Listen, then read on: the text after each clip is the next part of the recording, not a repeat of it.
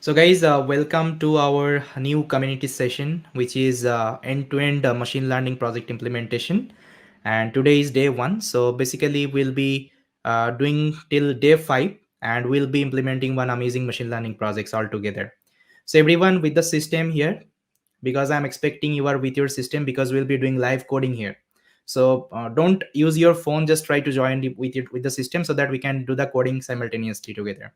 And if you don't know, guys, so let me give you a brief introduction of me. So my name is Boktiar Ahmed Bappi, and I'm a data scientist working with iNeuron.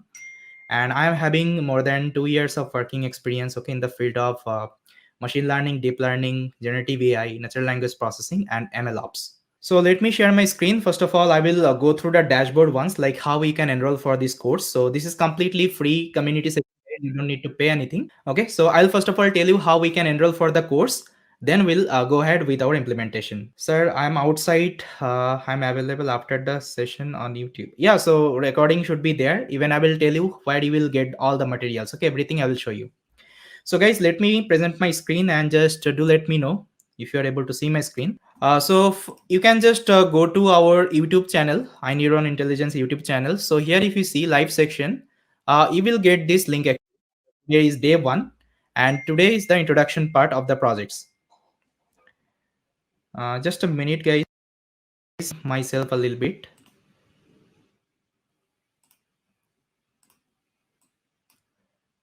Maybe this is the highest zoom I can do.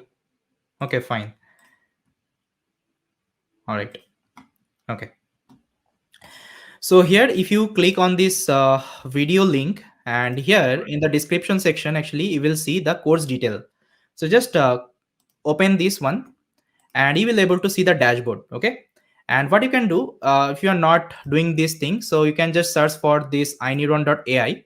So here, actually, if you go below, you will get one course section. Okay. Just click on the community program, and here you will see end-to-end ML project implementation. Okay. So this is the course actually you can enroll from here, and link is the you can say it is already in the comment section. So from there also you can get the link.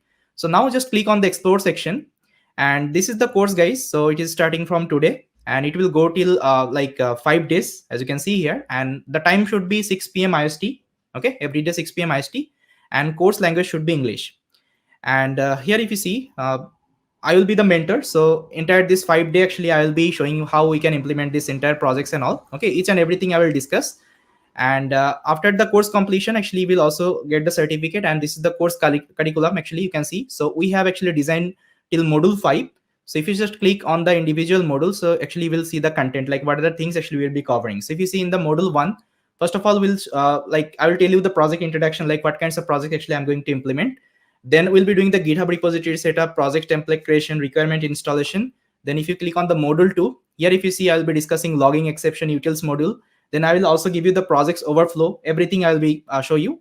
And before starting our modular coding, first of all, I will show you the notebook experiment. Okay, because I know like everyone is already familiar with Jupyter notebook experiment. Most of you, yes or no, guys?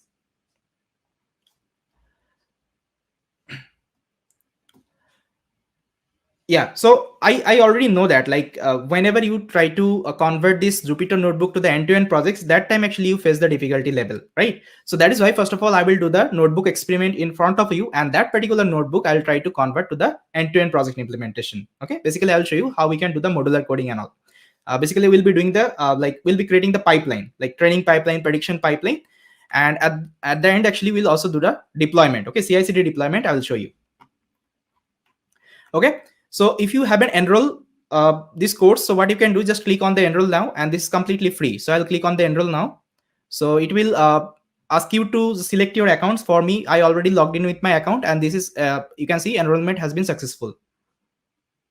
Yeah, project name I will tell you, Vinit. So this is kinds of, you can say, default template we are going to create. So if you just learn one particular implementation, any kinds of machine learning projects you can implement with the help of same template.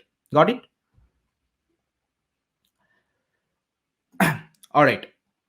And now if I click on my dashboard, see, I already enrolled for this course. This is the course. Now if I click here, now here actually we'll get all the videos and materials, whatever things actually I'll be sharing. Got it? It's just very easy to do. Just click on the dashboard and click on the enroll now button and you will be able to redirect to this page. All right, so let's go to my Blackboard, and first of all, let me discuss the agenda. So whatever things actually we'll be doing this 5 days actually implementation. So yeah, so this is my Blackboard. So let me write down the agenda actually I'll be covering. Yeah, so today is day 1, and we're doing end-to-end ML project implementation.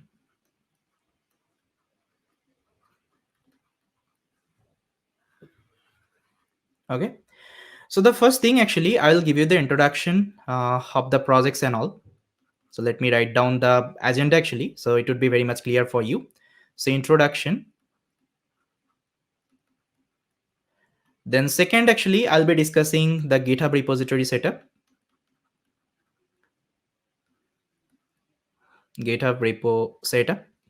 Because what I feel like maintain GitHub is very much important whenever you are going for any kinds of end-to-end implementation. So that's why we'll be also seeing like how we can commit the changes in my GitHub and all. Okay. Then third, actually, I'll be discuss project template creation. Project template creation. So basically, we'll be following one particular template, and I will show you how we can use this template for other project implementation as well. Okay, so this is going to be default template. Then fourth, I'm going to discuss something called project setup, like how we can do the project setup and all. Project setup. Then fifth, I'm going to discuss login. Should be login. Logging. Then I'll be also discussing something called exception. Then utility. Okay, I'll tell you what is utility, what is logging, what is exception, and why it is important for our end-to-end implementation. Okay, no need to worry about. Then sixth, actually, I'll be discussing the project workflows. Project workflows. Then I'm going to discuss notebook experiment. Okay, so we'll be doing the entire projects in the Jupyter notebook. Then I'll try to show you component implementation. Component implementation. Okay, so whenever I'm talking about components, so here like various components will come. Let's say data ingestion, data ingestion, then data validation, then you can also consider something called data transformation,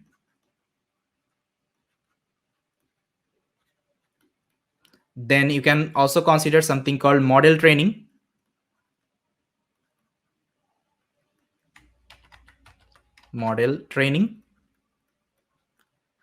then model evaluation.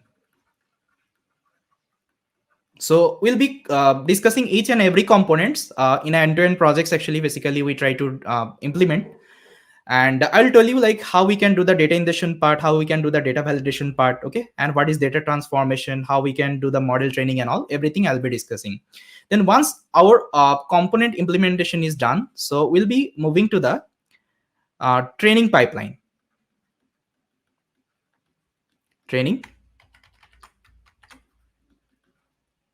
pipeline implementation. Okay, so basically we'll be combining all together. These are the component, and we'll be implementing something called training pipeline. So basically whenever you will be training the model, you just need to trigger the training pipeline and it will start the training. Okay, training and all. So once you have completed the training pipeline, you also need something called prediction pipeline, because user needs to predict something, okay, from your model. So for this, I also need to implement something called prediction prediction pipeline. Prediction pipeline. So once my prediction pipeline is ready, then I'll be moving to the user app implementation. Okay, so user app. So basically we'll be creating a default front end of our application so that user can give some input and they can get the output. Okay, so here I can consider as user app implementation.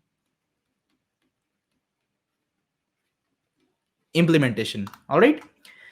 Then once my entire app is ready, then what I need to do, I need to do something called dockerization. Dockerization. Okay, I'll tell you what is dockerization and all. And if you don't know what is Docker and all, so we have already one community session on MLOps. Let me show you. See guys, so our MLOps community session is also going. So here actually already Git, Docker, everything has been discussed. So you can go through this community session and you can learn these are the tools actually, like how we can use them. Okay. So here, let me show you. So I'll be using Docker for the Dockerization. And once this Dockerization is ready, then we'll be doing the deployment on AWS. Okay, AWS cloud. So here we'll be following something called CI/CD, continuous integration and continuous deployment you can talk about. Okay, so this is the entire agenda for next 5 days. Okay, for next 5 days we'll be implementing. These are the topic. Okay, so give me a quick yes guys in the chat if this agenda is clear to all of you. Any question? I'll tell the project name. Okay, here I actually see here my objective is not to create a good model, okay, or let's say good projects. Here my objective is to show you the entire implementation, end-to-end implementation. I can pick up any kinds of problem statement. Okay, it's up to me completely, right? But at the end you need to learn the implementation. You need to know like how we can design the entire projects. Getting my point?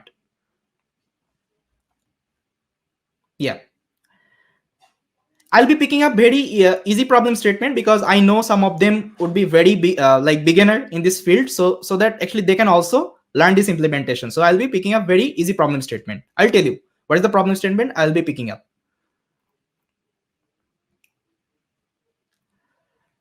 All right, great. Now let me discuss the prerequisite for this project. So let me write down here. So some of the prerequisite are needed. If you know it, so it would be better to understand this project. So let me just write out prerequisite.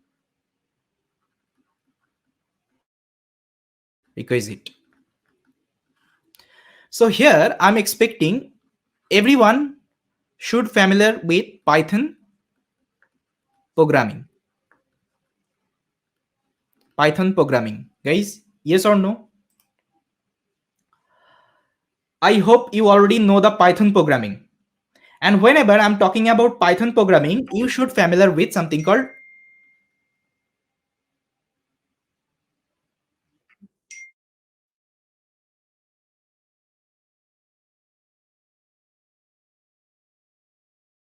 yeah.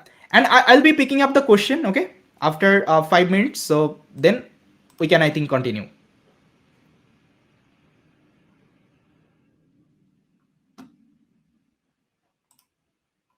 Yeah. So Python programming is required. Okay, so whenever I'm like talking about Python programming, so you should familiar with something called object oriented. So I can write OOPS. Okay, object oriented programming language. Guys, how many of you are already familiar with object oriented programming in Python? Let me know in the chat.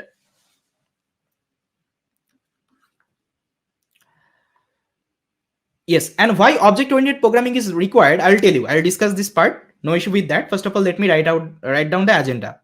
Okay, then you should familiar with machine learning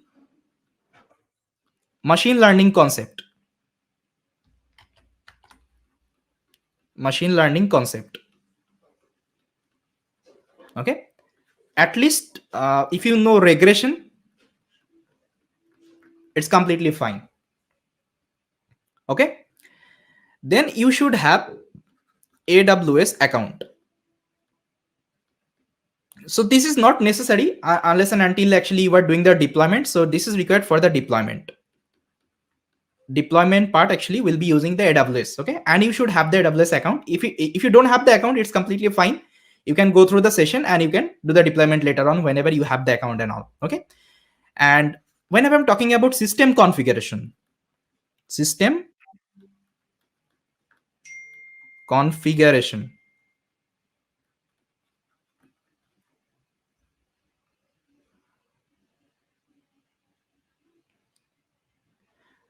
Okay, so here you don't need any good system. Okay, so if you have any poor configuration PC, it's completely fine. Okay, so all the projects actually I'll be implementing on the Neuro Lab. Neuro Lab itself, and I will tell you how we can set up this Neuro Lab and all. So we'll be doing all the setup, then we'll be starting with the project's implementation. Fine. And fifth, which is very important, you should give your dedication next 5 days. Okay, so you should give your dedication next 5 days. After these 5 days, I think you will be able to implement any kinds of machine learning projects, end-to-end projects.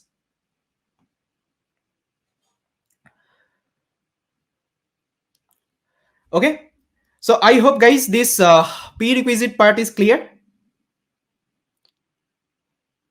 Everyone ready?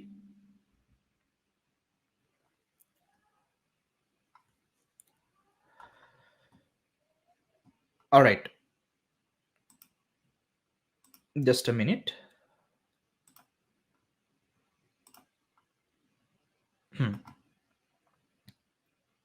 Okay, so guys, let me show you the projects actually I'm going to implement here. Maybe I think you already familiar with these projects. How many of you are already familiar with these projects? Let me know in the chat. So have you heard of something called red wine quality prediction? Yes or no? Anyone? This is like very famous problem statement in the field of machine learning.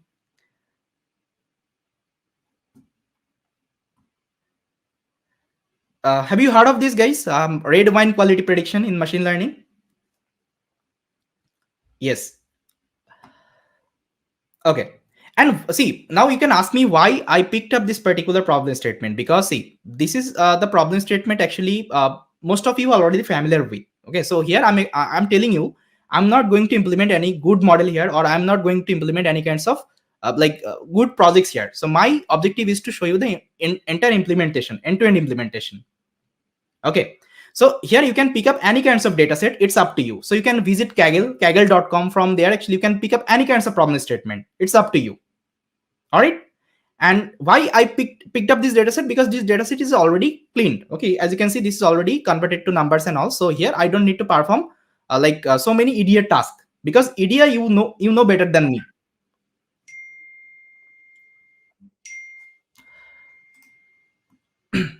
All right, I'll tell you what is wine quality prediction. Okay, if you don't know what is wine quality prediction, I will tell you. No issue with that. I already told you, you can also select flower classification. It's up to you. Okay, it's completely up to you. Any kinds of problem statement you can pick up. So for me, I'll be picking up this problem statement to implement the entire projects. Got it? See, if you don't know what is wine quality prediction, see, it is a data set actually. So you have different feature here. Let's say fixed acidity, then you have volatile acidity. Okay, then you have citric acid. Based on that, you need to predict the quality of the wine. Okay, so you have here some I think 9 to 10 quality, I think. So I think it's starting from 1 and ending till n 10. Okay, so here actually you need to predict the quality, and this is a regression problem statement. Okay, yeah, and if you want to understand this data set, so what you can do, you can visit kaggle.com. So let me just write down wine quality dataset Kaggle. So if you search this link, so here is the description actually you will get about the data. See, this is the dataset description. So you can search by yourself and you can read the description and all. Okay, what is wine quality and all. And I'm expecting you already familiar with this wine quality. That's why I picked up this problem statement, because those who have already worked in the field of machine learning field, they already use this at the data set. Okay.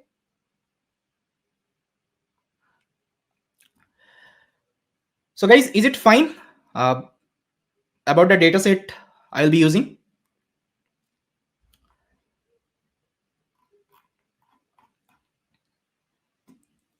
And I'm again telling you, you can pick up any kinds of data set from the Kaggle itself. Okay. It can be regression, it can be classification. It's up to you. But project template will remain same for every implementation.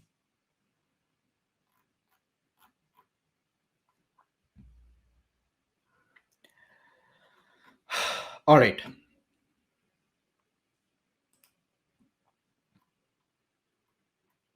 Okay. Now let me write down the technology actually I'm going to use throughout the entire implementation. Just let me write down one by one. Just a minute. Yeah. So tech stack I'll be using.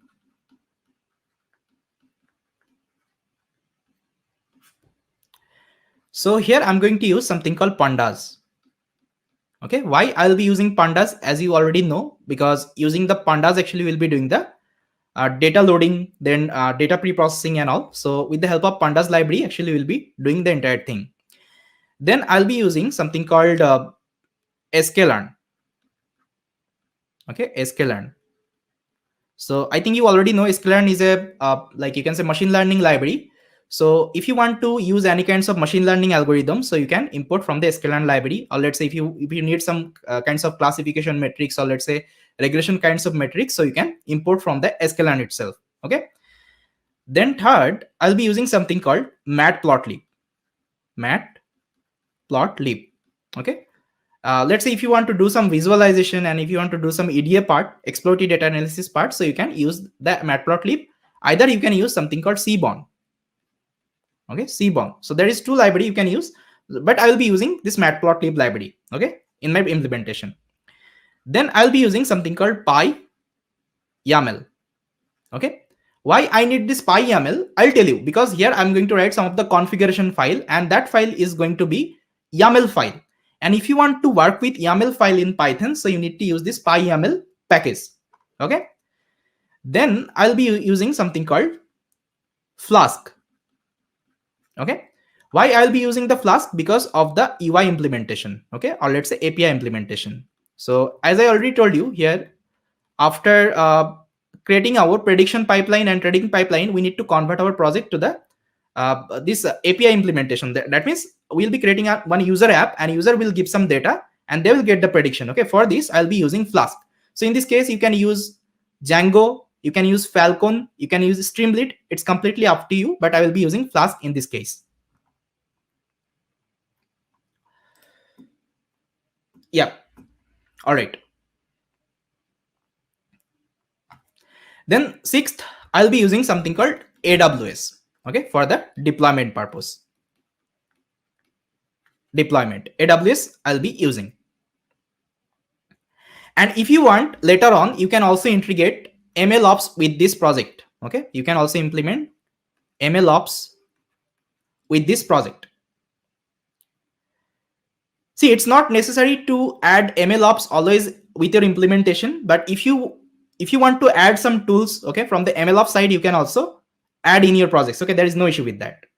Yeah, MLflow, DBC, anything you can use. Okay, and if you want to learn the MLOps, I already told you there is a community session is going on. Okay, on MLOps, you can visit this at the thing. And let me tell you guys, there is another good announcement for everyone. If you just go to our dashboard, there is a project series actually we are starting called industry ready projects. Let me show you this course actually. Maybe it is there. Just a minute. Yeah, so this one actually. So this is the course, guys. The name of the course is like MLOps production ready data science projects. So here we'll be showing each and everything. Okay, like whenever you are implementing any kinds of end-to-end projects and how we can combine the MLOps tool with that as well. Okay, so this is the syllabus, guys. We'll be covering 5 projects here from each and every domain. See, this is the project from the machine learning. So this is the project from the deep learning. This is the project from the computer vision. This is the project from the NLP. And this is the project from the generative AI. Okay, so with all the projects, we'll be using MLOps tool. So if you're interested, you can visit this course, guys, and this is the course duration. So 4 to 5 weeks duration. So in that actually we'll be completing the projects, because one particular projects actually will be like taking 3 class. In the 3 class actually we'll be covering one particular projects. Yeah, so this is going to be live course, guys. This is going to be live coding and all, so we'll be showing each and everything as a live. Okay, it's not a recording class, and this is starting from 27 January, as you can see, and course timing will be 8 to 11 p.m. So this is the course timing, and here is the course price, as you can see. All right, so those who are interested learning ML ops with the end-to-end implementation as well, so I will suggest just visit with this dashboard once. So link would be given in the description, guys, so you can get the link from there. So let me share the link with you as well. Yeah, so this is the link. Okay.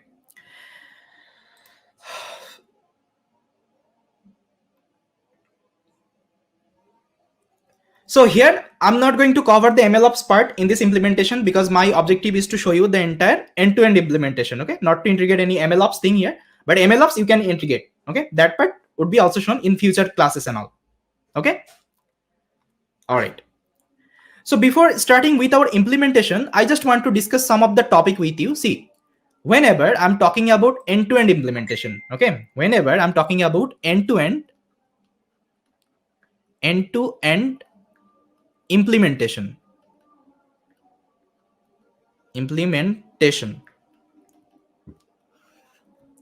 So project structure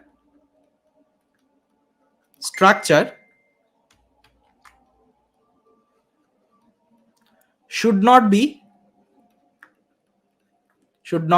always fixed. Okay, you just always need to remember this particular term. Project structure should not be always fixed. Okay, see, for my implementation I might use different project structure. Okay, if you know some better structure, you can follow that part. There is no issue with that. No, data structure is not required for generative AI, Anil. All right, so here you are feel free to use any kinds of project structure. Okay, from your side there is no restriction, there is no fixed rule. You need to use always my project structure, because this structure I usually prefer. Okay, whenever I try to implement any kinds of projects, I usually prefer this kinds of project structure. Okay, this is my personal choice, but you should have some, like, let's say if you have some good template, okay, if you have some good project folder structure, you can go ahead with that. There is no issue with that. Okay, so that is why you need to always remember this term. Project structure should not be always fixed. Okay, and second, why oops concept is required. Concept is required. Okay, for end-to-end implementation. End-to-end implementation. All right. Now let me tell you. See, whenever I'm talking about object-oriented programming, I think you already know we write something called class. Okay, we write something called class. Yes or no? Let's make this session interactive so that I can also get to know you are understanding my lecture. Okay, we always write class. Okay, why this class is important? Because see, whenever I'm talking about oops, okay, that means object-oriented programming. That means we are introducing something called code reusability. Okay, so basically we are using the existing code again and again. Okay, so let's say you are implementing one game. Okay, let's say you are implementing something called PUBG. Okay, I think you have heard of this PUBG game, guys. I think you also play this game, right? So PUBG. So whenever I'm talking about, let's say you are implementing something called PUBG. Okay, this PUBG game. So let's say in PUBG game, actually, what are the instance actually you have there? Let's say you have something called player. Let's say there is a class they have written called player. Or let's say I can just write class is PUBG. Class is PUBG. Okay. Inside the method they have defined. Okay. Let's say inside the method they have defined, which is nothing but, let's say I can give player. Okay, so this is the player, and let's say there are some code they have written. Now let's say you want to implement another method, okay, which is enemy, guys. Now what is the common thing actually you can see in this class? Tell me. So whenever I'm talking about player, so player has, let's say, eye, hand, nose, okay, then let's say head, then leg. Yes, are you getting my point, guys? Yes or no? Whenever I'm talking about player entity, so player has this kinds of entity: eye, head, nose, then head, leg, right? So whenever I'm trying to implement enemy, okay, enemy method, can I call this same method inside enemy? Because enemy will also have eye, then a hand, then nose, then head, okay, head and leg. Yes. Okay, now see, if I'm not using object oriented programming, so what I need to do, I need to again write this particular code here. It is better? Tell me. But see, whenever you are trying to follow this kinds of object oriented programming, you are maintaining the class and method. So what you can do, actually, you can use the pre written code, okay, and you can do some modification and you can use it in your existing method. Okay, so that is the convenience to write this kinds of object oriented programming. Now let's say whenever I'm talking about enemy, so enemy, I can introduce some more term. Let's say I will introduce something called weapon. Okay, weapon. Okay, because enemy will have the weapon, knife. Okay, yeah, and then bad character, then it would be defined as my enemy. Okay, enemy method. Getting? So that's why we call it code reusability. So we don't write like the same code again and again. Instead of that, what we do, we use the pre-written code. Okay, we use the existing code and we just try to use the existing code, and on top of that we just write some of the more logic and we create a completely new method on top of it. Got it? Is it clear, guys? Just write clear in the chat so that I can get a quick confirmation from everyone. Okay, so that is why this oops concept is required. Okay, whenever you are going for any kinds of end-to-end implementation, I'll always suggest just go with the oops concept. Okay, don't write functional programming there. And I'll tell you how to write the class, how to maintain the class, method, everything I'll discuss. Okay, no issue with that. Even I will be discussing in a easy part, so that if you don't know, okay, if you just learn the object oriented programming and if you don't know how to use it, okay, you will be getting the concept very easily.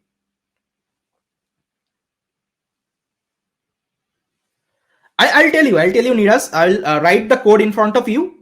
You will get all the example. Okay, then your doubt will be clear, like how we can use the code reusability and all. Yeah, sample code I'll be writing whenever I'll start the implementation. There I'll show you how we can do it.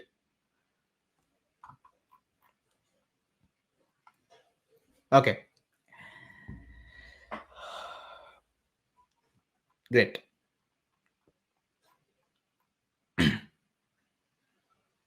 All right. Now, so what I can do, see, first of all, let me write down today's agenda, actually, whatever things actually I'm going to cover. Let me write down here. So today, day 1. So I'll be show you the project introduction. So I already discussed which project actually I'm going to implement. Then second, actually, I'll be discussing something called yeah. So then I'll be discussing how to do the GitHub, or before GitHub, what I can do, I can show you the neural app setup. Okay. Then third, I'll show you how we can connect our GitHub, or I can just write GitHub setup with neural app. Okay. Then fourth, I'll be showing you the project template creation. As I already told you, we always need to like follow one particular template for the end-to-end implementation. So that for this, I'll show you how we can automatically create this project template. Okay, project template. Then fifth, I'm going to discuss the requirement installation and project setup. project setup on Neural app. And see, if you don't have any good configuration PC, no issue with that. I will just show you. So you should have just good internet connection with you, okay, and everything would be done.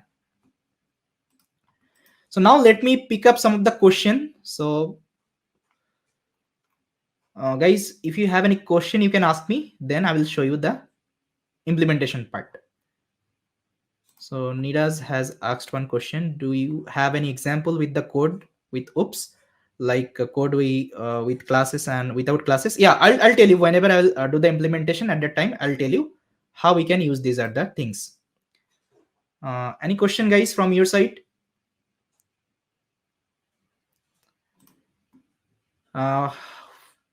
Whether this series is ML projects, just join. Yeah, so this is ML project implementation series, and you can get the link from this YouTube channel, guys. So here, if you see in the live section, this is the day 1. If you just click here in the description section, you will see. Let me show you. If I click here, so in the description section here, you will get the course dashboard, okay, and it is completely free. You don't need to pay for anything, just enroll for the course, and whatever material actually I'll be sharing, you will get from here, okay.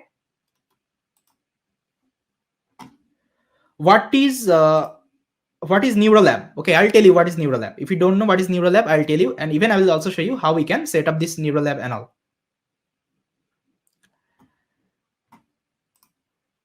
Okay, I don't have any AWS account. Can you give me suggestion where I can deploy for free? See, I think your name is Fahim, right? See, currently, actually, we don't have any free cloud for the deployment. Okay, we don't have any free cloud for the deployment, because nowadays, whatever cloud platform actually you can see, they have just make the, you can say this one, premium, okay, premium cloud platform, because now if you want to open any kinds of account, you need to pay for it. Okay, you don't need to pay for it, at least you need to add your credit card there. So initially it will charge you very less money, then it will give you the account access, then it will charge you based on the instance actually you will be using, but you will get some free credits there. Okay, let's say if you are opening AWS for the first time, there actually you will get $300 credits. Got it?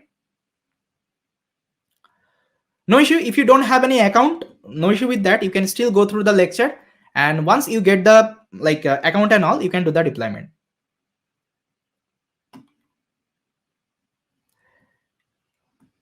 Heroku is also paid. Okay, Heroku is also paid nowadays, but before it was free. You can create, I think, some of the instance there, you can do the deployment. But now if you go for Heroku website, they will tell you add your credit card there.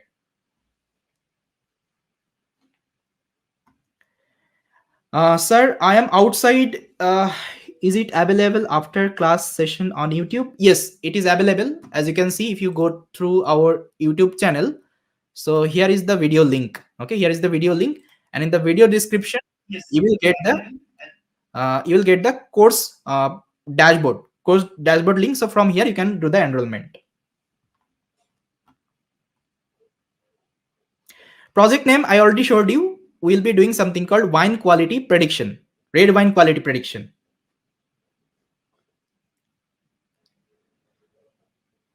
Yeah, prerequisite wise, I already told you these are the prerequisite. Python programming language, at least object-oriented programming is required.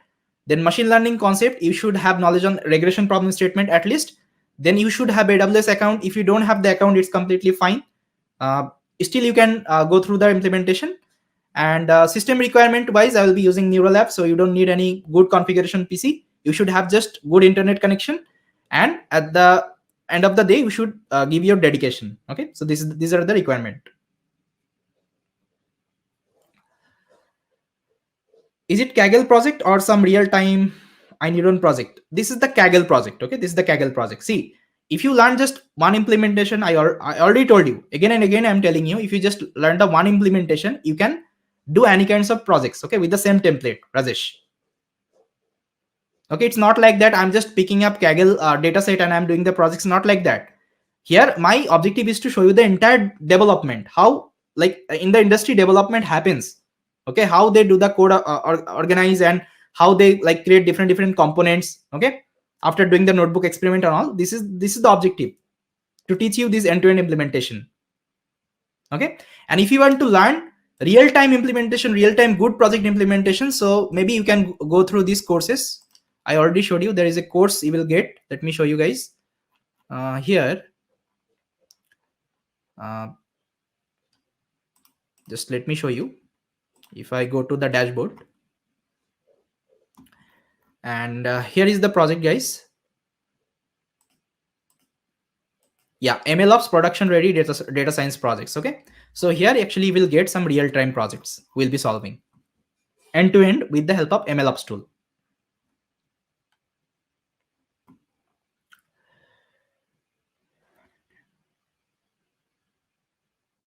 Yeah. Okay, fine. I think I have taken couple of question. Now let's start with our implementation. All right. Now see, guys. First of all, we'll be doing the neural lab setup. So I think everyone has already logged in with this iNeuron website. Yes or no? No, data structure and algorithm. It is not required for generative AI. Yes, web app implementation will be doing.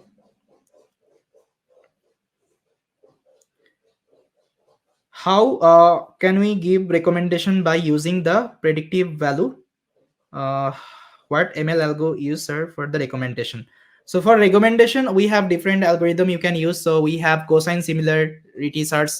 Then we have something called k nearest neighbor you can also use. Okay, so this is different like engine. If I'm talking about recommended system, it's a different engine, okay, from this project.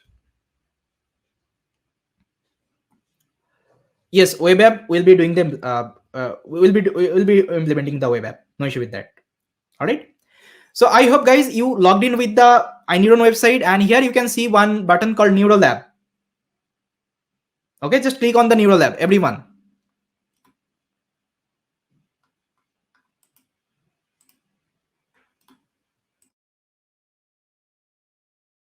Okay. Now see, this is the first interface of the Neural Lab. So what you need to do here is just click on the Start Your Lab. Okay. Now let me click on the Start Your Lab, and here you will see uh, different actually programming language. Okay. Yeah. So let me zoom a little bit. I think my screen is visible, guys, properly. Yeah. So here I'll be using something called Conda environment. Okay. So here, if you search here, so here you will get something called Conda. Let me show you what is Conda. If you are not find it, just search here Conda. See, Conda is there. So everyone just launch one Conda environment. So let me click here Conda. Now it is asking for the name. Okay. So here you can give any kinds of name. I'll be giving red wine, or I can give ML project. Okay. ML project. Now it is asking, do you want to clone any GitHub repository? So as of now, I don't want to clone. I'll just click on no and click on this proceed button. Now see, it will take some time and it will launch VS Code for you, okay, on the cloud server. Okay, it is not in your local. It will launch the server on the cloud server. Got it? So here actually you will get one cloud instance, and it is completely free, guys. You don't need to pay anything.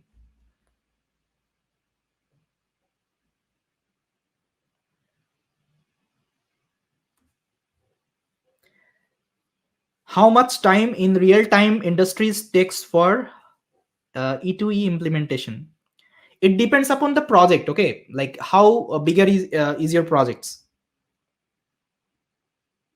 Let's say there actually you have different role. Okay, different role or different responsibility for the implementation. Someone will be doing the notebook experiment, someone will be creating the, let's say, CI/CD pipeline, someone will be doing the model implementation. That's how they have different role assigned. This project will save us for the future as well. Yes, definitely.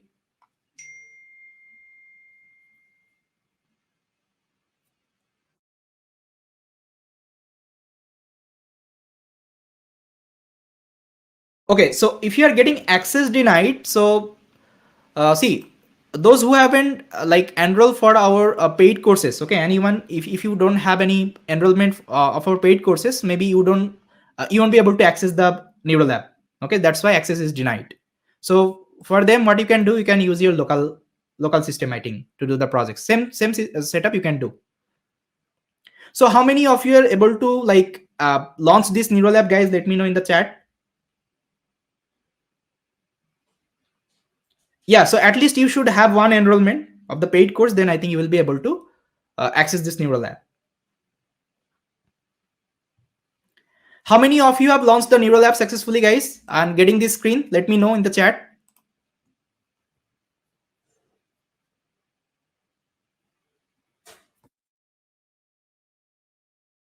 So if you are getting access denied, so you can do it in your local system, guys. So at least you should have one paid enrollment. Okay, great. Now here you will get one button called install some dependency. Just click on the button and here it will automatically install some of the dependency or some of the package actually you need to run this neural lab and all. Okay, see, for me, I already installed. Now just let me close these at the tab. Some extension actually I have installed here. Now I think everything is fine. Now it is asking for press any key to close the terminal. Now let me press. Fine. Now if you want to test it, it is working or not, just open this demo.py. And if you want to zoom this, so what you can do, just click on this setting button, go to the setting, and here just search for zoom. Okay, now just select this one, mouse will zoom, and close it. Now if you just like you can say uh, use your mouse wheel, so it will zoom and zoom out. Is this projects relatable to do the internship projects on iNeuron? Yes. So if you go through any like projects from the iNeuron portal, sorry, iNeuron, let's say industry internship portal from iNeuron, you will see they will be telling you do the end-to-end deployment, end-to-end implementation. There actually you need to follow this template to deploy to implement the projects and all. Got it? Okay. Now here I will select one terminal. If you just click here, and you will see one button called terminal, and let's take a new terminal here. Okay, now here what I will do, I'll zoom a little bit, maybe my screen is visible, just a minute. Okay, now if I just run this demo.py, python demo.py, now it should read this trees.csv file. As you can see, there is a csv file data they have kept, and with the help of pandas actually we are able to read this data set and it is printing here. That means my environment is ready for like for the implementation. Yeah, dataset link I will provide, no issue with that. Let me share the dataset link. Even this dataset is also available in my GitHub. I will give the link, no issue with that. Okay, so this is the dataset link, Kaggle link. Guys, let me know how many of you are able to do till this point. Are you able to read this particular trees.csv data from the neural lab? Those who are using neural lab, are you able to do it? So this is the quick setup for the neural lab. I think you have already seen.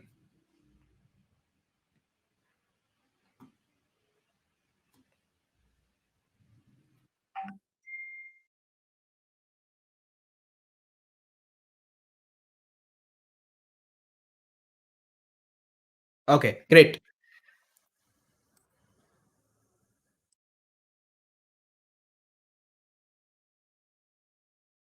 Okay, fine. And see, those who are getting the access denied, so what you can do, you can use your local VS Code. I think in your local system you can do the setup. Okay, fine.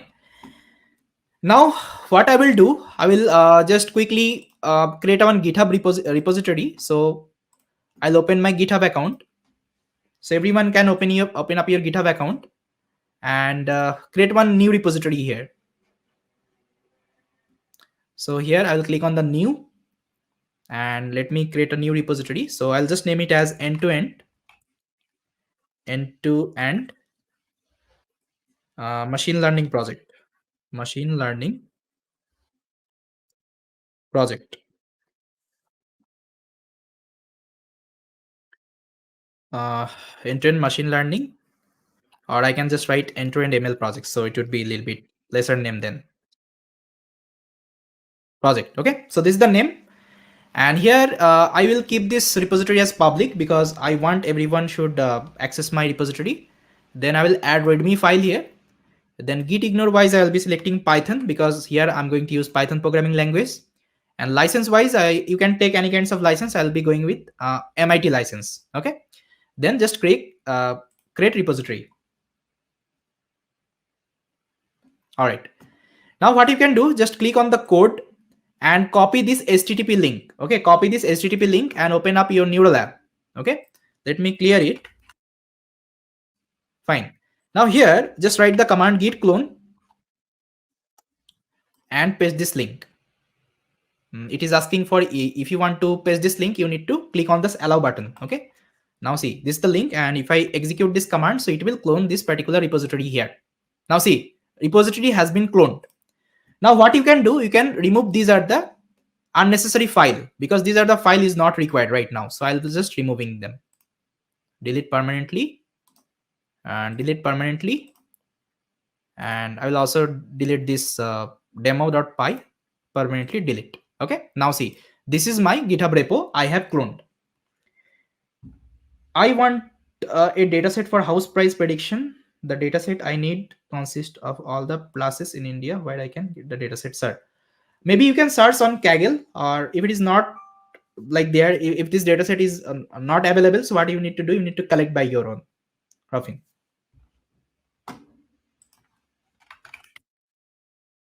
All right, now what I will do, see, now if I do ls, okay, if I list down my directory, as you can see, I'm outside of this end-to-end ML project folder. Now I just need to go inside this folder because I have all the file inside this folder, but I'm outside of this folder. So if you want to go inside of the folder, so what you need to do, you need to write this command cd. Now just name the folder. So it is end-to-end ML projects. So now if I press tab, it will autocomplete. Now I'm inside this particular folder. Okay, now if I again press ls, now I can see my license and readme file. Basically I'm inside this project folder right now. Okay, so guys, are you done till this point? Give me a quick yes in the chat.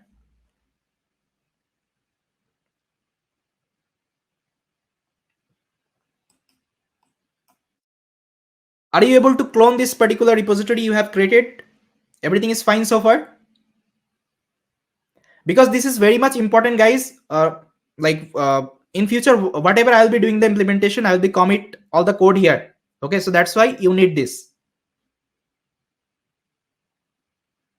Yeah, GitHub link I can give. This is the GitHub link, guys. So whatever commit I will be doing, so you will get all the code from here.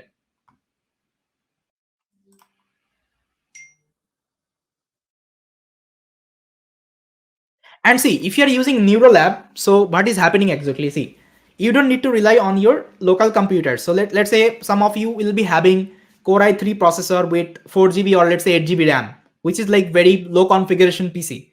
Okay, so whenever you are executing this particular machine learning model, or let's say deep learning model, you will see it will sometimes your system will hang. Okay, but if you're using neural lab, you won't be getting this kinds of issue because it is running on the remote server. Okay, that means it's running on the cloud. So here actually you will get some pre defined configuration. Let's say you will get virtual RAM, virtual CPU. Okay, GPU is not there, but CPU GPU you will get from here. Then virtual space, you will also you will also get virtual space there. See, you can upload any kinds of file here. So there is a upload button. Okay, you can upload any kinds of model, any kinds of data.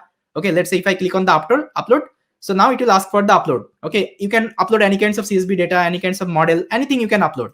Even you can also download. Let's say I want to download this particular file. I'll just right click and there is a download button. Okay, so this is the advantage to use this neural lab and all. Neeraj, see, I already showed you how to like set up the neural lab and all. Maybe I think you have missed out. Yeah.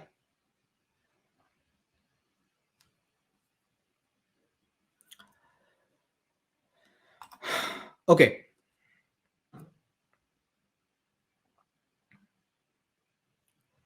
See, you can, I mean, what you can do actually, see, this is going live, right? You can, I think, see the recording part, like how I have done the setup, and from there actually you can do the setup and all, right? Yeah. Okay. Now let's connect our neural app with our GitHub. Okay, because now see, we are able to clone our repository. It is successful. Okay, now if I want to push something to my GitHub, so how to do it? Because you have first time configured this neural app and it will ask for some of the permission. Okay, whenever you will do the commit on your GitHub. So let's see how we can do it. Here Conda lab is nothing but VS Code with some extension in it. No, see here you got already pre-installed Conda. See, this is the base environment, right? Now you can execute any kinds of Conda command. Let's say if I run Conda, see, it is giving Conda related command. Okay, so here actually you don't need to install any kinds of Conda package, or let's say Conda tools like you usually install in your local machine.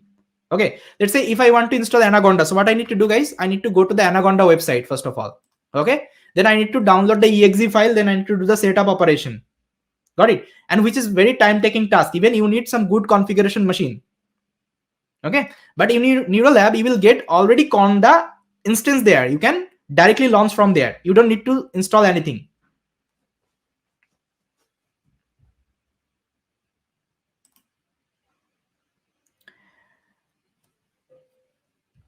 Yeah. So here let's create one file. So I'll create one file called touch template .py. Okay, so this is the file I have created. So this is the bash terminal you got. So that's why you can execute Linux command as well. Okay, so this is the Linux instance you got. Okay, so you can execute Linux command, and touch is a Linux command. Using touch you can create any kinds of file. Let's say I want to create this template.py file.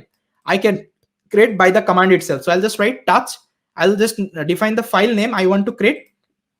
Now if I press enter, left hand side you will see template.py has been created. Either you can also create manually. Let's say I will click here, click on the new file and create anything. Let's say test.py. Both you can do. Okay, I'll remove this test.py because it is not required for me. Fine, guys. Are you getting the interface of the neural app? It's like very like amazing platform you will get.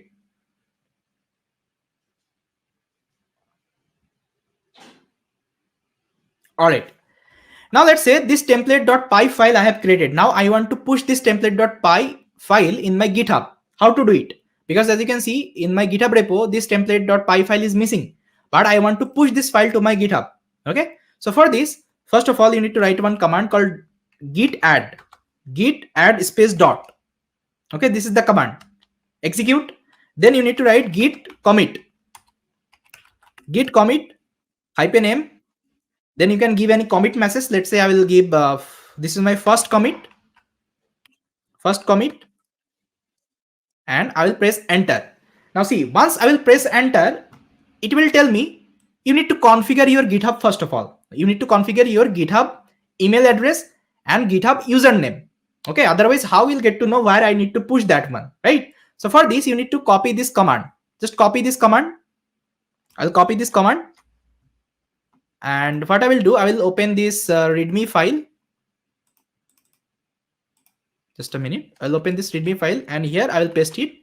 And here I will give my email address.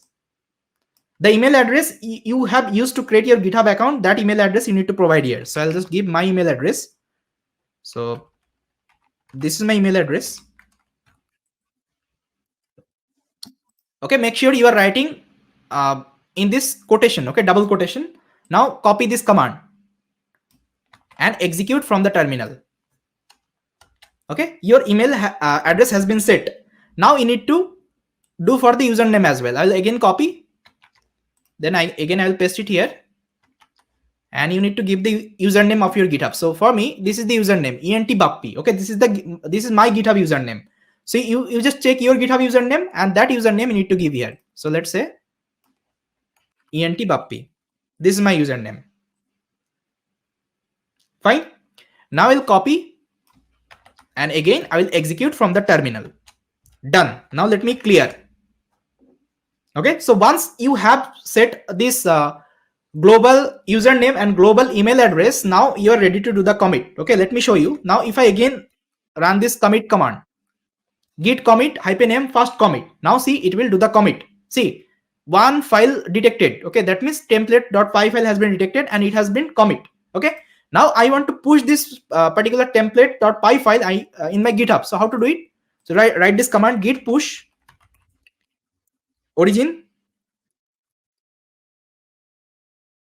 main. Okay, so this is the main branch. As you can see, this is the main branch. Okay, that's why I'm writing main.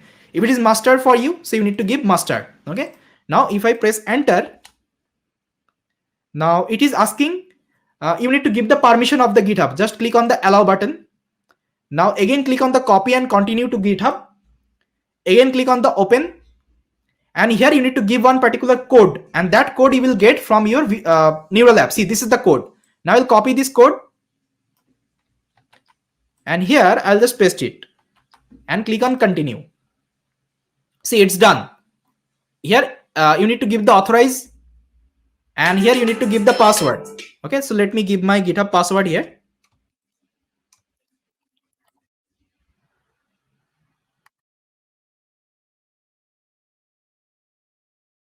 So this is the password. Now I'll do the confirm. Now see, congratulations, you are set. Now if I go to my neural app, see, commit push has been happened. Now if I go to my GitHub and if I refresh the page, can you see guys this template.py file? Yes or no? So how many of you are able to do that part so far? Let me know in the chat. Okay, great. Now you can close this tab. This is not required. Now see, you are already set with your GitHub. That means your neural app has been connected with your GitHub. Now let's say I will create another file. Okay, let's say I will create another file here. So let me show you. Let's say I will write something. Let's say inside template.py, I don't have anything. Okay, I don't have anything. So let's say I will import OS. Okay, operating system package. Now if I again do the git add, then git commit -m. Let's say added some code. And if I now do git push, now see, it won't be asking any kinds of permission. Origin main. See, directly it will push the code in my GitHub. See, now if I refresh the page and if I go to this template.py, now you'll able to see that import OS I have done. Getting my point?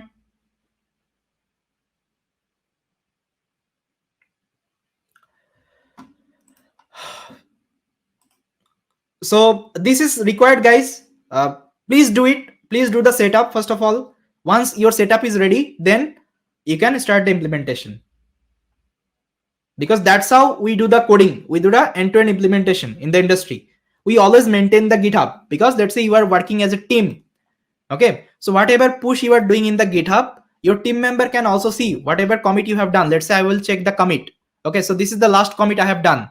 Added some code. I will click here and I can see what I have added in this here. Okay, see, I have added this particular line. Getting? That's how you can collaborate, okay, with your team member. That's why I always prefer to set up GitHub repository at the very first before the implementation. So guys, so far everything is clear? Yes or no? Let me know in the chat. So far everything is clear?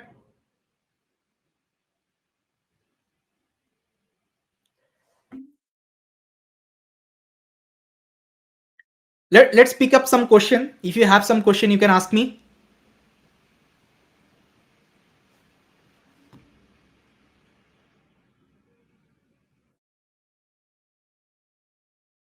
Okay, clear, great.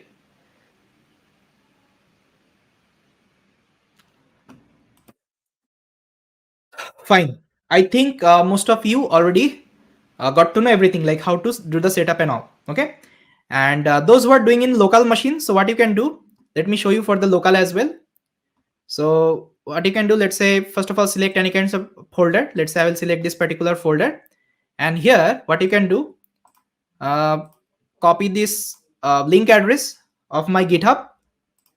Make sure you have created your repository, okay, in your GitHub account. Now here open up your terminal. So let's say I will open my terminal, and here what you can do, let me open it. Just now write git clone, paste the link and clone it. Done. Now you'll able to see the folder end-to-end ML projects. Now let me redirect cd end-to-end ML project. Yeah, this is the folder. Now see, I'm inside this particular folder. Now what you can do, you can open up your VS Code. To open the VS Code, just write code space dot and press enter. See, this is my local VS Code I have opened. See, those who are getting access denied from the neural app, you can open up your VS Code inside your local machine. Okay, you can also use PyCharm, no issue with that. Got it?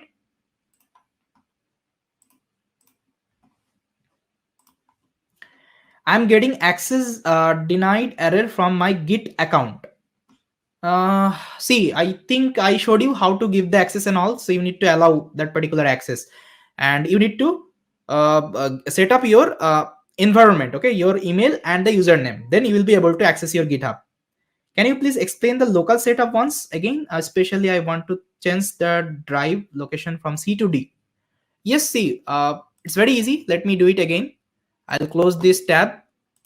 Let's say I will delete these are the thing, and I will also close my terminal. Let's say, okay. So let's say this is your local machine. Okay, let's say you have created one particular folder. Let's say this is my folder. Okay, and here I want to clone that particular repository. So what I need to do, I will go to the GitHub, and here just click on the code and copy this link address. Make sure you have created this repository. Okay, no need to use my repository, because in my repository you can't do the commit. Okay, open up your GitHub, create one repository, okay, from your account. No need to use my account, because my account I'm sharing with you, because whatever code I will be committing, you can download from here. Okay, now let's copy this HTTPS link, and I will open my terminal here. You can open up your git bash or anaconda prompt, anything you can open. Let's say I will open my git bash, and here just write git clone, okay, and paste the link. Press enter. See, it has cloned. Now just go to this particular folder. Now end-to-end project, cd end-to-end projects. Now see, I'm inside this particular folder. Now here you can see all the folder you have created. Now let me clear and just write code space dot. It will open up the VS Code here. That's it. Got it? How to do it?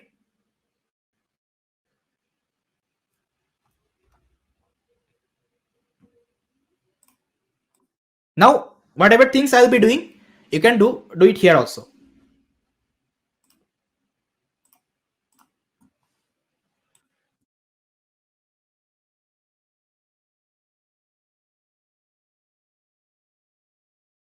All right.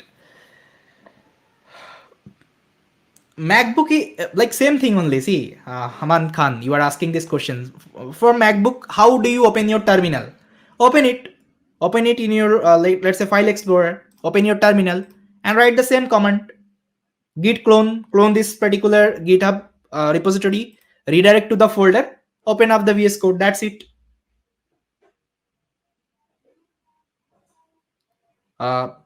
Sinajit, make sure you are using your own GitHub, okay, not my GitHub, okay, otherwise you will get the issue. Create your own repository, okay, click on the repository and create your own repository, because in my GitHub I only have the access of my account, okay, I haven't given the access to you, so you can't commit the changes here.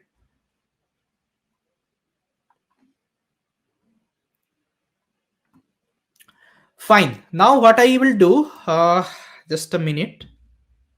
Yeah, I already connected my GitHub with my neural app. Now let me see the agenda. Neural app setup we have done, GitHub setup also done. Now let's create the project template. Okay, now we'll be creating one basic template for our project. So for this I'll be using this template.py file. Okay, now everyone, you can open this template.py file, and here we'll be writing the logic to create the folder structure.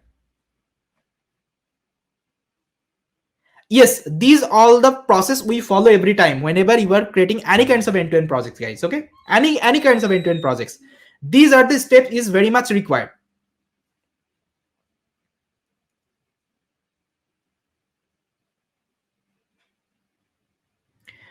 Prerequisite I already discussed. Okay, what are the prerequisite you should have? I already discussed here. See, these are the prerequisite I already discussed. You should have.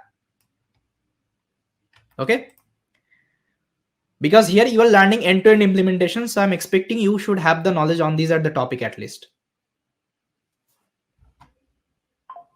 Yeah.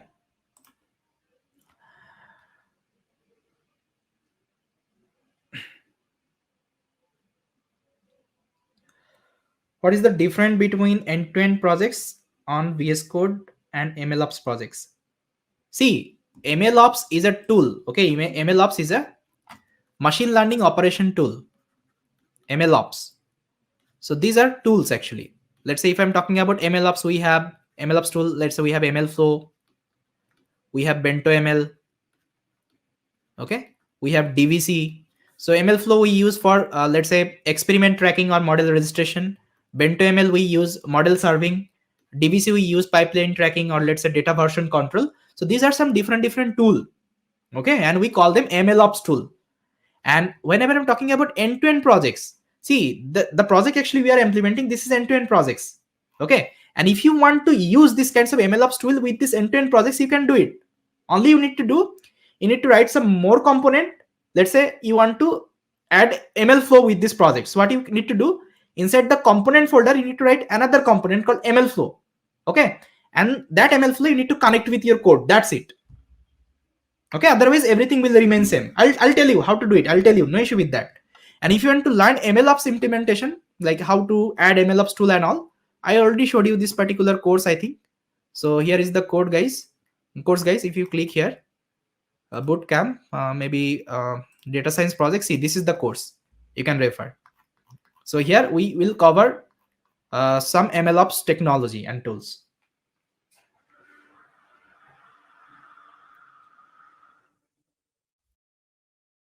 Fine.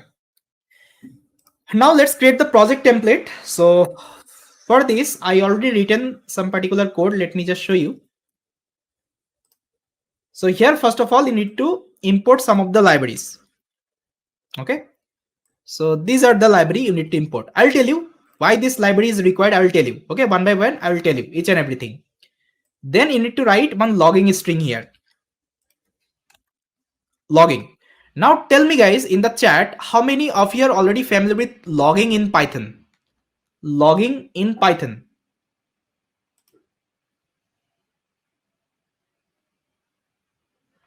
What is logging? I think you know, already learned logging in Python. Why we do use log? So log we usually use, so whenever we execute any kinds of like Python file, use it with the help of this log, actually we can see that like whatever like I mean activity my code is doing. Let's say I'm creating the folder structure with the help of this template.py. Okay, so what I can do, I can see this at the log in my terminal. Okay, or either I can save this log file as a log file in my local folder. I'll tell you the how to create the logging exception, everything I will tell you.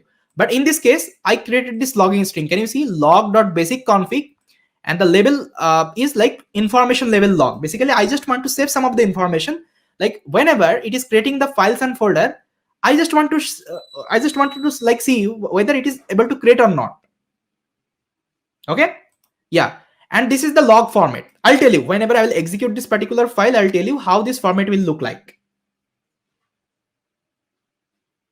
Yeah, even yeah, you can also consider to see any error, to observe any kinds of exception. We usually use this log functionality in our code. Fine. So this is the logging string, and if you want to learn how to write logging string and all, so you can visit Python logging, Python login. So there is an official documentation of Python. They have already discussed how to define this logging string. Okay, if you go through this documentation, see, they have already defined how to define this format and all. So I've just referred them. I've just referred them, and I prepared this particular logging string. Got it? Yeah. Then here you need to create one project name. Okay, so project name, basically you need to create one project folder. So this is the project folder called ML projects. Here you can give any kinds of name. I'm just giving ML projects. Okay, this is the default name I'm given because I'm creating the template. Okay, I'm creating the ML project template. You can give any kinds of name. Let's say you are doing some other projects. You can also give wine quality here. It's completely fine. All right, so you can give any kinds of name. There is no issue with that. So I've just named it as ML project. Okay, I'll tell you how it will create. Now here I need some list of the files and folder. Let me show you. See, these are the list of the files and folder I need. I think my screen is visible. See, so basically these are the list of the files and folder I need to create here. So that's why what I have done, I created one Python list. In that particular list I mentioned, first of all, it will create one folder called src. Okay, inside src it will create the project name, which is nothing but ML project. That means this folder would be created. Got it? Then it will create one constructor file inside the project folder. Okay, and what is this constructor file? I'll tell you. Okay, constructor file you need whenever you are you want to install your local folder as your local package. I'll tell you local package concept. Let's say sometimes we do import operation. Let's say I have written one particular file called data ingestion. Now let's say I want to import that data ingestion method inside my app.py. So what I need to write? I need to write from data ingestion import that particular method, okay, inside my app.py. If you want to do this kinds of import operation, you need to install your folder as your local package. And if you want to install the local package, you need this constructor file present in that particular folder.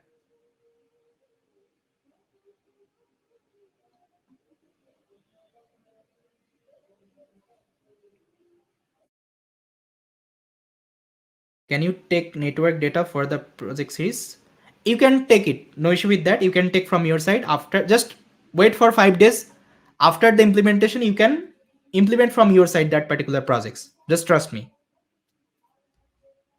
Fine. Like that, you can see I'm creating some more folder: component, utility, common.py, config, then configuration.py, pipeline, entity, then config entity, constant, config.yaml. I'll discuss each and everything. Why we need this config, why we need this entity, why we need this pipeline, okay, why I need this constant. I will discuss each and everything. As of now, just consider I'm just creating some particular folders and file, okay, for my implementation. That's it.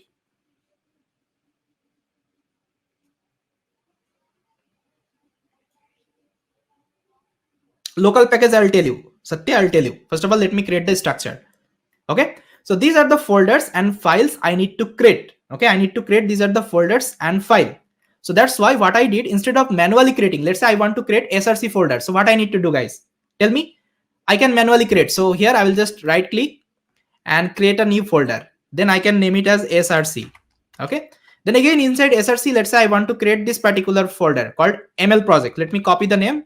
Again, I will go inside src and create another folder called ml projects. Fine. Now inside ml projects, I need to create this constructor file. I'll copy the name. What I will do, I will go inside ml projects and I will create a new file called underscore underscore init underscore underscore dot py. See, manually I'm creating. Now let's say if I'm creating manually, so it will take lots of time, because see that this is the number of folders and file I need to create here. Getting my point? So it will take lots of time for you and it will take like manual effort from you, right? So instead of that, what I can do, I just can write this particular list, and in just one chance I can create all the folders and file for me. Fine. So let me just remove this particular folder, delete permanently. Yeah. Now how to create my folders and files? For this I have written one simple Python logic. Let me show you. So this is the simple Python logic, guys, you need to write. See, first thing what I'm doing, I'm just looping through this list. Okay, as you can see, this is the list of the file. First of all, I'm looping through. As you can see, I have written one for loop and it will give me the file path. See, this is the path, entire path. So from the path itself, what I'm doing, first of all, I'm converting to path. Okay, why I'm converting to path? Because as you can see here, I'm using forward slash. Okay, and those who are using Windows machine, I think you saw in Windows machine, people actually use this backward slash. Can you see backward slash? Yeah, I'll give you the code. First of all, try to understand. Can you see in Windows it's backward slash?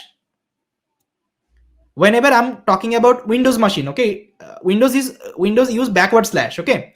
But whenever I'm talking about Linux machine, or let's say Mac, or let's say this any other like operating system, they use something called forward slash. Okay, so if you want to execute this project in your Windows machine, so what will happen? Tell me. Here I'm using forward slash. Will it work?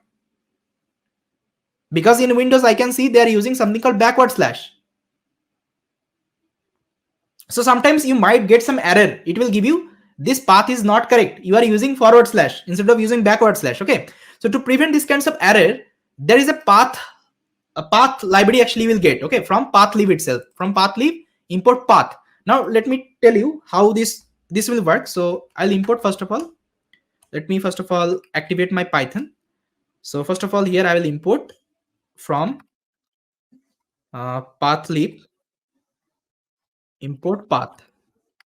Okay, so let's define one path. So I'll just write path equal to, so let's say test slash test.py. Okay, so let's say this is my path. Now let me press enter. Now what I will do, I will give this path inside my path class. Okay, so I'll give it inside my path class. Now if I print it, now see, it is automatically detecting the operating system. For see, this is running on Linux machine, that's why it is giving Poxy's path. Okay, now let's say if I'm doing in Windows, let's say this is my Windows machine. I'll activate my Python. Again, I will import pathlib. So from pathlib import path. Okay, so it should be import path, and here I will define one path equal to, let's say test slash test.py. Test.py.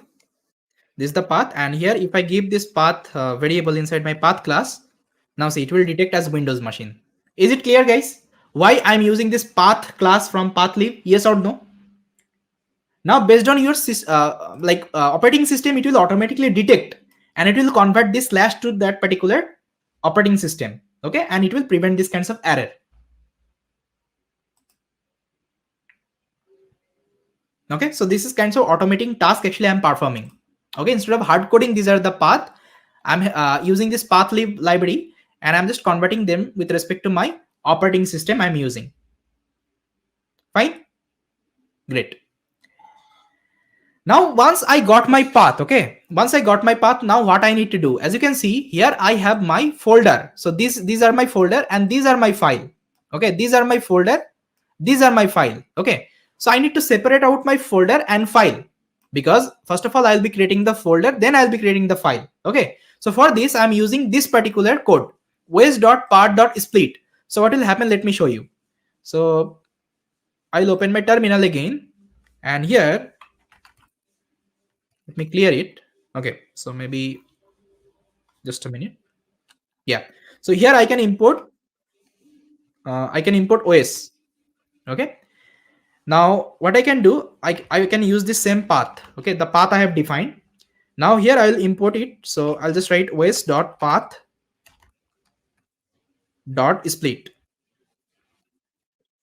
Okay, inside that I will give my path, and now see it is returning on tuple. Okay, so this is the folder and this is the file. Okay, so that is what actually I'm doing here. Basically I'm separating out my folder and I'm separating out my file, and I'm storing inside the variable, see, file directory and file name. Okay, once I get my file directory, first of all I'm creating the file directory. As you can see, using was.make directories, this method I'm creating the directory. If it is not exist, okay, if it is not exist, then I'm creating. If it is already exist, I'm not creating. Then I'm logging the information. Let's say file has been created to this particular direction. Okay, then once my folder has been created, now I'm creating the file. Okay, and to create the file, this is the logic. First of all, I'm checking whether this file is available or not. If it is available, whether the file size is 0 or not. Okay, with the help of this get size, you can get the size of the file. Let's say I have written some of the code inside this readme dot, or let's say template.py. Okay, here I have some code. So if I again creating, so what will happen, it will replace that particular file and I will lose all of my code. Okay, so better I'll first of all check the file size.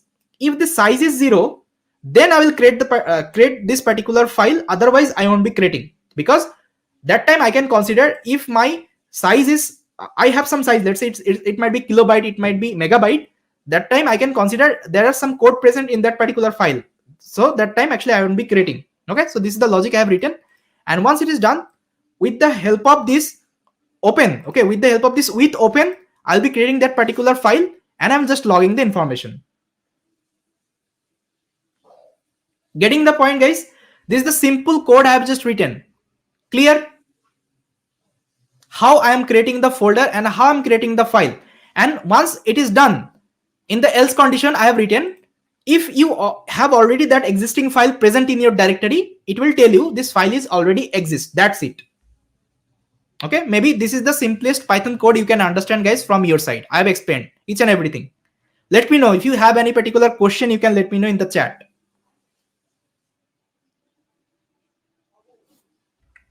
Guys, is it clear? Just write clear in the chat so that I can get a quick confirmation. Then I will show you how it will create this at the folders and file automatically in the left hand side. Is it clear?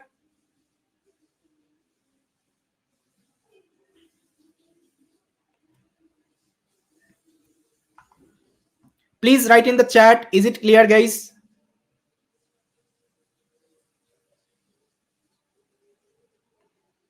Okay.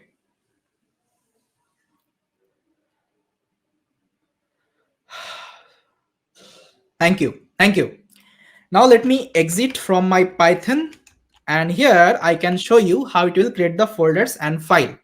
So now what I will do, I will just execute this template.py file and see the magic, guys. Okay, now I'll just write Python template.py. If I execute it, now see, guys, left hand side, automatically all the files and folder has been created. See config, let me show you. See config.yaml has been created. Research, inside research I created trials.ipynb. It is already created. Now as you can see, src has been also created. Now see, guys, this is the src. Inside src we have created this constructor file underscore underscore init underscore underscore dot py. Component has been also created. Inside component we have constructor file. Config is created, constant is created, entity is created, pipeline is created, utils is also created. And see, guys, app.py is created, main.py created, params.yaml created, requirement.txt created, schema.yaml created, setup.py created. I will explain each and everything. No issue with that. What is these are the folders, why I will be using it, I will discuss each and everything. Yes. Now let me share the code with you. So what I can do, I can commit the changes in my GitHub. So I'll just write git add space dot git commit -m. So message wise I can give folder structure added. Okay, then I'll just write git push origin main. Now just go to my GitHub, guys, and refresh the page. Now I think you will able to see all the changes here. Yes or no?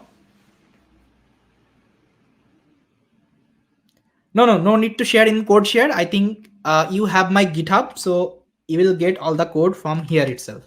So this is the link I have shared in the chat.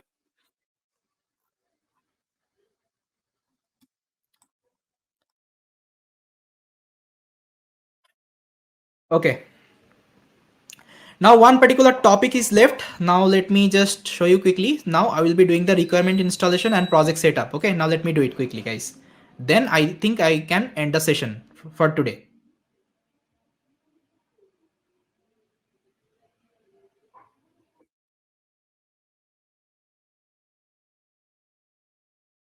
Fine.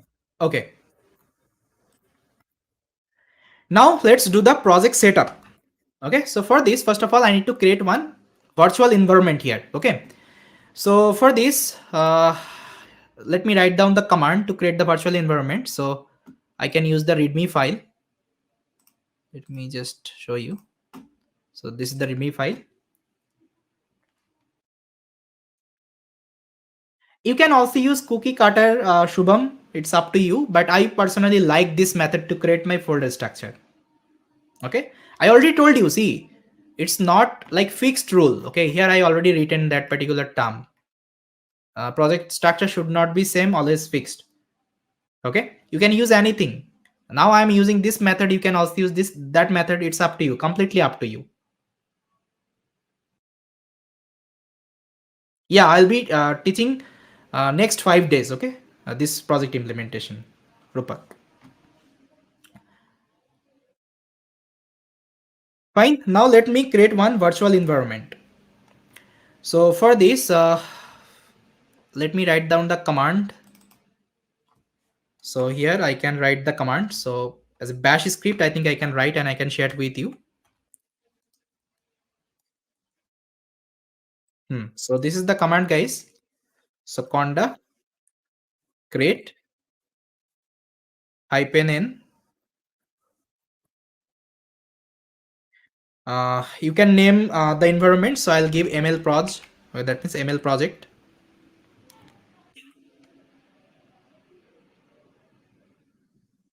Okay. And here I can mention the Python version I'll be using. So in this case, I'll be using Python 3.8. So Python equal to 3.8 -y. This is the command, guys. Okay. Now I'll copy this command and I'll execute it here. So everyone just create the virtual environment. So this is the command you can see in my screen. Just write down the command in your terminal. See, it is creating the environment for me. Done. Now need to activate the environment. So again, let me write down. You need to activate the environment, and this is the command to activate it. So let me just write down it here. Now I'll also paste it here. See, I have activated. Now see, initially it was base, now it has been converted to ml proj. That means my current environment I installed. Okay, because I don't want to use my base environment, because inside base environment I already had lots of packages installed. Okay, but I need a fresh environment. That's why I created this kinds of environment. All right, now next command you need to execute the requirement installation command. So for this is the command. Let me show you. Pip install -r requirement requirements.txt. Okay, so this is the command you need to execute, requirement.txt. Now before writing this requirement.txt, first of all you need to mention the requirements actually you want to use for this project. So I already written all the requirement I'll be using. So these are the requirements actually you need for this project. Yeah, see, these are the requirement I'll be using. So first of all, I'll be using pandas. Notebook you need, because I want to open the notebook inside my VS Code. That's why I need this notebook. And NumPy you also need. Scikit-learn, Matplotlib, Python box. I'll be explaining why I'll be using Python box. PyYAML I need. I already told you why I need PyYAML, because as you can see I have some YAML file. Okay, and to load these kinds of YAML file and maintain this one, actually I need this PyYAML package. Sir, can you explain conda create -n p difference? Yeah, so if you are using -p, so what will happen? Actually, it will create the environment in your present project directory. Okay, but the environment I created, it is present inside my hidden folder. You can't see that here. But if you are using -p command, it will create here. Got it? If we delete some file from here, how can it will delete from our GitHub repo?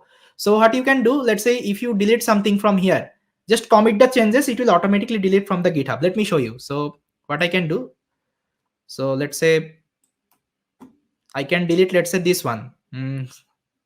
Let me first of all check it out. Setup.py is there. Yeah, setup.py is there. So let's say I will remove this setup.py. Okay, let's say permanently delete. I have removed. Okay, now what I will do, again I will just do git commit. Let's first of all I will just write git add, then git commit -m, let's say deleted setup.py. Okay, then I'll just push the changes. So git push origin main. Now if you visit GitHub and refresh the page, now can you see the setup.py file here? Let me know. Got it? How to remove? Because GitHub Git will automatically track whether you have removed or add any particular file there or not. Okay, yeah. Now let me create this particular file again, because I need that setup.py. So inside setup, setup.py file. Yeah, fine. Yeah, so these are the requirements I need, and I'll discuss what is this Python box and what is this ensure. I'll be discussing detailedly why I will be using joblib. I need because I want to save my model. Okay, I want to save my machine learning model as joblib format. You can also use pickle format, no issue with that. I will be using joblib. Then Flask and Flask course, because I will be using Flask to create my API. Okay, web API. That's why I'll be using Flask. And why this -e space dot I have written here because of the local package setup. Okay, now see, there is a setup.py file I have. So inside that you need to write some of the code. Let me show you. So this is the code you need to write. This is the default code you need to keep inside the setup.py. Let me show you. See, first of all, I'm importing setup tools. Okay, then I'm reading my readme.md file. It is not required. You can read either. You can ignore this part. I'm mentioning my project version. Okay, so this is the initial implementation. That's why my project version is 0.0.0. And this is the name of my project. You can give your project name here. This is my username of my GitHub. This is the source repository. Source repository means, so inside src, as you can see, this is the name of my project. Okay, this is the source repository. That means this is my source project name. So this is the ML project. Here you can give your email address. Okay, I have given my email address. Now with the help of the setup tools and setup, what I will do, I'll set up this folder as my local package. Okay, what is local package? Now let's say I have written something here. Let's say inside this uh, components, or let's say inside this configuration.py, let's say I have written something. Let's say I'll write one function. Let's say def main function. Okay, this is the function I have written, and I'm not doing anything. I'll just do the pass operation. Okay, now let's say this function I want to import inside my main.py. So what I need to do, guys, I think you know like custom import how to do. So I'll just write from src. Okay, from src. Okay, from src dot I have something called config. Okay, I have something called config. Then inside config I have something called configuration. Okay, then configuration. Then I'll be import that particular main function I have defined. Okay, this is the main function. Now I'll import it. Okay, now see, now if I want to execute this particular code, I will get on an error because this src.config.configuration, this is not present as my package inside my environment. Okay, it will throw me the error. But if you want to install this folder as your local package, okay, you need to use the setup.py. Setup.py will automatically figure out this particular constructor file, okay, in each and every folder, and that folder would be considered as my local package, so that I can do the import operation like that. Getting my point? Why this setup.py is required? Okay, and to install the setup.py, you need to use this command -e space dot. So basically it will figure out the setup.py file and it will install it with the help of this requirement .txt. Okay, now let me show you. So now you need to write this particular command. I think already shared. Copy this command and execute. See, it will install all the packages and your setup.py. I think I already given the command in my GitHub, so maybe you can check. So this is the GitHub and here is the command, guys. So you can copy, paste and create the environment and install the requirements. Everyone.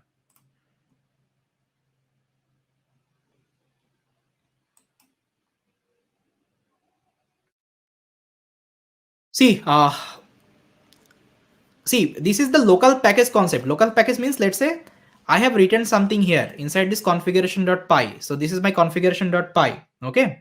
So let's say here I have one function. Now let's say this function I want to import inside my main.py.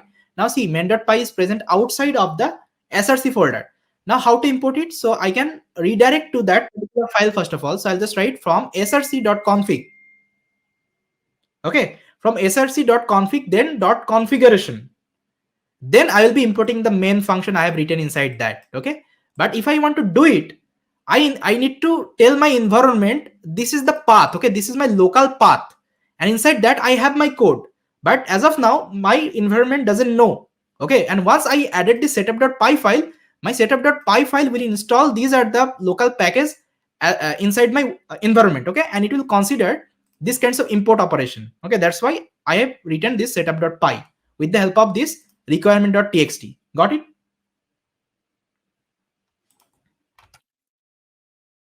See, installation is done. Now, if I run my main.py, see, it will run fine. Python main.py, no module name src config. Okay, why it's giving the error? Let me see. I think I have done the installation.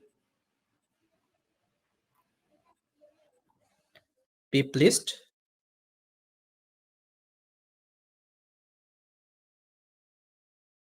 Yeah, src has been also installed. Fine. Let's say config import configuration.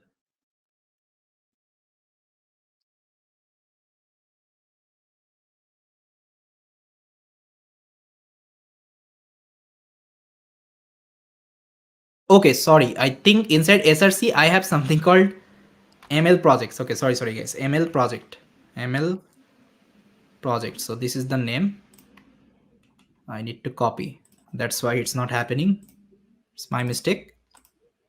ml project dot config dot configuration. Now if I think it should work.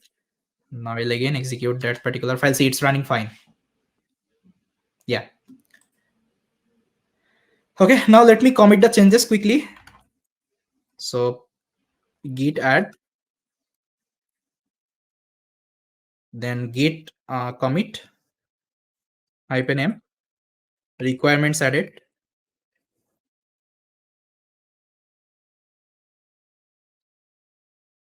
See, I'm doing live coding in front of you, so sometimes some mistake will come. So this is the like fun of live coding, right? Yeah. Now I can do git push origin main. Now I think you can see all the code from here.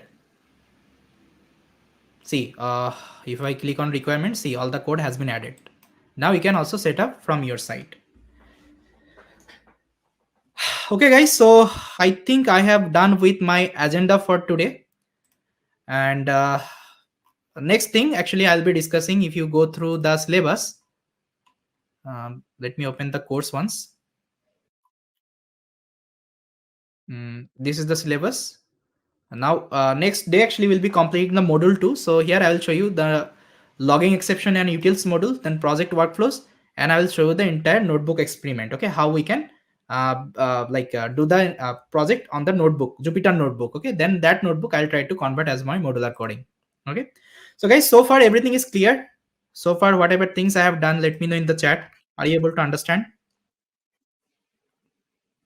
So if you are having some setup issue and also what you can do, you can again go through the recording, and I think you can make the project setup and be ready with the setup guys, because next day I'll be starting with the implementation. Okay, I won't be showing the setup and again and again.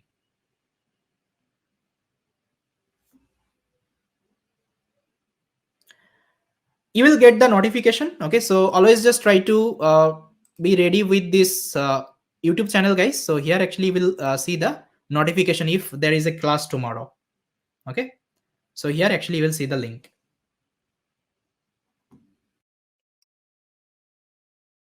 All right. So yes guys, this is all from my side. So let me know how was the session. Did you get to know like the idea, the project setup, GitHub repository setup, and entire folder structure and all? It was helpful? Let me know. See, in future we need to maintain, these are the folders and file. Okay, just be ready. Just be ready. Okay, so maintaining these are the folders and file is not an easy task. I'll tell you how to efficiently maintain whenever you are doing live coding and all.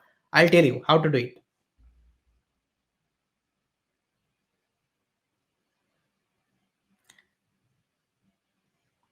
It will also work with the Windows machine. Let me show you as well. Let's say here you have created template.py, right? So what you can do, let's copy the same code from my template.py. So let's say this is my template.py. I'll copy the same code in my local VS Code. Okay, let me show you. It will also work. Now I'll open the terminal, exit from my Python, clear, then Python template.py. See guys, it is working. Now just create an environment using the same command and install the requirement. That's it. I'll tell you whenever I will do the deployment, Vineet, I will tell you workflows, how we'll be creating and all. As of now, I haven't created because I want to keep this structure simple to everyone. Got it? No issue with that. Each and everything I'll be discussing. Each and everything I'll be discussing. First of all, tell me, guys, is it clear to all of you the project folder structure and project setup, whatever things I have discussed so far? Is it clear? Yes or no? How was the session altogether? Please give some feedback so that I can improve my lecture. Should I explain like that, or you need some other way to explain? Yeah, thank you. Thank you, Vikas as well. Yeah, thank you guys.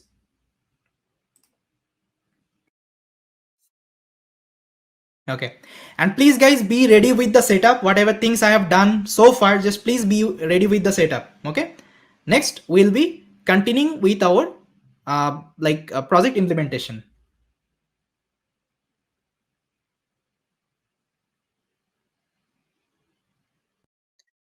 Sir, what are the path in the terminal after creates the folder and file? Sir, what are the path in the terminal? Okay, so see, yeah, so that is what actually I just wanted to explain. So let's say maybe I have removed that particular file, right? So let's say if I again execute this template.py, see, you can see some logging is coming, right? This logging string. I think you remember we created this logging. Let me show you my template.py once. This is the template.py. And here I written this logging string. I think you remember. Okay, see, this is the logging string. So first of all, it will like save the info, like what level log actually you want to save. So this is information related log. And what is the logging string? So first of all, it will save the ASCII time, the current timestamp you are executing the code. See, this is the current timestamp and date. And after that, it will save the logging message. Okay, the message you want to save. Now let's say here I have saved multiple messages, creating directory, file directory to this file name. Now see, this is the same message it is creating directory. This is the directory it is creating for the file name init.py. Got it? So this is the logging it is printing on the terminal. Whatever things you have written here. Got it? And that particular log you can also save as a log file. I'll tell you how to do it later on. Clear?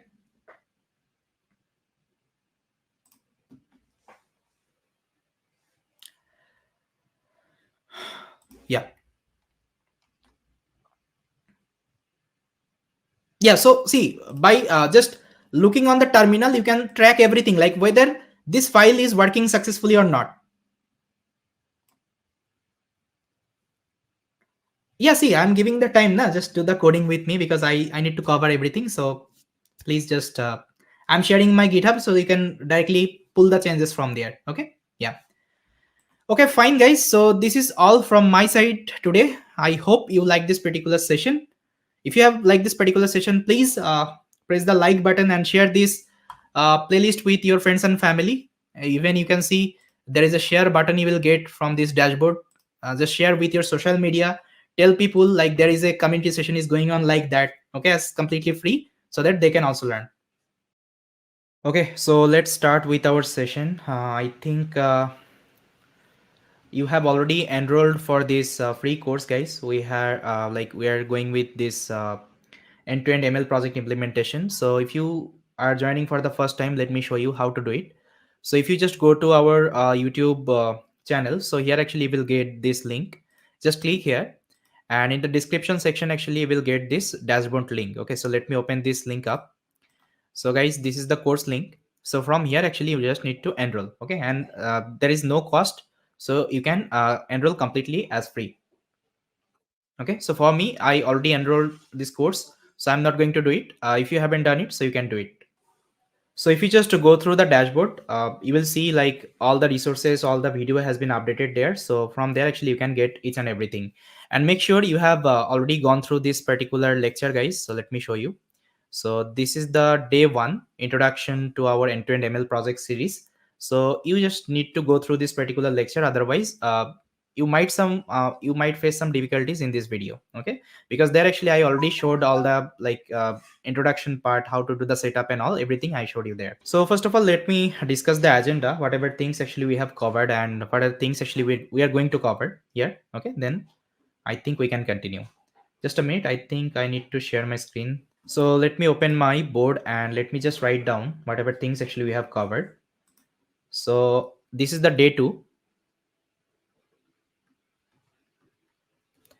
and in our day 1 discussion, so we have already seen the project introduction,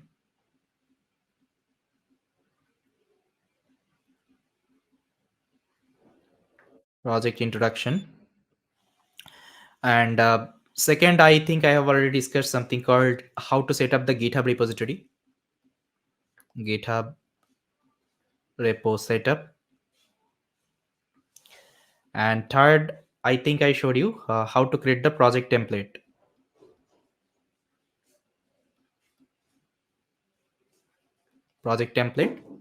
and fourth, I have discussed the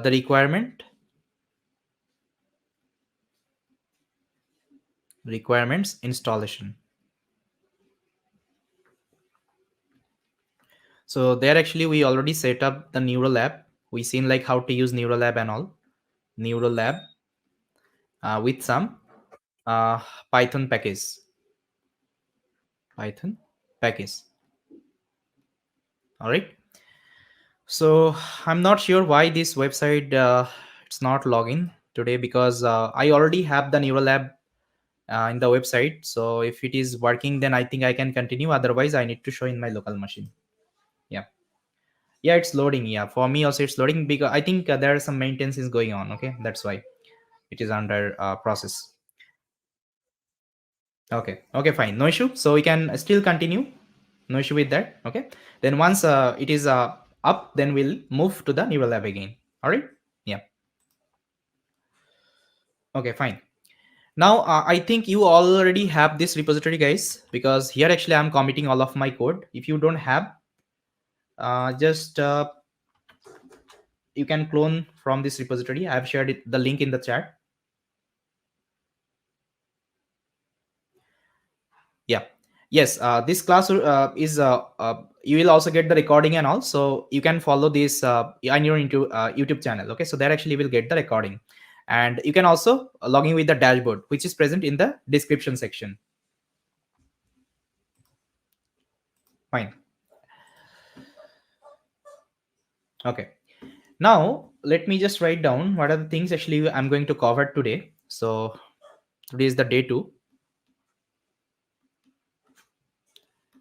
So day 2 I'm going to cover, first of all I will show you the notebook experiment. Okay, the entire project I will execute on the Jupyter notebook first of all. So I can write notebook experiment, notebook experiment.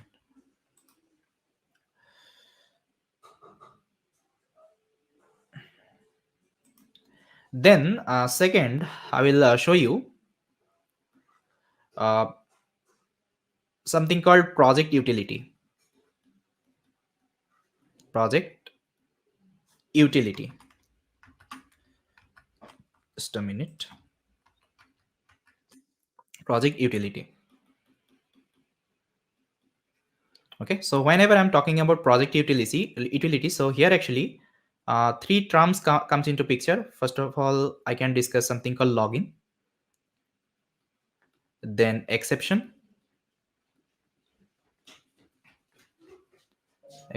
and there is another one called utils module. Utils module. Okay, I'll discuss why we need them actually in our end-to-end projects. I'll discuss each and everything. So once it is done, then at the last I will show you the project workflows. Okay, so why project workflows is required? Because as you can see, if you go through our GitHub repository, so here we have already created like so many files and folder, as you can see. Okay, but one question would be in your mind, like which file I need to change first and which file I need to change last, right? Because there's so many files. So from I need to get started with my project implementation. So that is why project workflows is required. So once we got the project workflows, once we got the idea, like from where I need to start the projects, then it would be very much easy for you to implement the entire project. Okay, because here we need to maintain all the folder structure, all the folders and file. Okay, and this is very much challenging task here. All right. So that's why I will give you the project workflows, and later on whenever we'll be implementing the component, let's say data ingestion, data validation, then model transformation, model training. Okay, so that time actually it will help you, okay, to understand the code workflows and all everything. Okay, so now what I will do, I'll just quickly clone this repository in my local. Okay, because neural lab I'm not able to log in. So just a minute, I think I can open my local folder. Here I will just create a folder, ML project,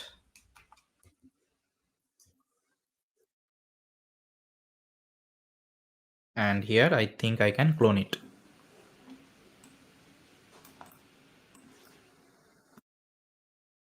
So git clone and paste the link.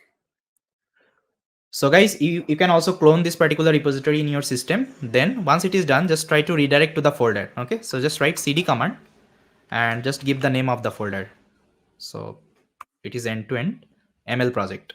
Now I'm inside this particular folder. Okay, now I can see all the files and folder. Now what I will do, I will try to open my VS Code here. So let me close this thing and let me open it. Yeah, so this is the terminal. I can close this one. Yeah. Now I'll just write code space dot.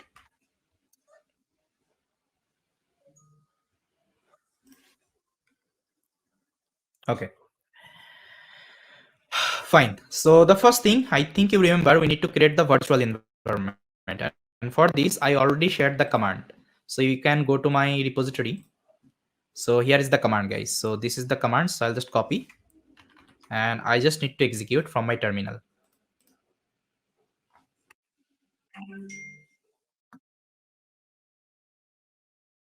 So what I can do, I think I already have the environment.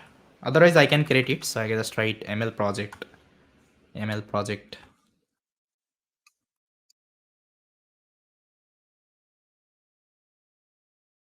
Yeah.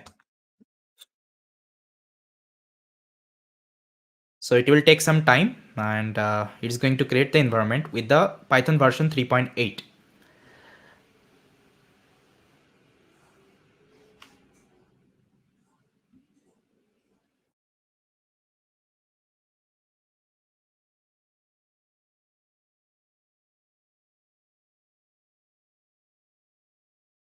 Okay, done. Now I'll just activate it.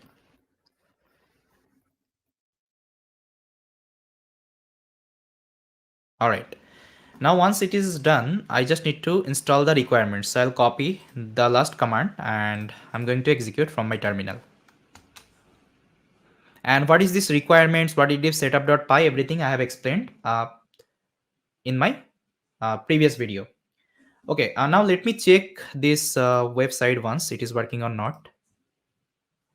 Yeah, now see, website is up. So what I can do, guys, I can move to my neural lab. I think it would be better. Okay, so those you don't have this neural lab access. Okay, so what you can do, we can continue with your local machine, and if you have the neural lab access, you can continue with the neural lab. Okay, and if you want to take the neural lab access, at least you need to enroll one particular paid course. Okay, then we'll be able to access this particular neural lab from here. Okay, so what I can do, first of all, let me show you the dashboard once. So I'll go to my courses, and from here this is the course, guys, end-to-end ML projects. And here actually you will see all the resources. Even the assignment and quiz has been also updated. Okay, as you can see, assignment and quiz has been also updated. So what you can do, you can attempt this assignment and quizzes, so you can submit. So if I, let's say, click here, so it will redirect to the assignment page. So there are some question actually you can see, so you can answer this particular question. And if you are not able to answer, no need to worry. Once we complete our 5 days implementation, you will be able to answer all the questions, okay, from your side. Yes, fine. And here actually you will get the resources. Okay, see, if you just click on the resources section, actually here actually you will get the resources. All right, now let me open my neural lab. So I'll just click on the neural lab tab, and here I'll just click on my lab because I already created one particular lab. So I'll just click on my lab, and here this is my lab, guys, I created previously, so which is not ML projects. Now I'll click here.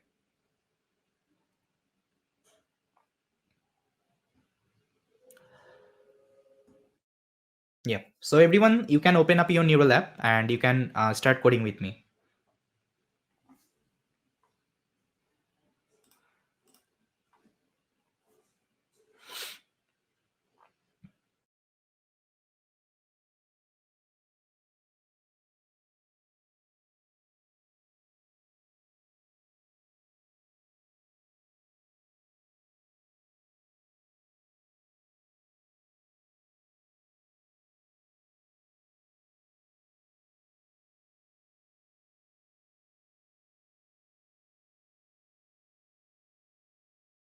You can let me know once it is done in the chat.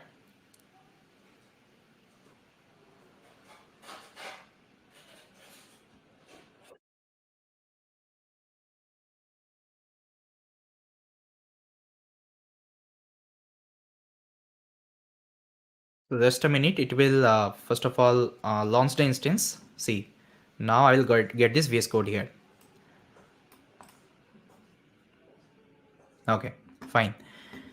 Now let me see everything is fine. So I can activate the zoom option. So I'll just click on settings, and here I will search for zoom. And I just need to activate these particular things. Then I think I'll be able to zoom. Yeah. So everything is fine. Now let me take one terminal, and I can close the previous one. Yeah. Okay. Now previously I created one environment here. So let me just activate it. Okay, it is telling could not find the environment. Okay, maybe it has deleted. So what I can do, I can quickly create another environment. I'll copy the same command and I will execute it here.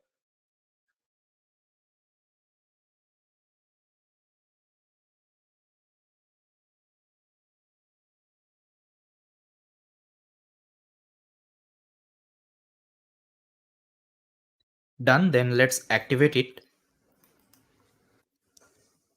Then I will install the requirements. Let me zoom a little bit. Yeah.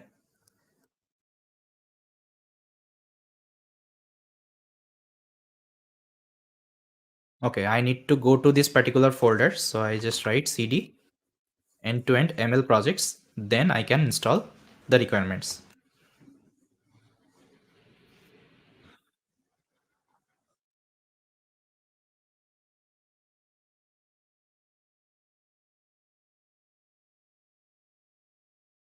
Guys, so far everything is fine. You can let me know uh, any error you are having, or everything is working fine so far.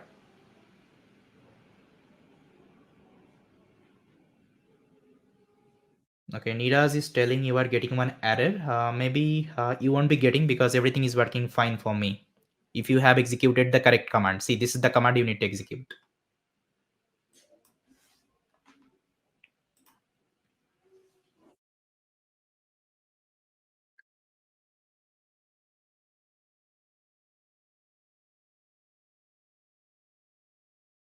All right, done. Now let me clear it. Okay. Now I think everything is set up. Now what I can do, first of all, I will show you something called notebook experiment. Let me open this Blackboard. So first thing I will show you the notebook experiment. So for this, what I need the data. Okay, I need the data, and I need one particular notebook file here. And one thing I just need to mention here, see here, my objective is to show you the end-to-end implementation. Okay, here I'm not creating any good model. Here I'm not implementing any good projects. Okay, so for this, I picked up one particular dataset called wine quality dataset. I think you already saw this data, wine quality data. Okay, and the notebook experiment actually I'm going to do. So here I am now going to perform lots of EDA tasks, lots of exploratory data analysis tasks. I'm not going to do it because you can do anything. Okay, it's up to you.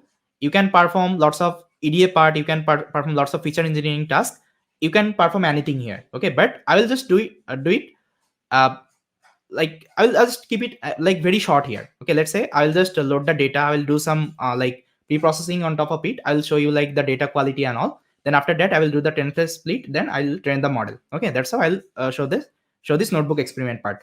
But here actually you can mention lots of EDA tasks here. Let's say you can do different EDA, different plotting operation, then different let's say feature engineering task. Okay, so I think you have already learned this thing inside machine learning. Yes or no, guys? Let me know in the chat, like how to handle missing values, how to handle categorical values, how to handle imbalanced data set. Yes or no? Let me know in the chat, guys. Can you perform exploratory data analysis on top of any kinds of data? Because I know you have learned this thing. Okay, so far on the notebook experiment, actually you have done this thing, right? Yes. Yeah, but you don't know how to convert that notebook to a end-to-end projects. Yeah. Yeah, fine.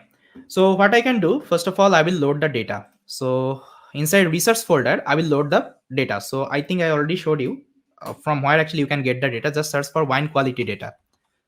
Wine quality dataset Kaggle. So from Kaggle itself, you can download the data. Otherwise, what I will do, I will upload the data in my GitHub and I will share with you. Okay, both actually you can use. So this is the dataset link, guys. You just search wine quality data on Google and you will redirect to this page. Okay, from here actually you can download the data. Okay, now what I can do, I already have this data in my local system, so I'll just quickly upload it here. So inside the research folder, I will upload the data. So just right click, and here actually you will see one button called upload. Now click on upload button, and from here I can upload my data. Just a minute, let me just paste the data location. So this is the data, wine quality. This is the data. Now I'll just open it. Now see, guys, it has updated. Now let me just quickly commit the changes in my GitHub, so that actually you can get it from here. So I'll just close it. Then I'll just quickly commit the changes. So let me clear the terminal. So here I'll just write git add, then git commit hyphen m, and here I can give any message. Let's say data added.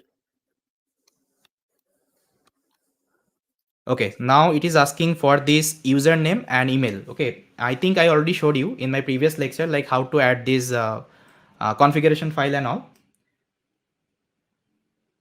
All right, now what I can do, I'll just copy this command, and here I can add my email address of my GitHub.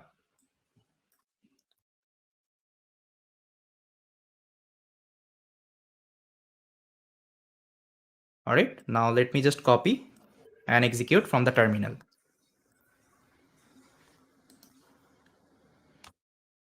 Then I will also do it for my username.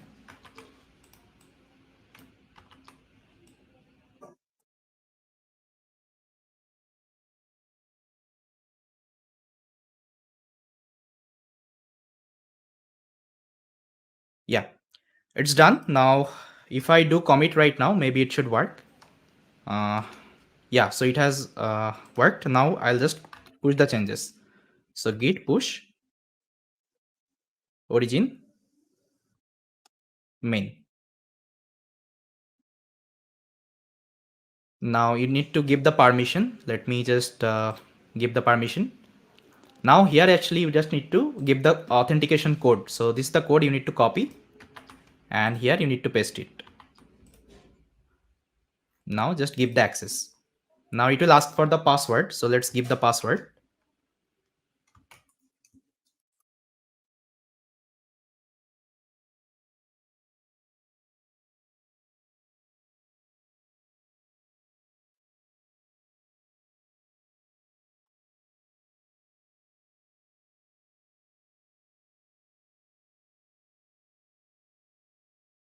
Okay, sorry, it's incorrect.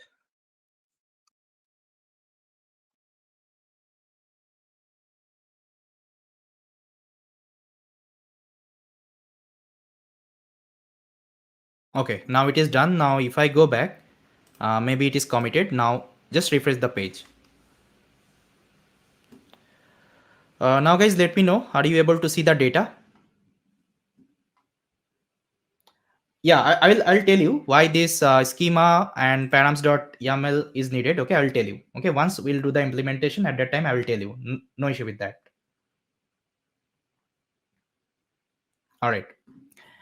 And guys, if you don't know, there is another session is going on called MLOps community session. So here actually, if you don't know like how to use Git and GitHub, how to use Docker, so you can visit this session and you can learn all these things actually, all these tools. So today actually Git has been discussed. So maybe you can go through this session. Then you will get the idea like how to set this GitHub. Okay. Then how to like push the changes, how to pull the changes, what is branch, everything has been discussed there. Fine. Yeah. Okay, now let's take some query. How can, just a minute. Okay, how can all features be on x-axis, on features in y-axis while plotting in code? Uh, I'll tell you once I will plot the features on my notebook. I'll tell you how to do it. Okay. And you are asking why this schema YAML and params.yaml is needed. That would be also discussed once we'll do the implementation of our component implementation. At that time, I will tell you. Yeah. Dataset wise, I will be using wine quality data. Okay, so this is the basic dataset I picked up just to show you the implementation. So here actually you can pick up any kinds of dataset. It's up to you. Okay.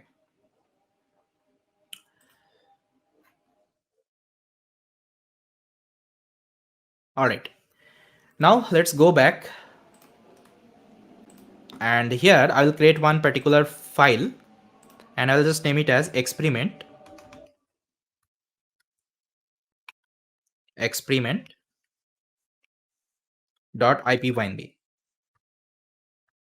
ipynb.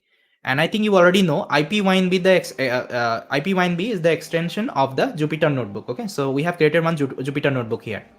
So I'm not going to launch any kinds of Jupyter notebook separately. So what I can do actually in the VS Code itself, I can use Jupyter notebook. Okay, this is the new functionality actually we'll get here.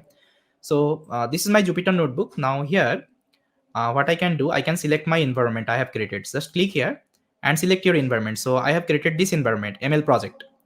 Now let's import some library and test it whether everything is working fine or not. Yeah, everything is working fine for me. So guys, so far everything is fine. It is working for you. Let me know in the chat. If yes, I think I can continue with my implementation.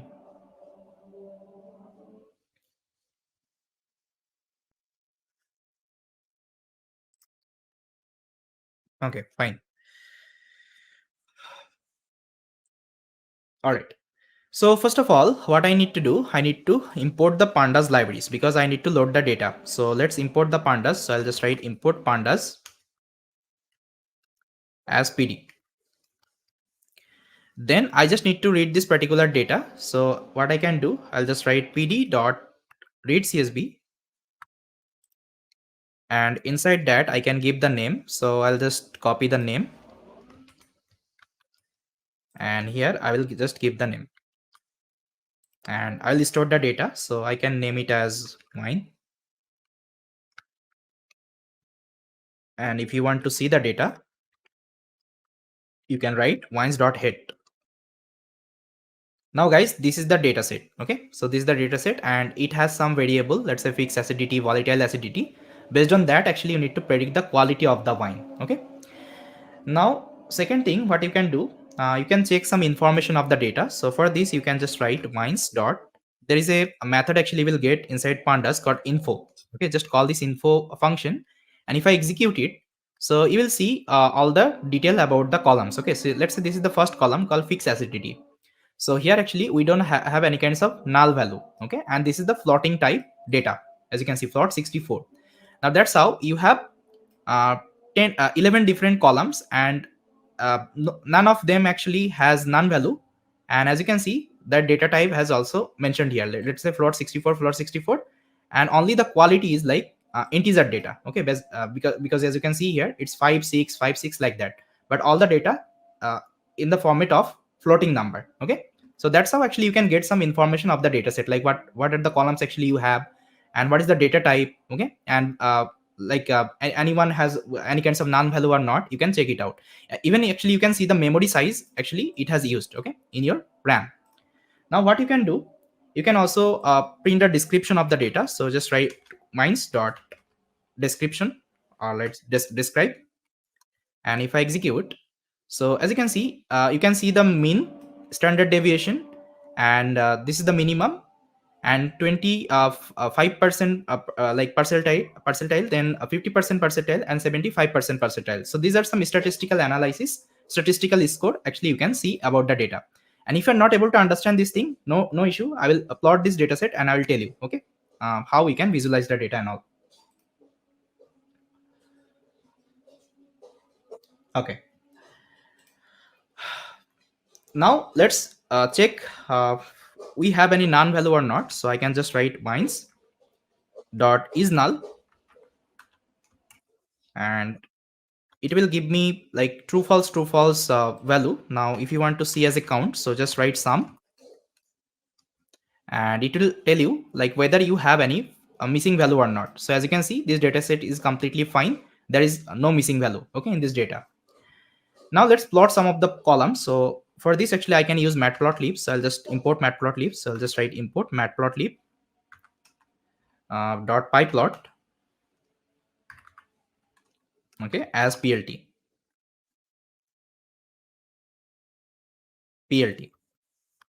sorry, plt. Now what I can do, I can just write my vines object, and here I can plot histogram. So I'll just write hist, and here you can define the bin size. Okay, so I'll just write bins is equal to I can give 50, and figure size I can mention. So I'll just write fig size. So I can give 20 comma 15. Okay, then I can also define the color actually I want to use here. So I'll just write color. Let's take orange color here. Okay, this is the color I'll be using. Now you can write plt dot show, and I think it should plot. These are the columns. Let me check. Okay. See guys, this is the column. Now can anybody tell me what you can see from this column? Anything you can observe?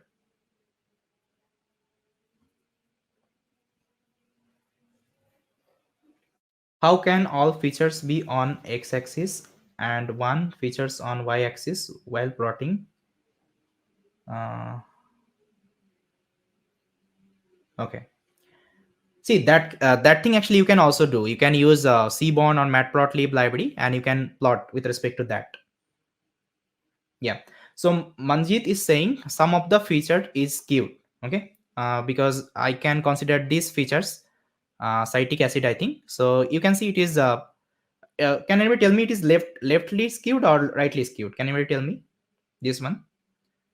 Because these are some basics analysis I think you have already learned in machine learning. Left is skewed or right is skewed? Right is skewed, you are telling. Yep. And if you see, this columns is also fine, this columns is also fine. I can tell like this is normally distributed almost, right? So you can see you can perform some of the technique to fix this skewed and all. I'm not going to do it. I'll just show you like how we can build this project and all. Okay, this is the entire idea. Yeah. Now to handle this kinds of skewed like problem, what we can use? Can anybody tell me? Let's say if you want to handle this kinds of skewed problem, so what you can use? Any method you can remember right now?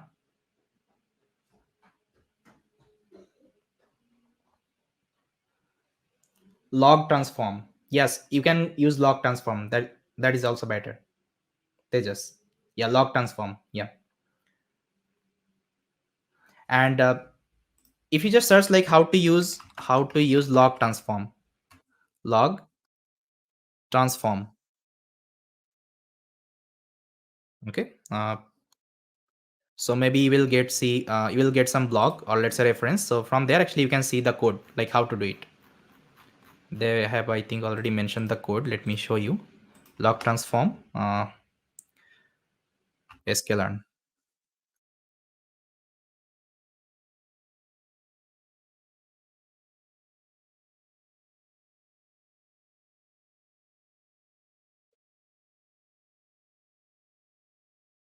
See guys, code has been given here. So you can refer these kinds of code. See log transform, I think it is already there.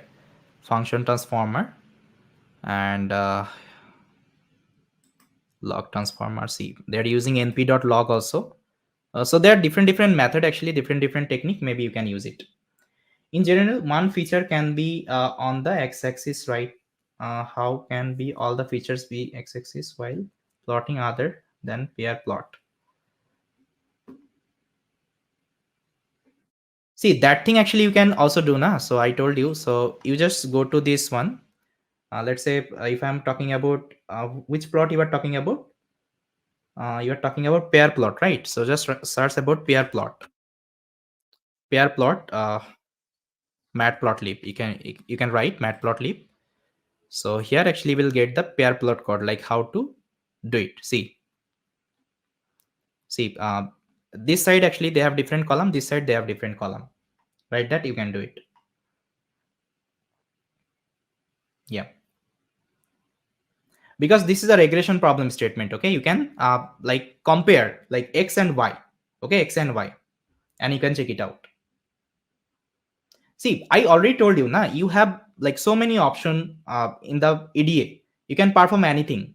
I'm not going to show you because my objective is to show you the end-to-end implementation, not the EDA part and all. Because EDA you have done so far, you know that like how to do the EDA, how to do the feature engineering, how to handle missing value, then how to let's say like handle these kinds of imbalanced data set. This thing you have already learned. Yes or no, guys? Because the dataset I picked up, this is like very basic dataset. I don't need to perform these many tasks here. If I'm not performing also, if I'm training the model would be fine for me. I know that. Yeah.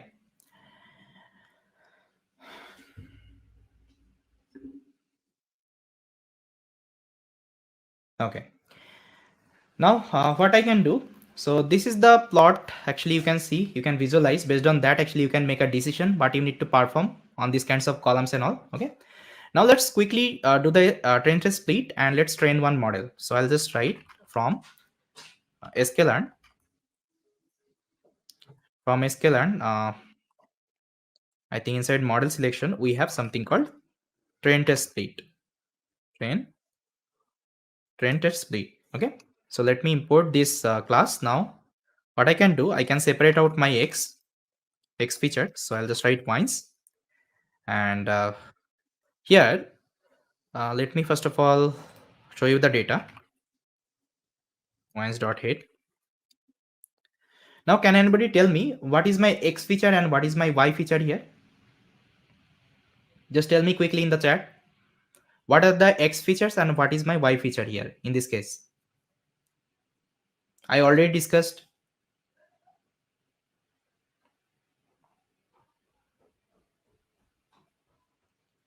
Quality is y. Yeah, you are right, Vikash. Okay. So what I need to do, I need to store this quality inside y because y is my dependent variable, and rest of the columns actually I need to store inside x. Okay, because x is my independent variable. Yeah. Okay. Now let's do it. So what I can do, so I can just write wines dot drop because I'm going to store all of the features. Okay, instead of quality, so I can drop the quality from here. So drop. So here I can mention I want to drop the quality column. So I think I can copy the name quality, and axis should be 1 because I'm going to remove the column here. So axis should be 1. And if you want to remove any rows, so you can give 0 here. Okay, 0 means rows and 1 means columns. Now I want to store y also. So how I can do it? So I'll just write wines dot, or I think I can directly store it. quality. Quality. Okay. Now maybe it should work. Now let me check my X. See, now inside X, I don't have my quality column. Okay. Now if I show you the Y, see, Y is the quality. Now everything is fine. Okay. Now what I can do, I can apply my train test split. So first of all, I will store my X train. Then I will store my X test. Then I will store my Y train. Then I will store my Y test. Then I think I can call this class.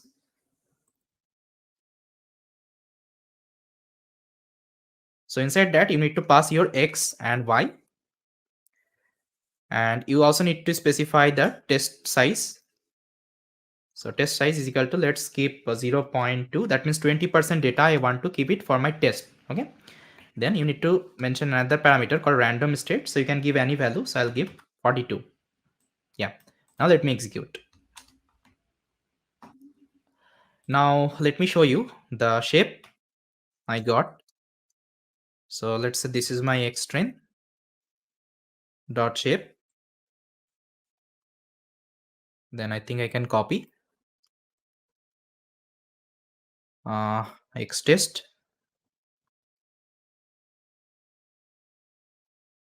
Then Y train and my Y test. Okay. Now see, inside training data, I have 1279 and 11 column. And here is my Y train, as you can see. So this number and this number is matching. And this is the test. So here I have 320 rows and 320. That means everything is fine. We can use this data. All right. Now let's import one machine learning algorithm. So let's import something called elastic net. So this should be better than, I think, our linear regression, because elastic net has some more parameter. Can anybody tell me what is the advantage to use elastic net instead of using linear regression? Any idea? Please let me know in the chat.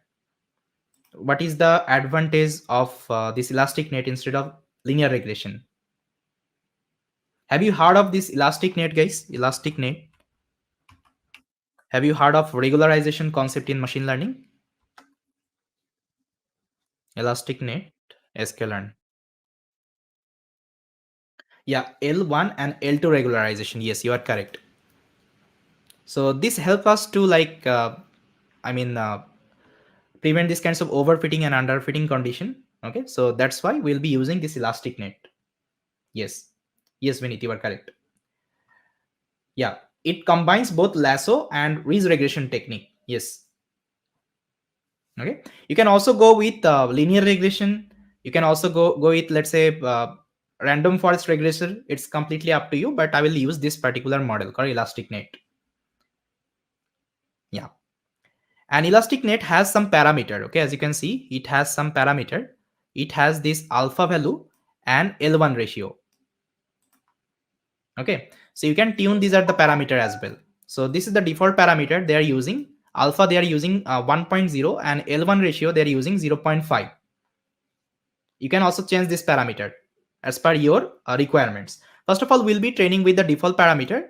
Then later on, you can also fine tune that also. Like you can change this parameter and you can observe the output.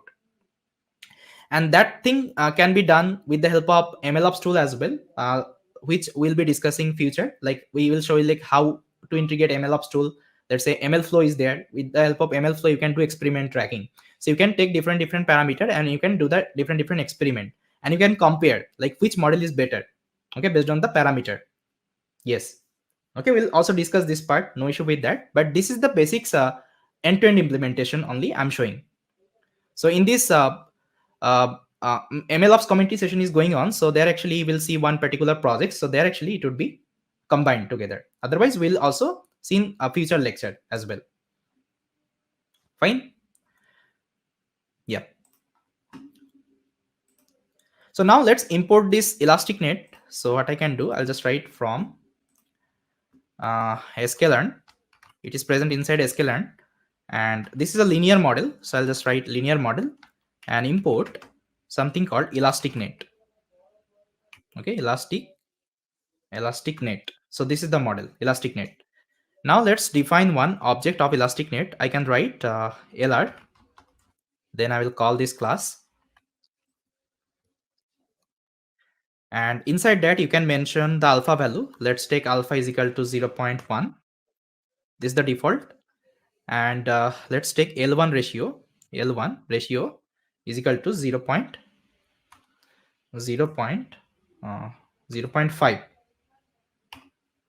0.5. Okay, then you can also define the random state. So let's take is 42 default. Now I can fit my data, so I'll just write lr dot fit, and this is my data xtrain, and I have something called ytrain. Now let's feed the model. Okay, it is giving one error, syntax error. Just a minute.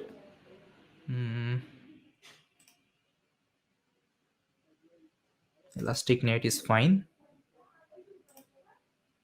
L1 ratio. Okay, sorry, it should be comma. Now I think it should work. See, so we have already fit the model. Now what I will do, I will calculate the evaluation metrics. Okay, now can anybody tell me what are the evaluation metrics actually you can use for the regression task? Anyone name some of the like evaluation metrics for the regression task in machine learning? Tell me.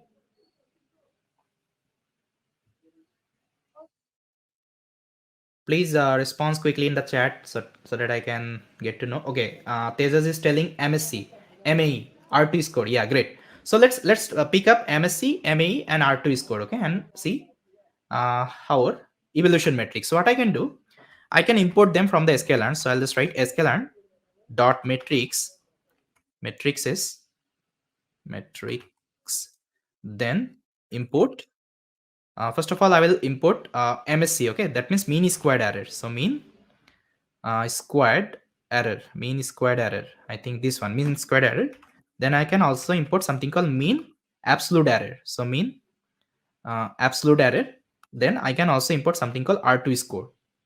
So this is the R2 score. Okay. Then I need also numpy. So I'll just write import numpy. Import numpy as np. So here I'm going to write one function. So I'll just name it as eval metrics. Eval metrics. I can copy the name. So it will take your actual value as well as the predicted value. Then it will give you the metrics. So inside that, what I can do, first of all, I will calculate the root. Instead of calculating mean squared error, I can calculate root mean squared error. Okay, because I will get some smaller number here. So for this, I can use something called np dot square sqrt, and inside that I can mention my mean squared error. So the mean squared error I'm getting, I'm just doing the root operation. Okay, then I'm storing as RMSC, that means root mean squared error. Now inside that I will give my actual and prediction. Fine. Then I will do it for my ME also. That means mean squared error, mean absolute error. Sorry, mean absolute error. So ME. So here I can just call my mean absolute error, and inside that I can give my actual and predicted. Actual and predicted. Okay. Then I think I can calculate my R2 score. So R2 is equal to, so I'll copy this one. And here also I will pass my actual and predicted. Okay. So once it's done, I will just return my score. So return. First of all, I will return my root mean squared error. Then I will return my mean absolute error. Then I will return my R2 score. Okay, so this is the function I have written. Now what I can do, I can do the predict operation. So I'll just write lr dot predict, and I want to predict on top of my test data. Okay, so I have my test data, so x test and my, okay, sorry, I only need to give x test because it will give you the predicted value. So that predicted value I need to store. So I'll just write predicted value. Okay, so let's do the predict operation. Yeah, now I'll get my predicted value here. Okay, these are the predicted score I got. Now what I need to do, I need to give it to my eval matrix function. Okay, so I'll just call this function.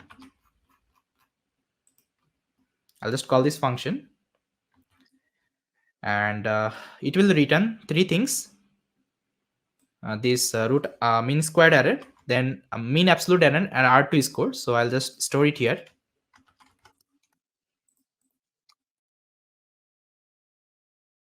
And inside this function, I will give my actual value, which is nothing but my y test and my predicted value. Okay, now let me execute. Now finally I will get my score. So I think I can print the score. So print, first of all I will print my root mean squared error. So this is the root mean squared error. Then I will do it for my MAE. Then I'll do it for my RT score.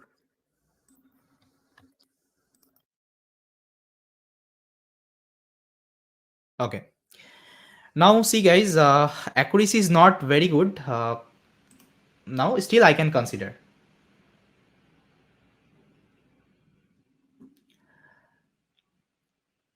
Because we need to predict our testing data. Yeah.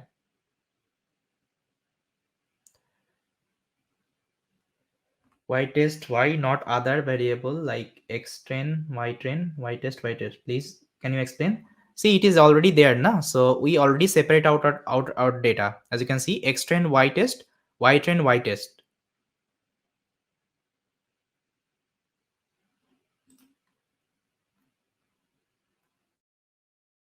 Got it? Yeah. Now what we have done, we used x train and y train for the training purpose. Okay, as you can see, we have trained the model here with the help of x train and y train, and we have done the testing operation on the test data set. As you can see, uh, here I have done the prediction operation, x test data set I am using. Then I given my actual and predicted value to my eval matrix function, and it will return these are the metrics like RMSC, MAE, and R2 score. So is it clear guys so far? Yes or no? So far everything is clear, whatever I have done on the notebook experiment.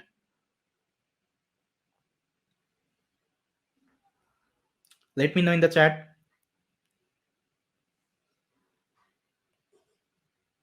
If you have any question, you can ask me guys. I'll be taking a couple of questions, then I think I'll continue.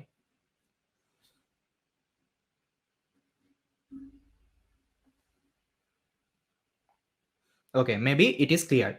See, it's very simple problem statement I have taken, and this is like very basics analysis I have done on the notebook. Okay, you can also do some complex analysis on top of it. You can do some EDA part, you can do some feature engineering part. It's completely up to you. Fine. I already told you I'm not going to create any good model here. I'm not going to create any good projects. My objective is to show you the end-to-end implementation. Got it? Yeah.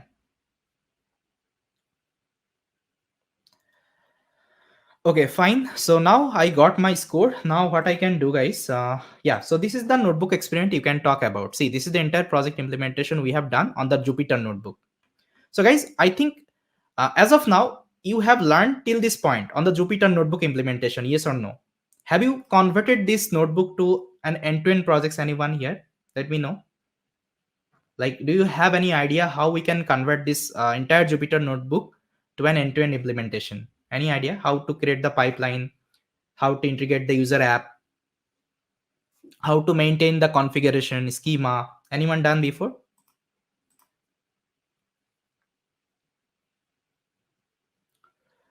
Okay, so through my video you have done. Okay, so we have already taken I think I have already created some of the video. Maybe you have watched that particular video. Okay, great. No issue. So if you haven't done, no issue with that, because we are here 5 days to implement this thing only, right? Yeah. Okay.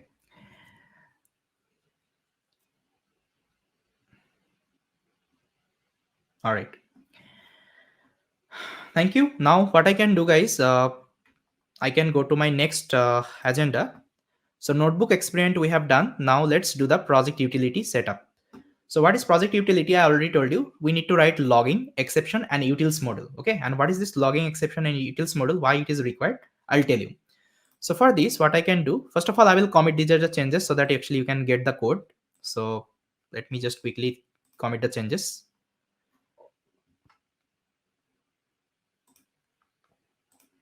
Yeah, I think I can take the terminal. This is my terminal and I will commit the changes.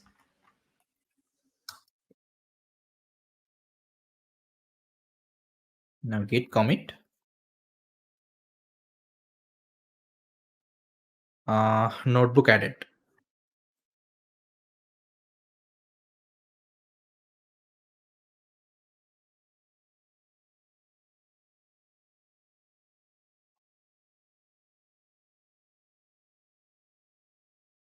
See, it's done now. If you visit, and you will see my notebook here.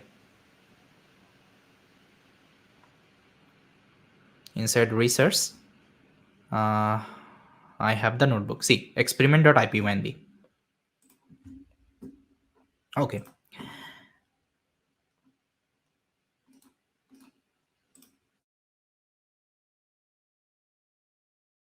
All right. Now let me clear. And what I can do, I can close these at the tab, I think.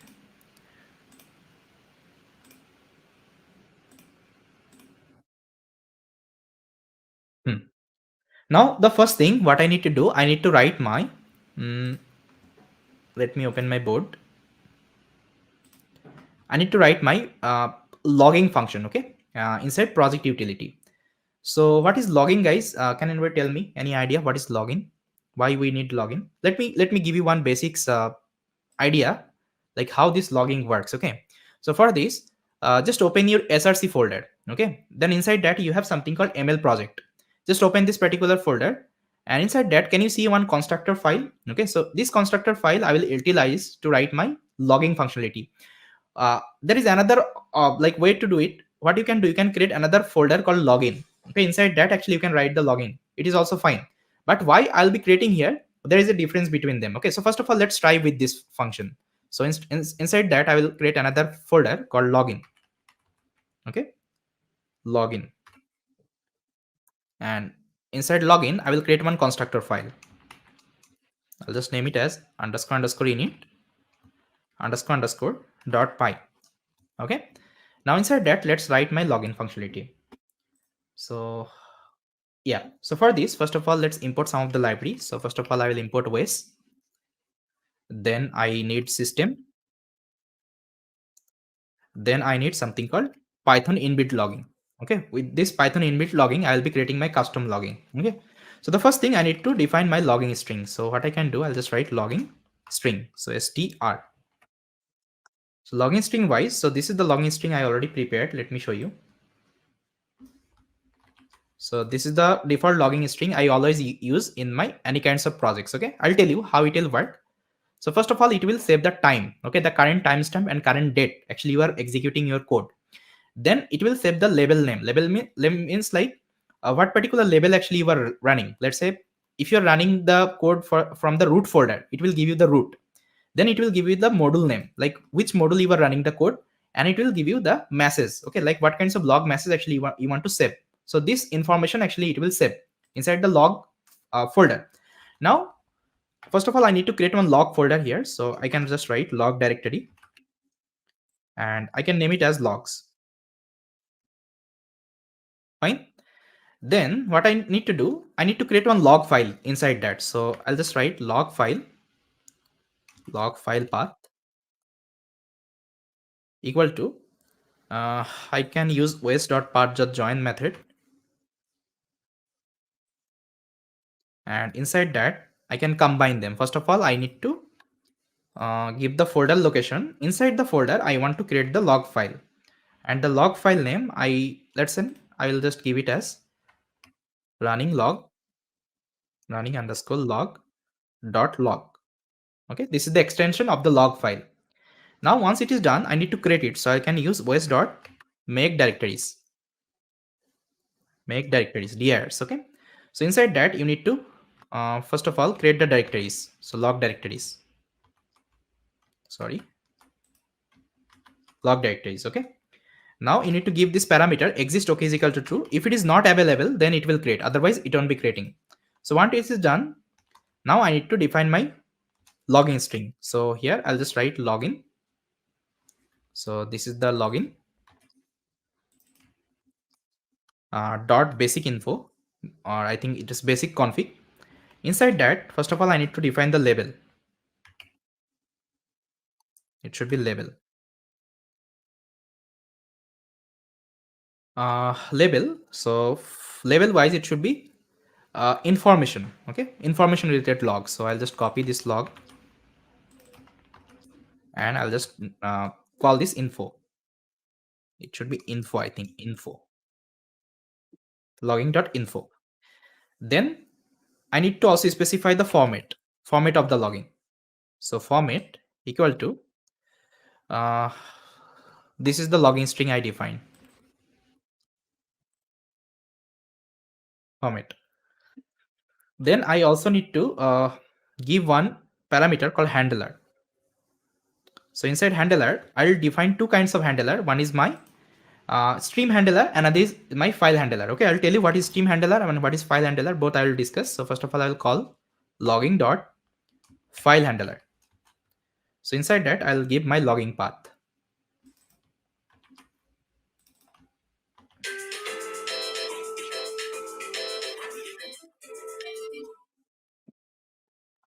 Then I need to specify my stream handler. So I'll just call it logging dot. There is another function you will get called stream handler. Inside that, you need to give sys dot st out, std out. Everything is fine. Now I think I can define my logger object. So I'll just write logger and login dot get logger. Get logger, sorry, it should be get logger. And inside that, I can mention my logging name. So in this case, I can give this name ML project logger. You can give any kinds of name. It's up to you. Okay. Now let's first of all execute this file and try to understand what is happening. So for this, what I can do, I can use this main.py. I think it should be better.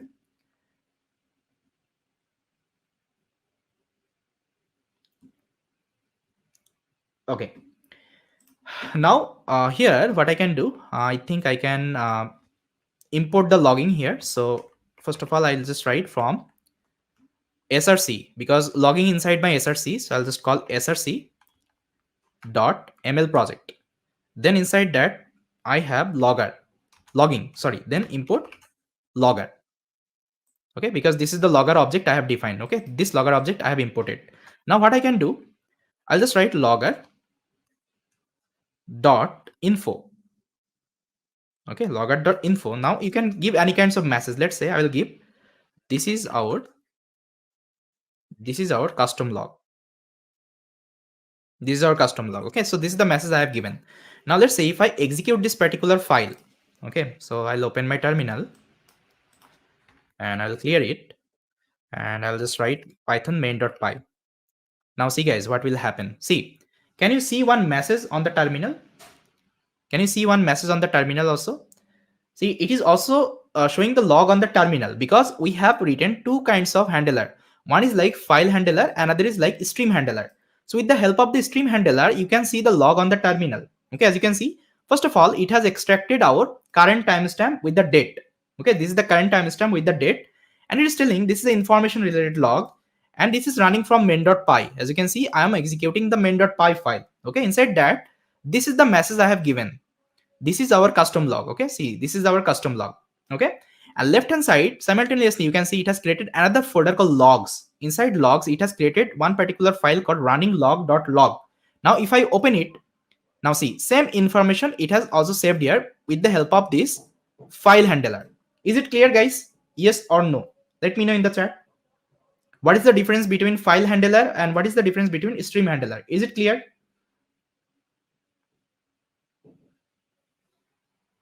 Please let me know in the chat, guys, if you have understood this logging.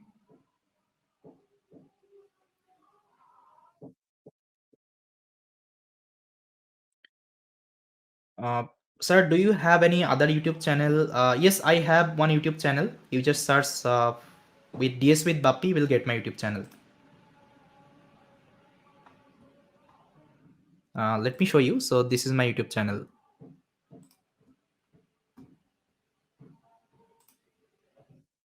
This is my channel. How can we reach to create the environment again if we move out from it? So you can run the same thing. You can run these are the command. So first of all, you need to create the environment. You can activate it. Then you can do the requirement installation setup. File handler is related to the dataset, and stream handler is related to the exact issue we got on the timestamp.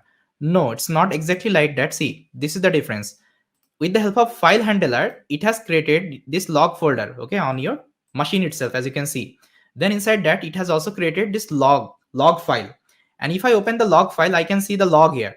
But let's say you want to also observe the log from the terminal itself. That can be also possible with the help of this stream handler. Because whatever output you are getting from your code, with the help of system, that means this is the system package you are using, and you are using sdt out. Okay, that means system out you are printing on the terminal. That's it. Clear? Because Kumar, you are asking this question, I think you are clear with this thing.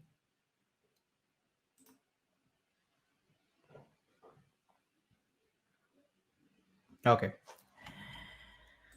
now see, I have written the logging inside this ML project. There actually I created one particular folder called login. Inside that I created this logging functionality. Okay, inside the constructor file. And how I'm importing this thing? I'm importing from src dot ml projects, because as you can see I have another folder called ml projects dot login. Okay, because as you can see I have another folder called login. Then import my logger object. Import my logger object. Okay, so this is like very bigger import operation I am doing. Can I make it as short? What do you think? Can I make it as short? Let's say if I just write from src import logging logger, can I do it? If you have the idea of this constructor file, I think you will be able to answer this question. Let's copy the same code.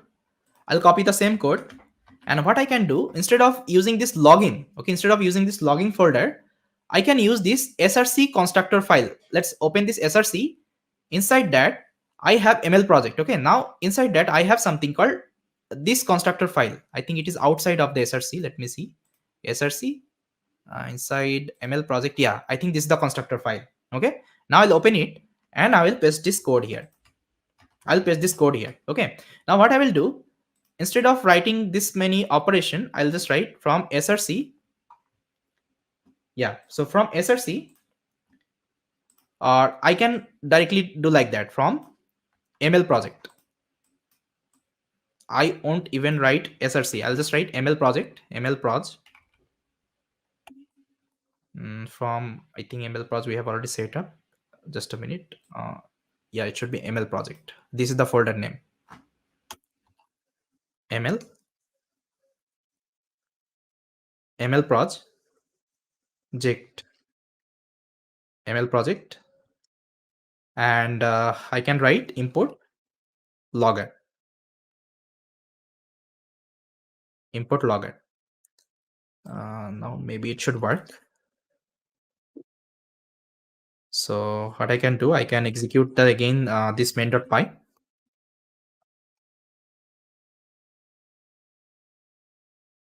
Python main.py.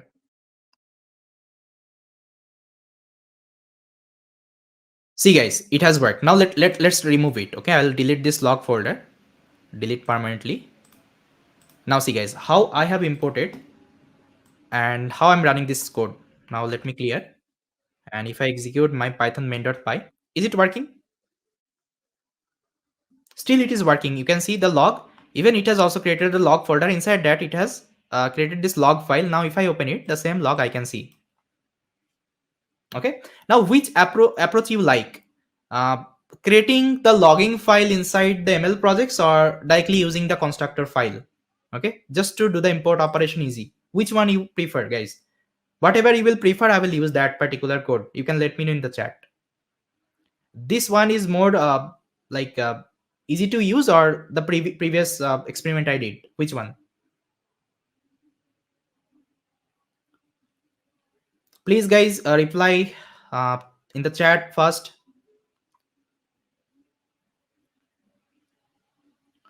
Simpler approach is better. Yeah. So then I will go ahead with the simpler approach. Okay, instead of using the previous one, I think that should be better, right?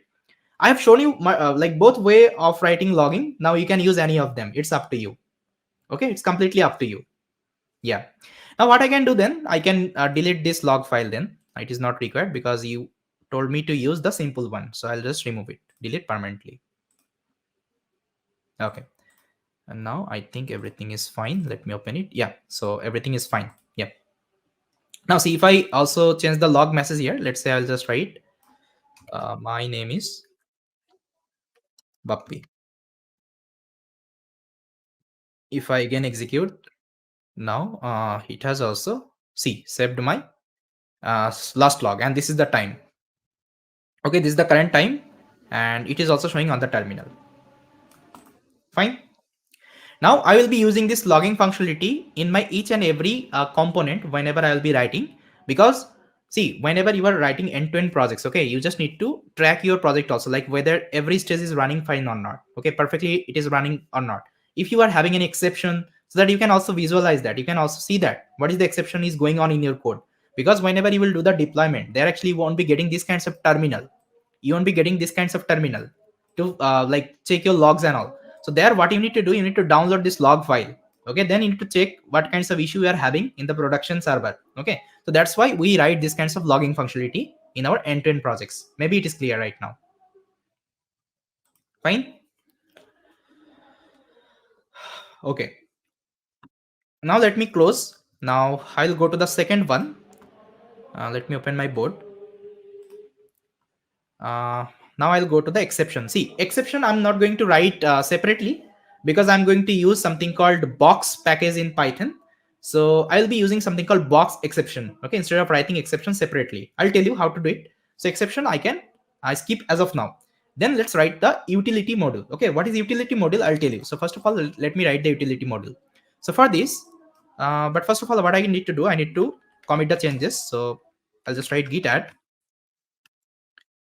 then git commit -m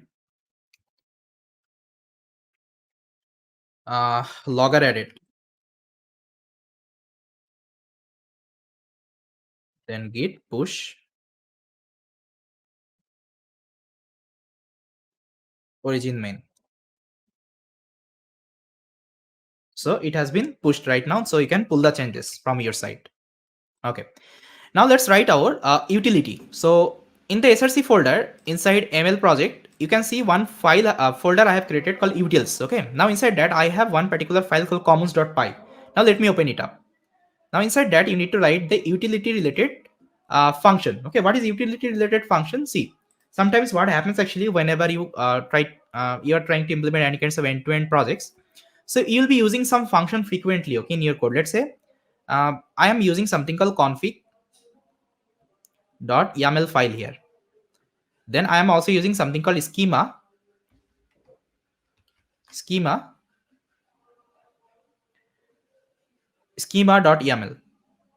Okay, so these kinds of YAML file I'm using. Now let's say I want to read this YAML file. So what I need to use, guys? Tell me. I think you remember we installed one particular package. Just open up the requirement.txt file. Do you remember this one? PyYAML. So with the help of PyYAML, actually, we usually read these kinds of YAML file. Okay. Now, how to read YAML file? Now, if you search on Google, let's say I'll just write how to read YAML file, YAML file uh, with PyYAML, PyYAML package.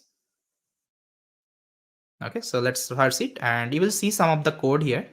So let's open it up and see, guys, that's how actually we can load any kinds of YAML file. Okay, now see, instead of hard coding this value instead of hard coding this code inside our component, what I can do, I can create a separate function. Can I create it?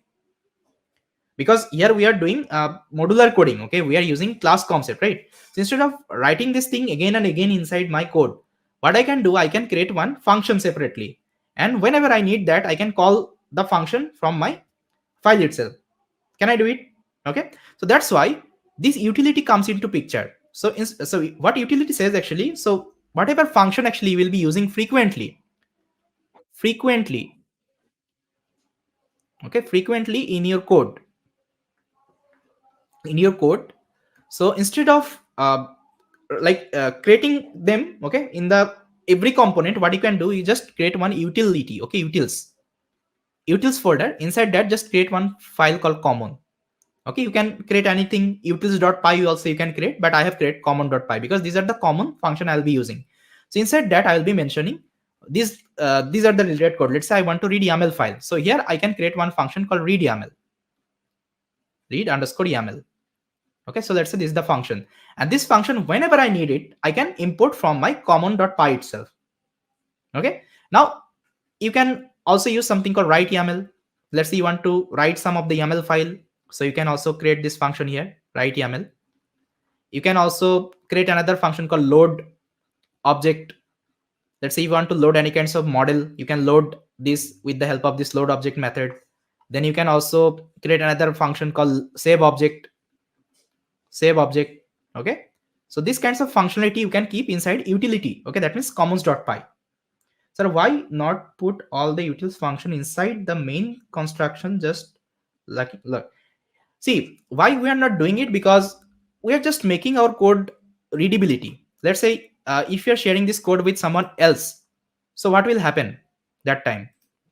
So let me show you. See, so see, logging, actually you can keep it here, because logging wise, nobody will like look for the logging functionality you have written, but they will look into the utility part, like the commons utility you have mentioned in your code. That thing actually they will look into it. And if you are not writing this thing separately, so what will happen, actually they won't be finding this part. Okay, they will confuse sometimes, like why you have mentioned this kinds of logging functionality. Okay, that's why we are just creating a separate folder called utils, and inside that we are mentioning these are the part. Okay, instead of keeping inside the constructor file, you can also keep inside constructor file, no issue with that. Got it? See, coding, it's completely up to you. The way actually you want to design, you can do it. Okay, there is no restriction rule you can follow. It's not like that I'm implementing in that way, you should also implement in that way. If you have some better option, if you have some better understanding, if you have some better concept, you can do it.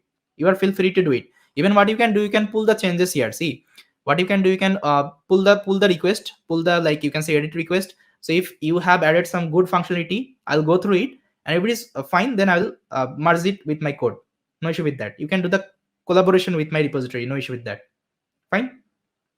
I want to see like everyone is doing different things, so that you can make the understand.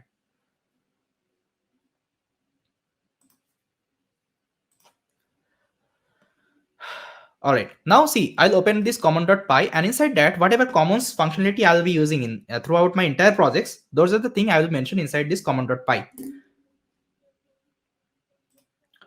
So after building model and before deployment, we need to convert to web app. After building the model before the deployment, yes, you are right. Before the deployment, we need to convert our entire projects to the web app. Web app is required because user will give some data and they will get some prediction, right? For this, app is required. So we'll no issue, we'll also create the web app. I have the template, I'll show you how to do it. We'll be using Flask for that. Okay, now let's mention our commons utility I'll be using throughout this project. So first of all, I have already written the commons. I will be using throughout this project. Let me just copy paste. See guys, these are the common functionality I will be using throughout this entire implementation. See, the first function I am using something called read YAML file. And why I am using read YAML file, guys? Tell me. I think you already understand why I am using this read YAML function. Why, guys? Tell me quickly. Tell me. Just see the project architecture, folder structure, and tell me why I am using this read YAML function. Why it is required?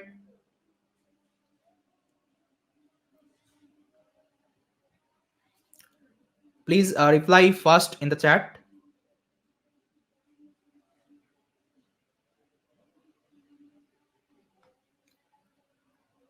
Because of this config YAML and schema YAML, okay? Because we are using YAML file, right? And if I want to use YAML file, I need this read YAML function. And see, with the help of this YAML, okay, YAML library, because we have already installed the YAML library. As you can see, PyYAML we have already installed. There actually I have imported YAML. And with the help of YAML, as you can see, YAML.saveload. I think I already showed you how to read YAML file. See, they are also using YAML.saveload. So see, coding is very easy. Just search. If you need anything, let's say you want to load YAML file, you want to load JSON file, just search like how to load JSON file. See the code, how people are doing. Copy paste the code and make a function on top of it. That's it. Okay, you don't need to write the code from your side. Everything is available over internet. What you just need to do, you just need to use them and make your own code. Got it? You can also take the help from the chat GPT. Let's say I will open the chat GPT here. Okay, I'll open the chat GPT. Now here you can give the prompt. Let's say I need a Python code to load YAML file. Now see, if I give this prompt, ChatGPT also will give me the code. See, it is also telling how to install PyYAML and all. Now see, this is the code ChatGPT has given me. Okay. Now let's say if I need function kinds of code. Okay, I need a function. So what I can do, I'll just write I need a function. Okay, I need a function in Python. Now if you give this prompt, see, now it will convert this code to a functional programming. See, now what you can do, you can copy paste this code and you can use it. Got it? So that's how I created this function. Okay, read YAML function.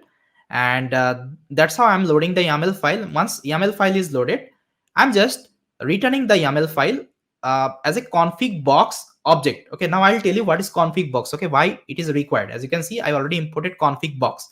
From box, import config box. And here I already installed config box. As you can see, Python box. Okay, so this is the new package actually I was exploring, and I thought let's also integrate with the project so that you can learn one particular new things with the implementation. Okay, there is a reason actually I'm using this Python box, because it will make your life very easy to actually maintain these kinds of configuration file and all. Okay, I'll tell you how this config box is working. Now as you can see, this function return type is config box. Okay, now see, this is the return type of the config box. Whatever content I'm getting from the YAML file, I'm just returning as a config box. That's it. Then I need create directories. Okay, why I need create directories? Because in future I'll be also creating some of the directories. Let's say I'll be creating artifacts. Inside artifacts, let's say I am ingesting the data. Okay, I'm ingesting the data from some particular URL. I also need to save the data in my local. So instead of saving them directly in my root folder, what I can do, I can create a like folder. Let's say I created artifact folder.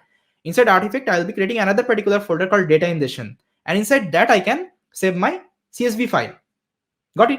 So that's why I need this create directories function, because with the help of that I can create any kinds of directories. You just need to give the path to the directories, like what kinds of path actually you want to create, what kinds of directory you want to create. Only you just need to provide the name. Got it? And it will automatically create for you. Now let's say you want to save any JSON file, you can do it. So whenever I'll be do the model evaluation, at the time I will save the metrics. At the time I'll be using this function. Then let's say if you have some binary file you want to load it, you can use this function. Let's say if you have some like if you want to load any binary file, you can use this function. Let's say if you want to check any kinds of file size, you can use this function. That's how you can write lots of function, whatever function actually you will be using frequently in your code. Okay, some extra function maybe I'm using here, maybe you can remove them, otherwise you can keep them. Okay, and if you need anything, you can add it here. It's up to you. Okay, and one thing I think you have observed, I'm using something called ensure annotation. Okay, there is one decorator I'm using called ensure annotation. Why this ensure annotation is required? See, I'm also importing ensure from ensure annotation, and this thing I already installed here. See, ensure. Okay, there is another reason I'm using ensure annotation, because uh, I observed this problem actually everyone faces actually whenever they implement something. So to prevent this kinds of issue, I will be using this ensure annotation. I'll tell you what is it is why it is required. Now guys, let me know this utility part is clear, yes or no? Why we need the utility in the project implementation? What is the use of the utility? Is it clear? Please let me know in the chat. So then I will be explaining config box and ensure annotation, why I'm using here. Okay, fine. Now, first of all, let's discuss something called this config box. Okay, why I need this config box? So for this, what I can do, I can use this notebook. Okay, trials.ipynb. So inside research folder, I created another notebook file called trials.ipynb. Let's open this one. Now here I will select my environment I created, ML project. Now, first of all, let's check it whether everything is working or not. So I can import OS. Yeah, it is working. Okay, let me zoom a little bit. Yeah. Now, first of all, let's understand what is this Python config box. Config config box. So let me give you one demo. So here, let's define one dictionary. So I'll just write D is equal to. So in dictionary, actually, what are the things actually you have? You have something called key. Okay, so the first thing you have something called key. With respect to that, you have something called value. Let's say I have value, and what I can do, I can write key one. Let's say this is my key one and this is my value one. Okay, and here I can take another key value pair. So I'll just write key two, and let's say I have another value. I can consider as value one, value two, value two. Okay, so this is my dictionary. Now let's say I want to extract this value one. Now what I need to do, guys? What is the syntax I need to write? If I want to take any kinds of value from the dictionary, what is the syntax I need to write here? Please let me know in the chat, guys. Please write down. I think you know dictionary in Python, how to extract the value from the dictionary. Please, guys, let me know in the chat.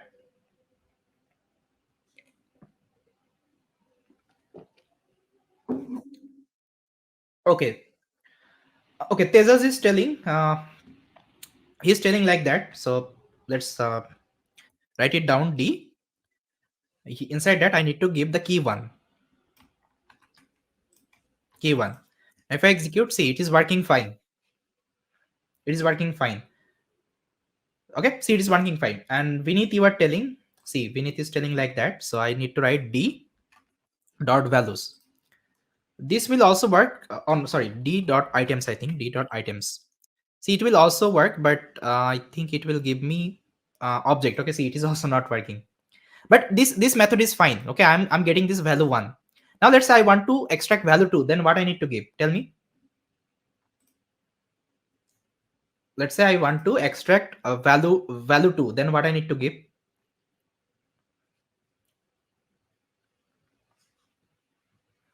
Please let me know. Yeah, Tejas is given. See, he has given this thing key two. Key two. Now see, I'm getting value two. Okay, that means this method is fine. I'm not going to use this method. This is not correct. Now see, I'm getting value two.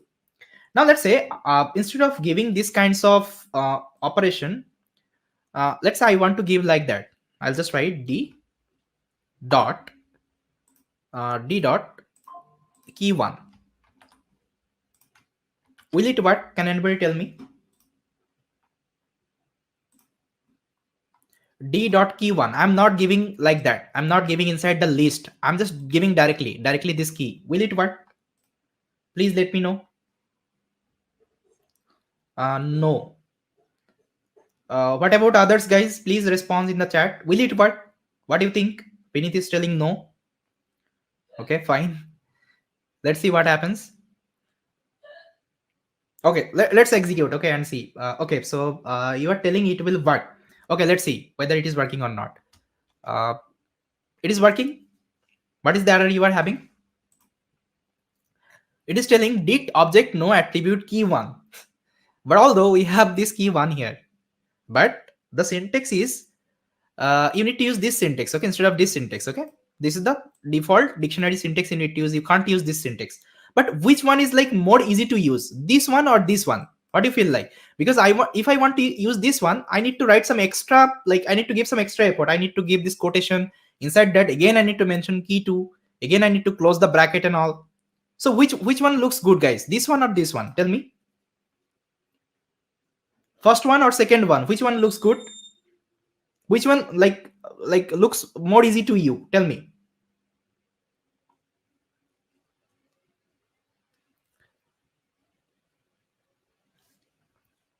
Second one. Okay, fine. What about others, guys? Second one, second one. Okay. Okay. Now see, if you are preferring second one, now let's do it. If it is not working, no issue with that. I'll make it work. I'll make it work. So for this, what I can do, I can use something called box. Okay, Python box. See, I already installed this box. As you can see, Python box. Now I just need to import it. So what I can do, I'll just write form box import config box. Okay, so this is the config box I imported. Okay, no module. Okay, so it should be box. Sorry, box. Okay, now what I will do, I'll create another dictionary. Let's say d2, and now instead of creating the dictionary directly, what I can give this dictionary inside this config box class. Okay, now I'll copy the same dictionary. I'll copy the same dictionary and I'll give inside config box. Okay, now once I have given this one, now it will return me the dictionary. And see, this is the type.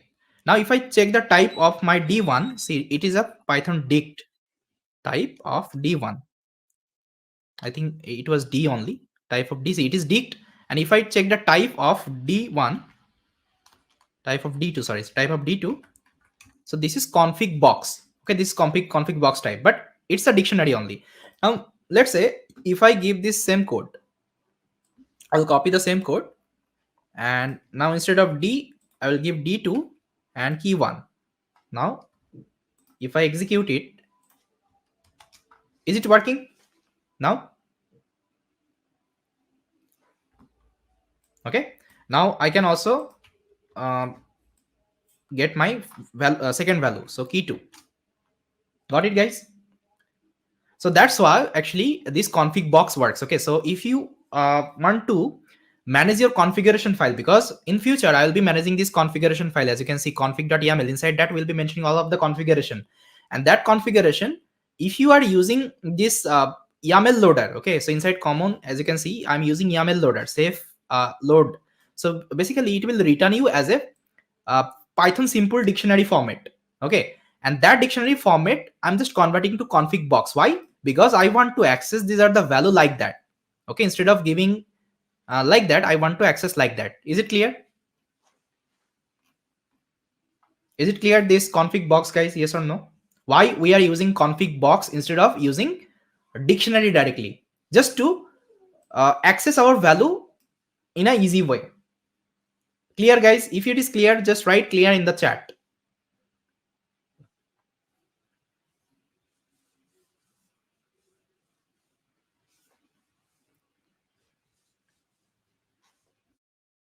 Please let me know. Fine. Okay. Now let's comes to the second one called ensure annotation. Okay, why I need this ensure annotation? Okay, now let's discuss this thing. See, on top of every function I have given this ensure annotation decorator. Okay, see, ensure annotation decorator. Okay, now let's discuss why this ensure annotation is required. So for this I will give another demo. So here I can give a comment ensure annotation demo. So for this, let's create one function. Okay, I will create one basic Python function called get product. Okay, so it will give me some product of a two number. Okay, so I can give get product, get product. Now it will accept your x, yeah, like two numbers. So let's define the first number as x, and let's say it will only accept integer kinds of number. Okay, it will only accept integer number. That's why I have given also data type, it should be integer number. Then I can also give something called y should be also integer. Okay, now the return type, like the function will return the product, it will be also integer. So I can mention like that, it should be also integer. Now inside that I can return x multiply by y. Okay, so this is the function, let's say I have defined. Now what I can do, I can call this function. Okay, I can call this function, and inside that I can give x is equal to 2, and let's say y is equal to, let's say I'll give 3. Now if I execute, see, it is working fine, it is giving 6. Is it correct? 2 multiplied by 3, it is 6.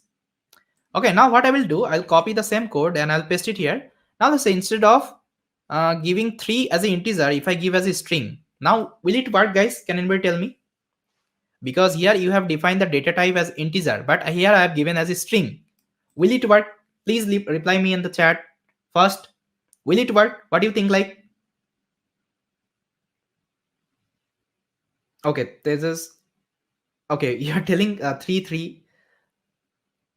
See, this is the output. See, if I execute, uh, see, it is giving 3 3. But what you have mentioned here, you have mentioned the input user is giving, it should be only integer. You have, see, you have mentioned the data type as well, but still I'm able to give string data as well. Still I'm able to give string data. Now tell me, this function is working fine with respect to your requirement, or it is a like wrong function you are using? Because see, whenever you are writing a tons of code, and if you do this kinds of mistake, okay, and if you're not getting proper output, you will go mad, like what is happening in my code. I have mentioned data type as integer, but still I'm able to give string as a data type, and I'm able to get the output. I'll go mad at that time, right? But can I prevent these kinds of issue? Can I prevent? Yes, we can prevent with the help of ensure annotation. Okay, now how to do it? For this, I'll copy the same function. Okay, I'll copy the same function and I'll paste it here. Now here, I'll first of all import the ensure annotation. So to import it, just write for ensure import ensure annotation. Okay, now only one particular things actually you need to do. Just call this class and just write it as a decorator on top of the function. Okay, that's it. Okay, now let me execute. Now if I call this, or I can call this one. Now see, first one will work fine, it will give me 6. Now let's say if I want to execute the second one right now, I will give string as input. Now what will happen? See, it is throwing error, ensure error. It is telling argument y of type class string to function does not match the annotation type class integer. It is telling, it is, you have mentioned integer type data, but you are trying to give string data. That's why it's not working. It is giving ensure error. Now tell me, guys, which function is better? This function is better, or this function is better to write a efficient code? Which is better, you feel like? Bug free function, which one is good, second one or first one? Second one. Now tell me, this library helps you or not to prevent this kinds of small issue? That's how actually you can write production grade code actually. Okay, there should not be any bugs. Got it? So is it clear, guys, this ensure annotation, why we need ensure annotation? Please let me know in the chat, write it down, is it clear or not?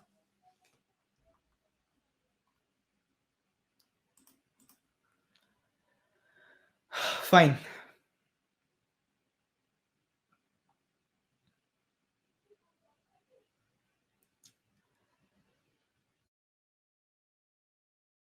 Okay,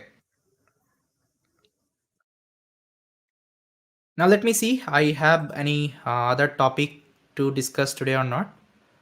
Yes, project workflows I need to discuss. Okay, so we have already discussed the project utility. We have discussed login, exception, utils, and module. See, exception I didn't told you.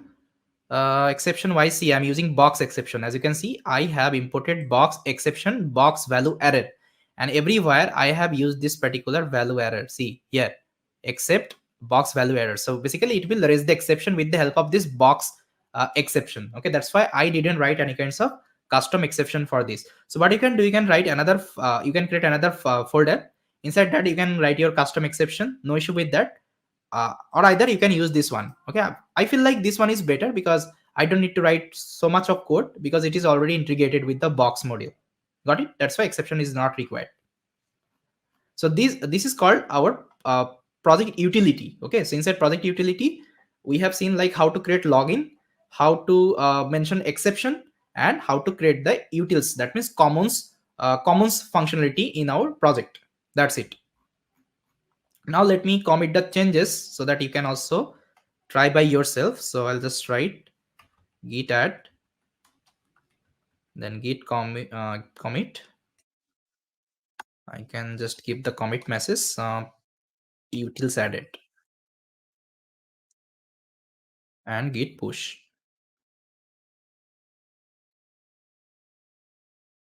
Done. Now let me clear.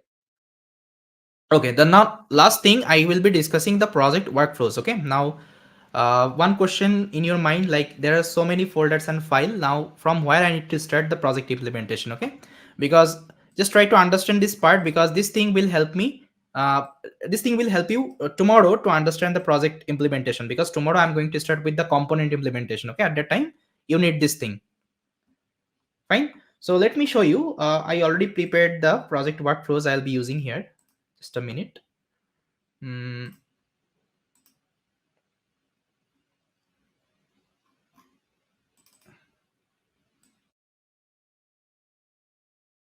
yeah, so this is the workflows. So maybe here I can mention it.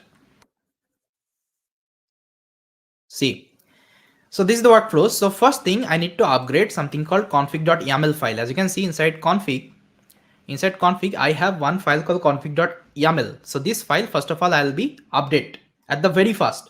I'll tell you what is this config, why it is required. Tomorrow I'll be discussing this thing. As of now, just consider, first of all, we need to update the config.yaml file. Okay. Once it is done, I need to update the schema.yaml file. Okay. When I need to update the schema.yaml file, whenever I will be creating the model training part, at that time I will be updating the schema.yaml file. I will tell you. Then need to upgrade something called params.yaml. Okay, so as you can see here, I have another file called params.yaml. So this is also required whenever you will be initializing the model. So what are the models actually we have, guys, in our project? I think I showed you one implementation on my Jupyter notebook. So which model I was using? I was using ElasticNet model. And how many parameter I was using in that model, guys? Tell me quickly. ElasticNet. How many parameter I was using? 3 parameter, as you can see, alpha, L1 ratio, and random state. So instead of hard code them, what you can do, you can keep them inside params.yaml, so that later on, whenever you want to change this parameter, you don't need to open the code. You can only open the params.yaml file, and there you can upgrade, and all the uh, changes would be automatically done on top of your code. Okay, that's why we'll be organizing these are the files and folder like that. Okay, now once it is done, I need to upgrade something called entity. Okay, as you can see inside ML project, I have entity. Okay, I'll tell you what is entity, what is config entity, I'll discuss tomorrow. Then I need to update my configuration manager inside src config. See, inside src, I have another config folder. Inside that, I have configuration.py. So here we'll be writing all the configuration manager. Okay, so what is configuration manager? Again, I'll be discussing tomorrow itself. Okay, then I need to upgrade the component. See, once you like updated the configuration, then you need to come to the component folder. Okay, here you need to create the component. Let's say first of all we'll be starting with the data ingestion. So we'll be creating the data ingestion file. Then once data ingestion is prepared, we'll be creating data validation, data transformation, model training, model evaluation. Okay, that's how we'll be writing our components one by one. Once components is ready, then I'll need to upgrade the pipeline. As you can see inside that, I have another pipeline folder. Here I'll be writing my training pipeline as well as my prediction pipeline. Once pipeline is updated, I need to upgrade my main.py. As you can see, main.py should be my endpoint. That means my root file. that file, if I trigger, it will like execute my training pipeline. Okay, and at the very last, I will be updating my app.py. App.py will contain my front end part. Let's say my API part, whatever things actually you want to integrate, you can integrate inside app.py. So app.py will contain your training trigger as well as the prediction trigger. Both it will contain, and that part actually I will combine with the Flask. So you will get one beautiful user interface. From there, actually you can start the training as well as you can do the model prediction as well. Both you can do. Okay, so this is the entire project workflows we'll be using. This nine workflows, as you can see. So if we have these workflows, so it would be very much easy for us to implement the entire projects. Okay, now you have the idea like which file you need to change first, which file you need to change last. Got it? Yes or no, guys? This workflows is clear?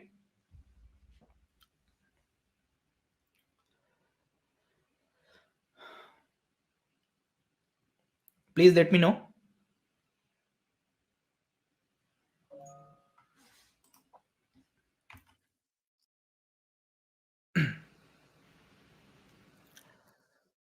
Okay, so yes guys, this is the today's discussion. Actually, I just wanted to show you in the day 2. Now tomorrow actually we'll be starting with our components. So tomorrow maybe I'm going to discuss data ingestion, data validation, and data transformation part. I'll tell you how to do it and how to organize these are the folders and file. Now if you have any question, guys, you can ask me in the chat. I'll be taking one by one. Anyone having any question, you can ask me. Please ask me in the chat. Any question, guys?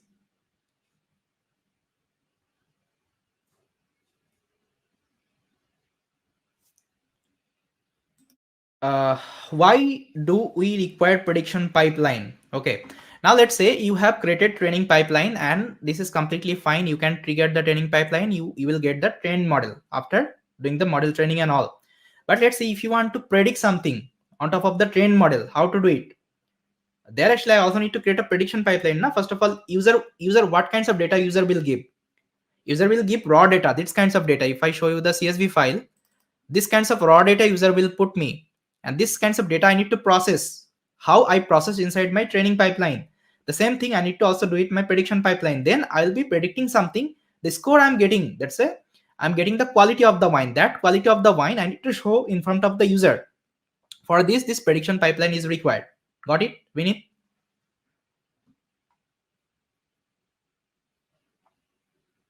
Any other question?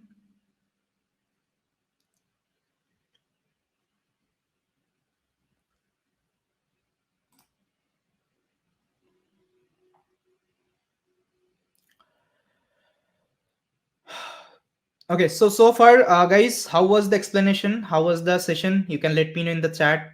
Did you like it? It was helpful? How was the session, guys?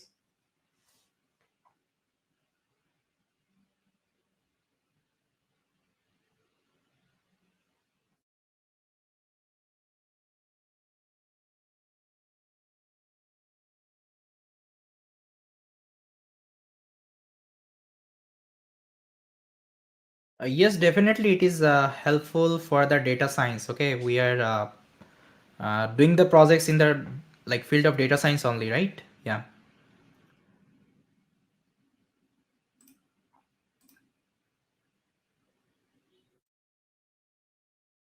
Okay, guys, thank you for your good feedback, and please join tomorrow's session. Tomorrow, actually, we are going to start with the component implementation. Then, two more session would be there. We'll be completing the entire projects. Okay, till the deployment and everything. And I will show you the CI/CD deployment, how to do it and all, and how to create our custom instance. Everything I will tell you there. Yes, guys. Thank you. Okay. So yes, guys, this is all from my side, and all the resources should be updated in your dashboard. Okay. Once this uh, session is over, you will get everything in your dashboard. And this is the repository, guys. Here, actually, I'm committing all the changes. Maybe I forget to commit our last part, so let me commit quickly. So I'll just write git add, then git commit.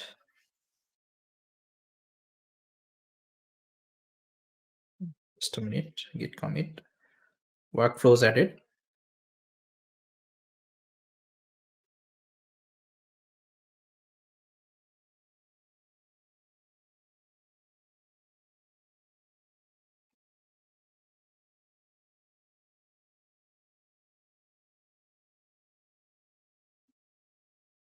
Workflows added. Then git push origin main. Now see, this is the repository, guys. I'm again sharing in the chat, and you can clone all the code from here. Okay. So with that, guys, thank you so much for joining the session. And if you like this particular session, please subscribe to the channel and please share this video with your friends and family. You can see uh, this is the course, guys. Let me show you. This is the course. If you just visit our iNeuron website, and here you will get the course section, and here you will get something called community program. So here actually you will get something called ML Ops, and this is the end-to-end implementation project, guys. And here actually you will get the share button. Okay, so here actually you can share this code with your social media. Okay, so that people can also learn these kinds of implementation. And guys, if you don't know, we are also launching another ML Ops actually end-to-end industry ready project batch. So let me show you also that batch. So if I click on the bootcamp, maybe data science project, see, this is the course, guys. So here actually we are going to cover like industry ready data science projects. Here we have 5 projects, as you can see. We have 5 different projects from each and every domain. Let's say we have machine learning, we have deep learning, we have computer vision, we have NLP, and we have generative AI. And with that, actually, we have also integrated MLOps tool, like how to. Okay, sorry, screen is not visible. Just a minute, guys. Yeah, now I think it is visible. I'll give the link in the chat. You can check it out. See, this is the link. So this is the guys course. The name of the course is MLOps Production Ready Data Science Projects, and it is starting from like 27th January. So course duration is 4 to 5 week. 3 days will be completing one particular projects, and this is the timing of the course. And as you can see, this is the syllabus. So here actually we'll see 5 different projects from each and every domain. So this is the project from the machine learning, this is from deep learning, this is for computer vision, and this is from NLP, and this is from generative AI. And with that, actually we'll also see like we have integrated different MLOps tool. Let's say evidently, then Docker, then we have also MLflow, Bento ML.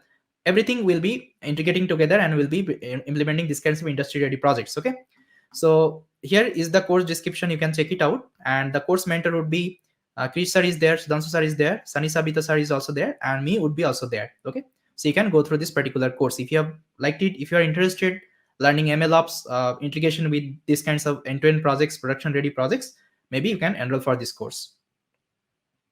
And this will help you to get a good job, because nowadays industries are looking for good projects on your resume. So if you can complete these 5 projects, maybe you can mention them on your resume. It's a good project implementation. Okay,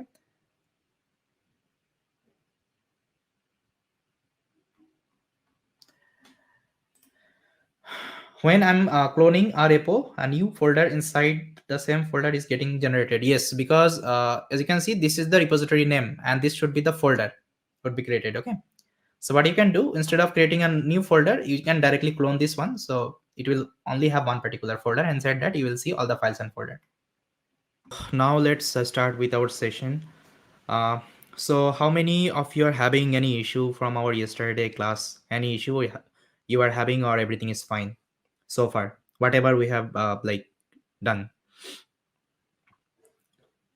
I believe everything is working fine, guys, so far. I have discussed each and everything, like how to do the project setup and all. Everything I have discussed. Yeah. So I'm not going to show you the project setup again, because I already showed you how to do the neural app setup and all. Everything I already discussed. All right.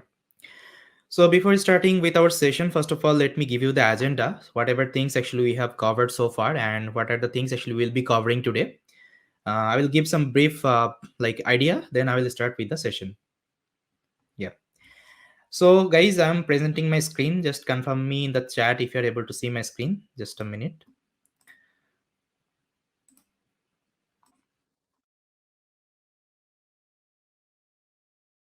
Yeah, so I hope my screen is visible, all of you. Please confirm in the chat. Can you see my screen, guys?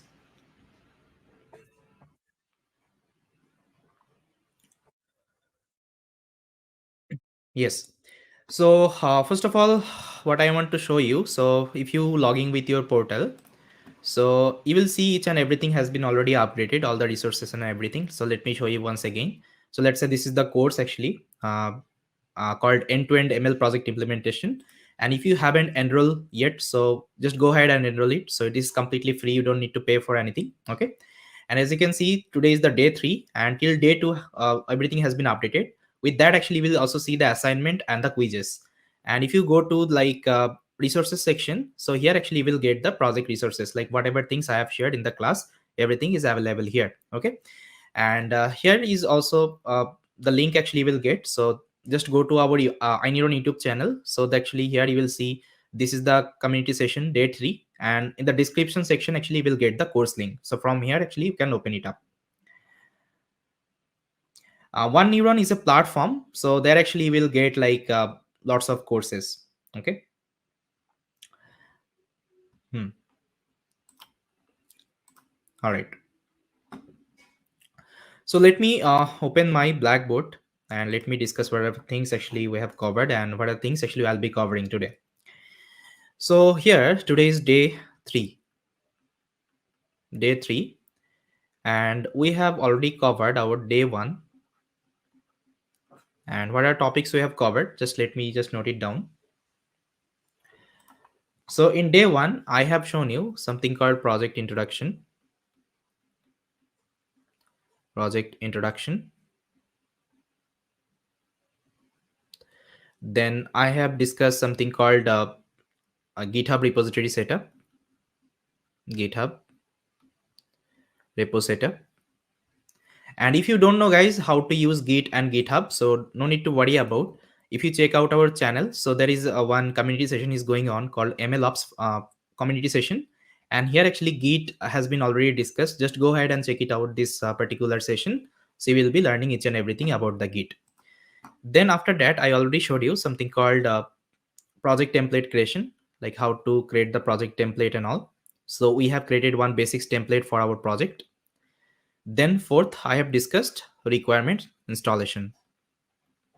Requirements installation. All right. Then day two, I have covered something called project utility. Project utility. So whenever I'm talking about project utility, so 3 terms comes into picture. The first thing is logging. So second thing is exception, and third one is utils. Okay, I have discussed each and everything, what is logging, what is exception, and what is utils, and why it is required in our end-to-end projects. I have discussed each and everything. Then second, I already showed you the notebook experiment. Notebook experiment. So basically we did the entire projects on the notebook, Jupyter notebook. Then I already discussed something called project workflows. Project workflows. So I showed you what kinds of pipeline we'll be referring to implement the entire projects. So here actually we'll see lots of folders and files are there. So if I show you my projects, guys, so this is the GitHub. So here actually we'll see lots of files and folders we have created, but which particular file and which particular folder I need to change first. So for this, we have already discussed the project workflows. Okay, and I already added this thing in the README file. So let me share this link with you again so that actually you can clone the repo. Yeah, so this is the guys my GitHub repository. So from here actually you can clone this particular project. Now today is day 3, so let me write down the today's agenda also. Day 3. So today I'm going to discuss something called data ingestion. Data ingestion component. Data ingestion component. Okay, so whenever I'm talking about data ingestion component, so here I will tell you how we can actually download the data from a URL itself. Okay, so URL can be anything. So you can use database here, you can use some particular website here, you can also upload your data in your GitHub account. From there actually you can also read it, no issue with that. Any kinds of platform you can use. Just to simplify this project, what I will do, I will read the data from my GitHub. Okay, so this is the free method I can show you, and this is the easy way to read the data. So this data is already available in my GitHub. I already uploaded this data in my GitHub, and I already collected one URL. I will tell you how to do it. Then what I will do, from the URL itself, I will download the data. That means I will ingest the data in my local, that means in my neural lab itself. Then I'll do the further pre-processing and all. Okay, then second, I will discuss something called data validation.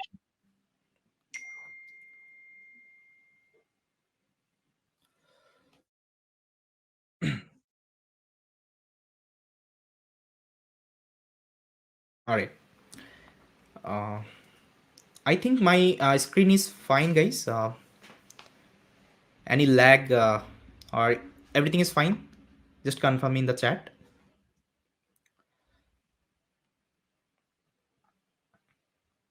Yeah, maybe everything is fine. All right. So now, second things actually I'm going to discuss something called data validation. Data validation. Okay, so whenever I'm talking about data validation, so there actually I need to validate the columns. Okay, so here I have some particular columns. I think you saw we have I think 10 to 12 columns actually we have in this data set. Okay, in this mind quality data set. So how to validate them actually? So whenever, let's say, you are ingesting the data, there might be possibilities some of the columns will be missing. So before starting with our analysis, okay, before starting with our, let's say, data transformation, or let's say model trainer part, what I need to do, I need to validate the data whether all the columns, all the like features are fine or not. Okay, if it is fine, then I will go ahead with my further processing and all. Okay, so for this, data validation is required. I'll tell you how to do it, do this data validation and all, no need to worry about. Then once data validation is complete, we'll start with the third component called data transformation. Transformation. Okay, so in this transformation actually you can apply so many things. I'll discuss what are things actually you can apply, but here I'll simply just what I will do, I'll do the train test split operation, because I will separate out my data with the training set as well as my testing set. So I will use the training set for the model training and testing set for the evaluation purpose. Okay, so this is the complete idea for today. All right, and one thing I will also do, first of all, I will show everything on the notebook. Okay, I will show everything on the notebook. Let's say I'm writing this data ingestion component. First of all, I will write on the Jupyter notebook. If my Jupyter notebook experiment is working fine, then what I will do, I will try to convert that notebook to the modular coding. Okay, so that your understanding would be very much clear. So this is my objective for today. Guys, agenda is clear? Yes or no? Just write down in the chat. If yes, then we can start with our session. Please let me know in the chat, guys, everyone. Agenda is clear?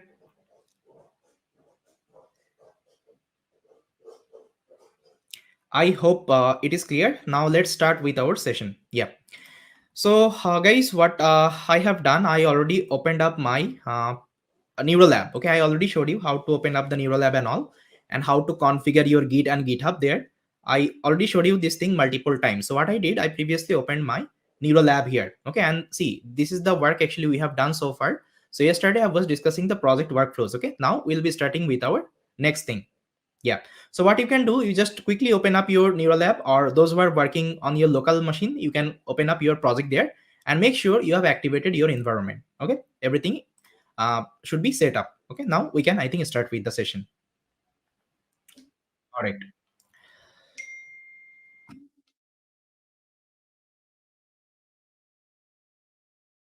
Hmm. So fine, guys, now see, guys, this is the experiment we did yesterday. So this is the entire notebook. Let me show you. So this is the entire notebook. First of all, I'll just go through briefly like whatever things I have done here. So first of all, I loaded my data set here, wine quality data. Then I just printed some of the information of the data, like what is the data type and all, about how many columns I have. As you can see here, I have 11 columns, and the last column is the label. That means the target value. Okay, that means target columns, which is nothing but quality of the wine. And this is the data description. You can see some statistical measurement of the data, like mean, standard deviation and all. Then I also check like whether I have any kinds of null value or not. So as you can see, this data set is completely fine. I don't have any kinds of null value. Then I just plotted some of the graphs here just to see whether all the columns are normally distributed or not. But what I saw, like some of the columns is already skewed. Okay, so in this case what you can do, you can perform some skewed operation. Okay, let's say you can do like a log transformation and all. With that actually you can fix these are the issue. But I already told you here my objective is not to show you the good model implementation. Instead, that what I will do, I'll just try to implement the end-to-end implementation. Got it? Then here you can see I just did the tentative split. Then I just divided my data, as you can see, x and y. Then after that what I did, actually I trained one elastic net model. Elastic net is a linear model. And why I use this particular model, just to get the regularization concept, just to like overcome this overfit and underfit issue. Okay, then here you can see I created one evaluation matrix function. With that actually I just calculated RMSC score, MAE score and R2 score. Then I just predicted on top of my test data, and this is my prediction value. Then what I did, actually I just calculated my RMSC, MAE and R2, and this is the particular matrix I have. So this is the entire project implementation. Now what I need to do, I need to convert them to modular coding implementation. That means I need to convert them to a pipeline. Okay, how to do it? This is the things actually I'll show you today.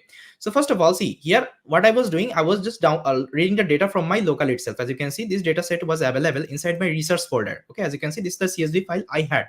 Now whenever you are creating the pipeline, okay, so instead of reading the data from your local, or let's say from your existing folder itself, what you need to do, you need to read the data from the URL itself. Okay, it can be any kinds of URL. You can also use database, you can also keep the data in the S3 bucket, you can also keep the data in your GitHub. Okay, anywhere you can keep it. So I hope like everyone has the GitHub account, and this should be completely free. So what I will do, I'll tell you how we can read the dataset from the GitHub itself. Okay, so this is the thing actually I'll be doing. And if you want to learn how to read the dataset like from the database, how to read the dataset from the, let's say, S3 bucket and all, so there is already course we have launched. The name of the course is like industry ready projects. You can I think go through this particular course. Let me guys show you this course, bootcamp. Maybe this course is here.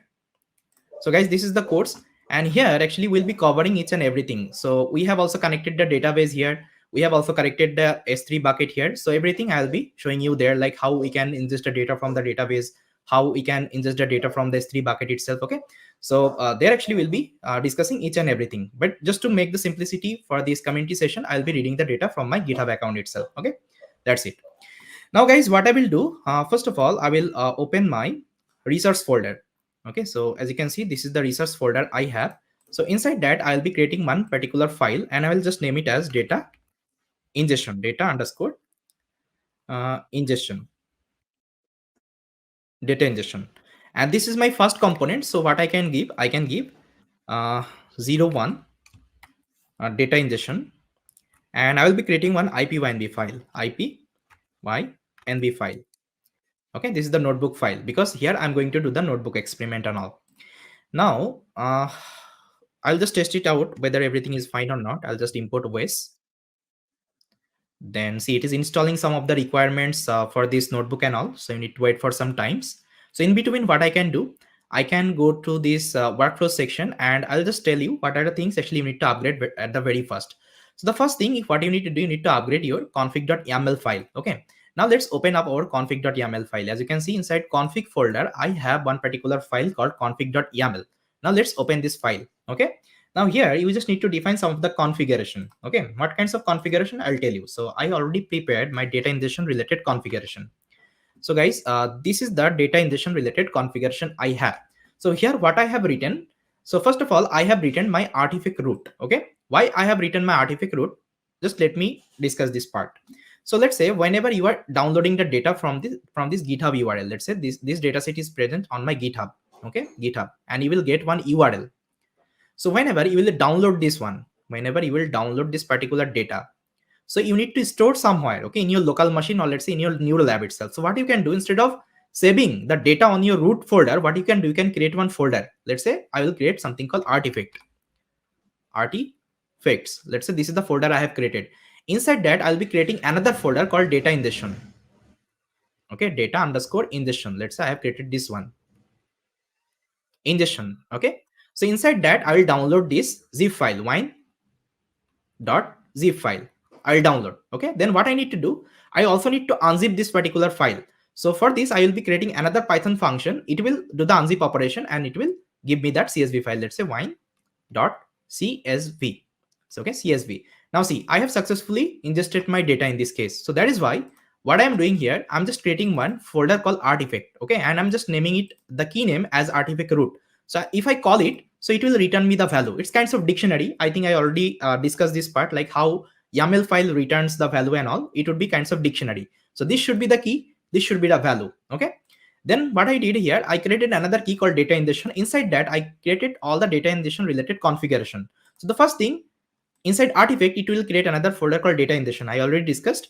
Then this is the source URL. So in this URL, my data set is present. Okay, see, this is the URL. This is the URL. In this URL, my data set is present. And how I got this URL, I will discuss. So see, first of all, let me show you how I uploaded my data in my GitHub account. So for this, what you can do, just open up your GitHub.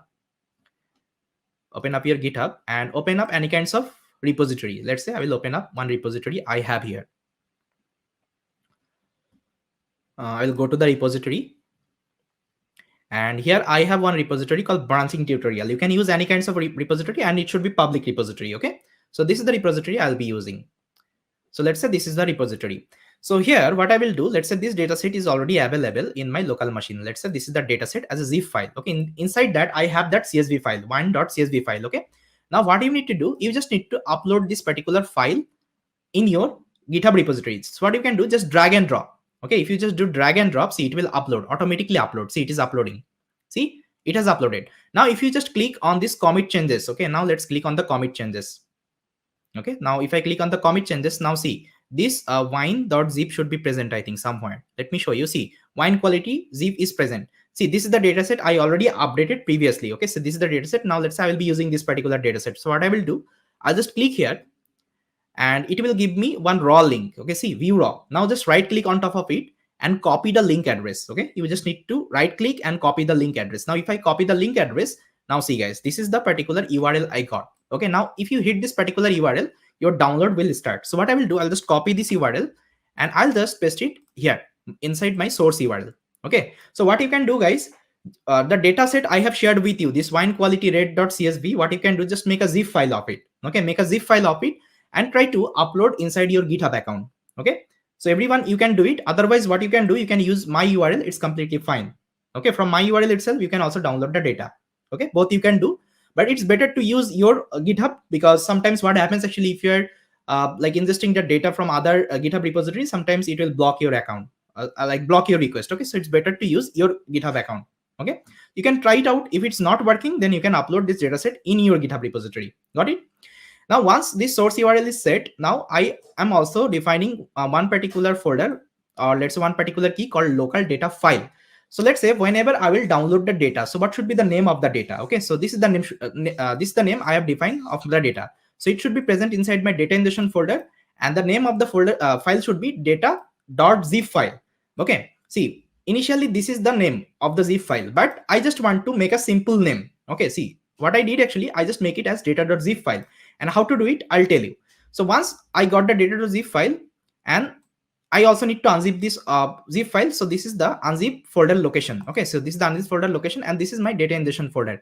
Inside that, it will unzip the file and it will keep that mine.csv file. Okay, so this is the configuration I have created for my data ingestion. Now, how it will work, whenever I will execute the component, you will be able to understand this part. Okay, now let me save it. Now what I will do, I will again go back to my workflows. Now I need to update something called schema.yaml. Okay, schema.yaml I need to update. Now I think you already know the schema of our data. As you can see, this is the data type, this is the column, and this is the data type. Okay, so from here actually you can get the schema. So now how to prepare the schema? So for this, I already prepared. I will open this schema.yaml file. Okay, and here I'll add the schema I have already prepared. So let me show you. So schema.yaml, and this is the schema guys I already prepared here. See guys, this is the schema. So here I defined my columns. Okay, my independent columns. As you can see, these are my independent columns. With that, I also mentioned the data type. How I got to know the data type? Okay, just go to the experiment.ipynb file, and here you will see the data type of each and every column. So I've just copy pasted and I've just arranged like that, as you can see.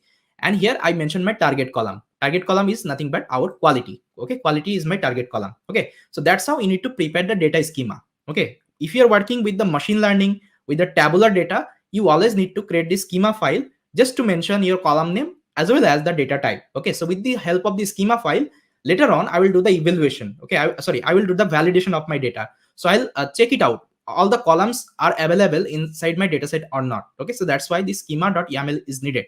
Okay, so once schema YAML is prepared, now I'll again go to the README file and I need to upgrade the params.yaml file. Okay, now initially I won't be upgrading anything inside params.py, but it should not be empty. Okay, whenever you will execute the code, it will throw error. So for this, you just need to mention some of the key value here. So let's mention one key and value. Okay, so I'll just create some dummy key value just to keep something inside the params.yaml, because it should not be empty. If you're keeping it empty, so you'll get an error. So that's why I have created this dummy key and value. Okay, later on I'll create my parameter here. Now I'll close it. Then you need to upgrade something called entity. Okay, now let's update the entity. So for this, what I will do, I will open my notebook.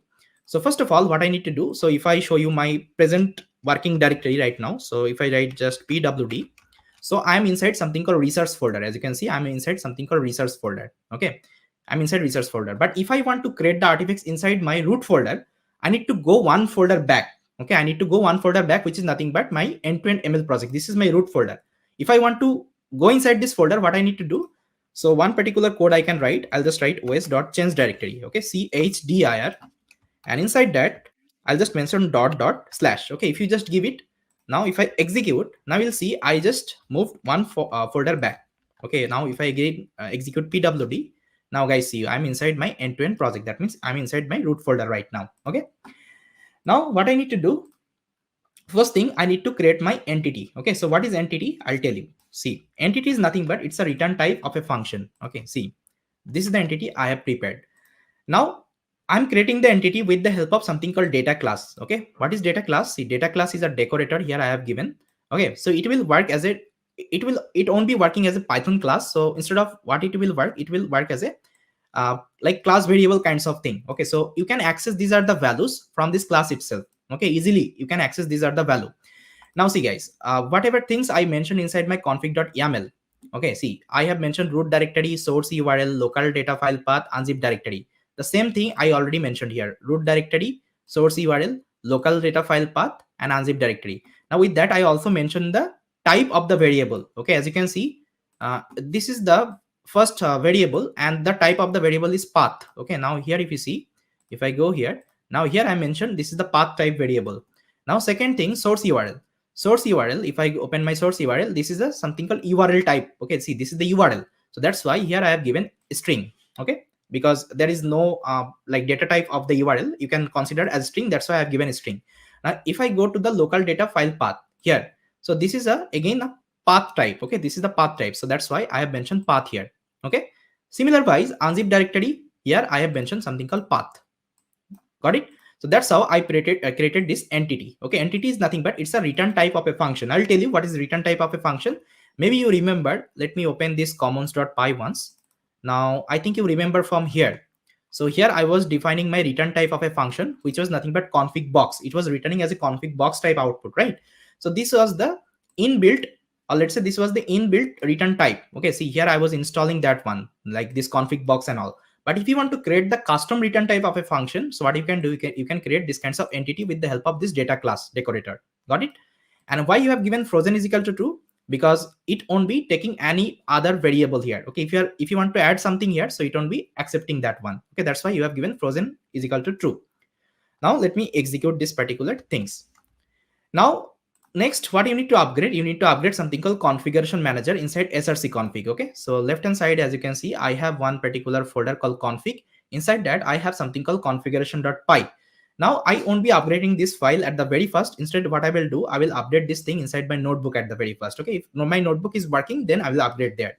Now what is configuration manager? Configuration manager is nothing but it will give you all the file path, it will give you all the source URL, everything it will return in one shot. Okay, now let me just write down this thing. Now I already prepared this particular configuration manager. So for this, I first of all need to import my constant. Okay, as you can see, inside ML project, I have one particular folder called constant. Okay, now inside that I have one constructor file. Let me open this one. Now what you need to do, you just need to read this three YAML file. One is your params.yaml, another is schema.yaml, and another one is your config.yaml, because this file I first of all need to read. Okay, if I want to read it, so what I need to use, guys, I need to use this read YAML function. I think you remember, if I go to my commons.py, here we already written this read YAML function. Okay, this read YAML like function, with the help of that I need to read. But if I want to read it, what I need to give, I need to give the path of the YAML file. So first of all, I need to set the path of the YAML file, like where it is present. Okay, and that path I will be mentioning inside the constant. Okay, as you can see, this is the constant means was like the variable you will set, and in future you won't be changing the variable. Okay, that's how you can call it as constant, like it is not changeable. Okay, that's why you are calling it is at constant. Now I'll open this constructor file, and here I'll mention the path. See guys, this is the path I have mentioned. So here is my config file present, config/config.yaml, and this is the variable I am defining. So if you just call this variable, you will get the path. Okay, and here is my params.yaml file path. As you can see, this is the params.yaml, and I'm reading it from here. And with that, I'm also reading my schema.yaml. As you can see, this is the schema.yaml, and I'm storing inside my schema file path. So these three things I'm just mentioning here. Now what I need to do, I need to import the constant inside my notebook. So if you want to import, so what you need to write, so you can write like that. So I'll just write from ml project, because now ml project is my local package, this folder is my local package. Okay, now I can directly call it ml project dot constant dot constant ml project dot constant, I think spelling is correct, constant import start. That means whatever things I have inside this constant file, I'm importing everything. Okay, now let me execute.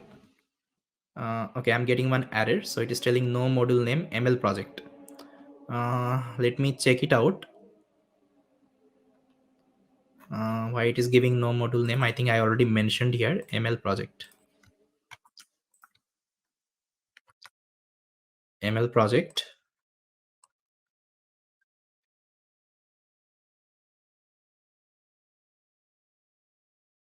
Okay, so if I give src,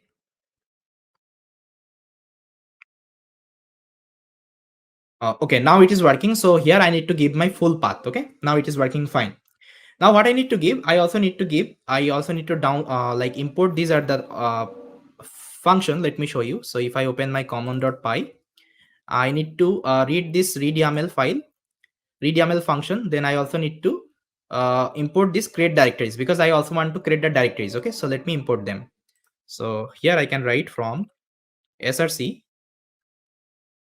dot ml project. So it is inside my utils. Then inside common, then I will want to import read YAML, and I also need to import something called create directories. It should be create directories. Sorry, create. Let me copy the name from here. Create directories. Okay, now let me import them. No module name box. Okay, sorry, why it is not working, because I haven't selected the kernel. So ml project, now I think it should work. Now what I will do, I will just restart the runtimes once. Now let me check. Now I think I don't need to give the full path. Yeah, now everything is working fine. Yeah, so I already changed the environment. Okay, as you can see, it was my mistake actually, I didn't change the environment name here. Okay, now it is working fine. Now what I need to give, guys, I need to create one configuration manager class. Okay, now let me show you how to create it. So guys, this is the configuration manager class I have created. Okay, and inside that, what I am doing, I have created one constructor. Right? As you can see, I have created one constructor, and here I'm defining my config file path, and this is the config file path. And from where I'm getting this config file path, I think you remember we already imported constant, and inside constant I already have these are the path present. Okay, as you can see, that's why I'm just importing as a star. That means I want to import everything. Now if you just right click, if you just press Control and right click, it will redirect to you here. Okay, it will redirect to you here, and you will able to see like config path, params file path, and schema file path. Okay, these three path you will get. So that's how I'm importing them one by one, as you can see, and I'm storing inside a variable. Then once it is done, what I need to give, I need to read it. Okay, read with the YAML file. Okay, as you can see, I already imported this read YAML file function, and with the help of that, I'm just reading one by one. So first of all, I'm reading my configs. That means config file path. So whatever things I have present inside my config.yaml, it will read it out. Okay, then I'm reading my params file path. So whatever things I have inside my params, it will read it. Then I'm reading my schema. Okay, these three things I'm reading. Then after that, what I'm doing, I'm just creating a directory. I think remember inside config.yaml file path, we created one directory called artifact. Okay, so this artifact, first of all, I need to create. So to create the artifact, what I need to do, I need to call this artifact root from my config because it is present inside my config.yaml. And this is the key, guys, called artifact underscore root. Now here, if you see, I'm just calling self.config because this is the class variable. That's why I've assigned self.config artifact root. Okay, if you just call artifact root, so what it will do, it will call these keys and it will return you this value. Okay, and once you got this value, you can use create directories method function to create these directories. Okay, this code I have already written inside my common.py, as you can see. Let me open the command.py, create directories. So it will basically take the path to the directories and it will create with the help of widget directories. Okay, and it will log the information. That's it. This is the simple code, guys, I have only written. Got it? Then once I have initialized the configuration manager, okay, and once I have created the artifact, now what I need to do, I need to first of all download the data from this particular URL. Let me show you. So let me close this thing. So here is my config. So I need to download the data from this particular URL. So for this, I have written one particular function. Let me share with you. But before that, I need to initialize my data ingestion related configuration. Okay, so let me show you. So this is the function I prepared for my data ingestion related configuration. And see here, I'm just mentioning the function return type as well. As you can see, this is the return type of a function. Okay, and what is the return type I have initialized? This is the data ingestion config.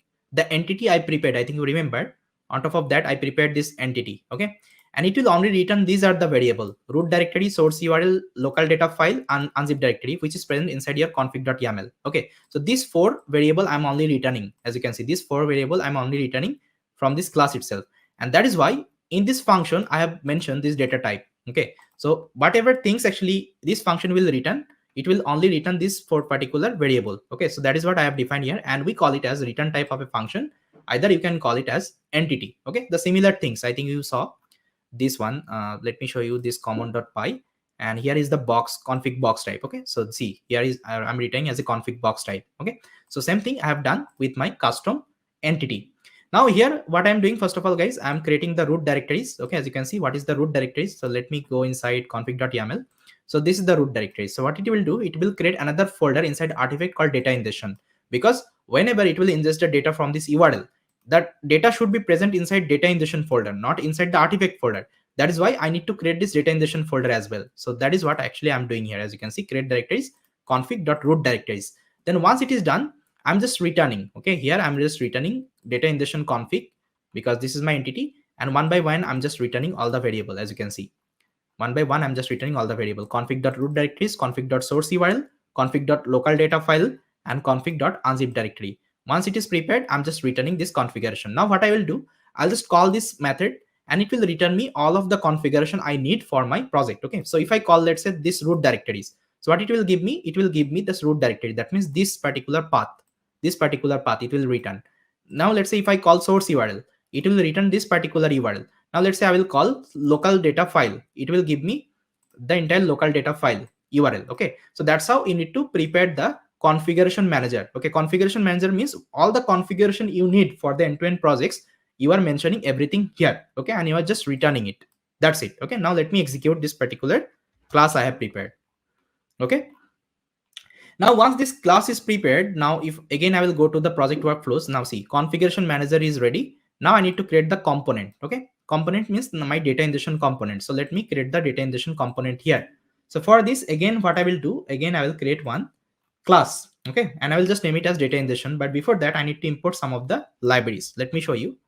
So these are the libraries that are required. So I'm importing operating system request. I'll tell you why request is required, because with the help of the request package, I will download the data from this URL itself. Then I'm also importing zip file. With the help of zip file, I will be able to unzip the data. Okay, because the zip file it will download, I also need to unzip that. And if you want to unzip with the help of Python, you need to use this unzip zip file package. Then I am also importing the logger. Okay, the logger we have written, our custom logger. I think you remember yesterday we have already written the logger.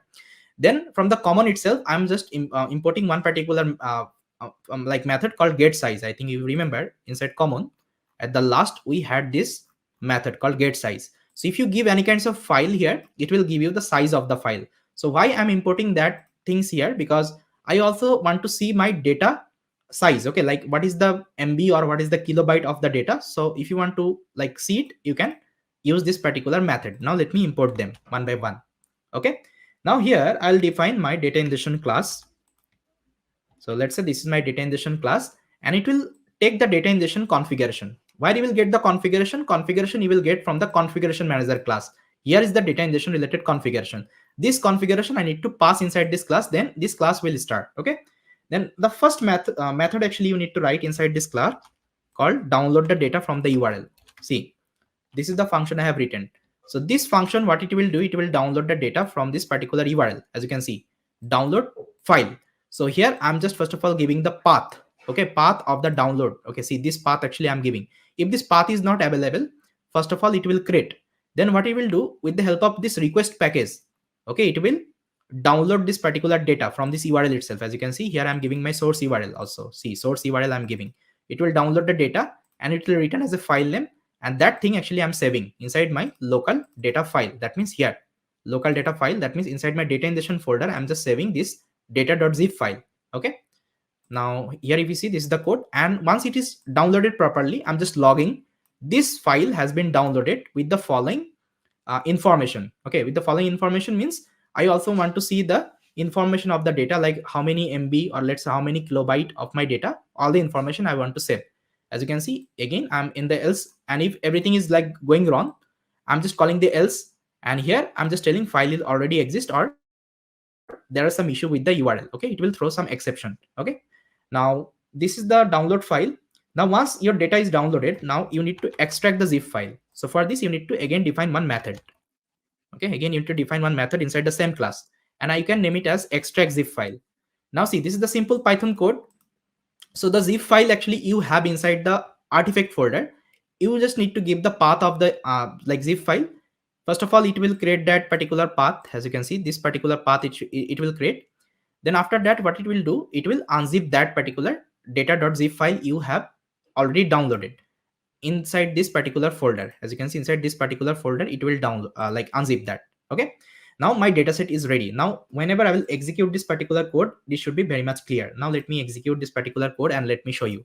Now I'll just execute my this data ingestion class.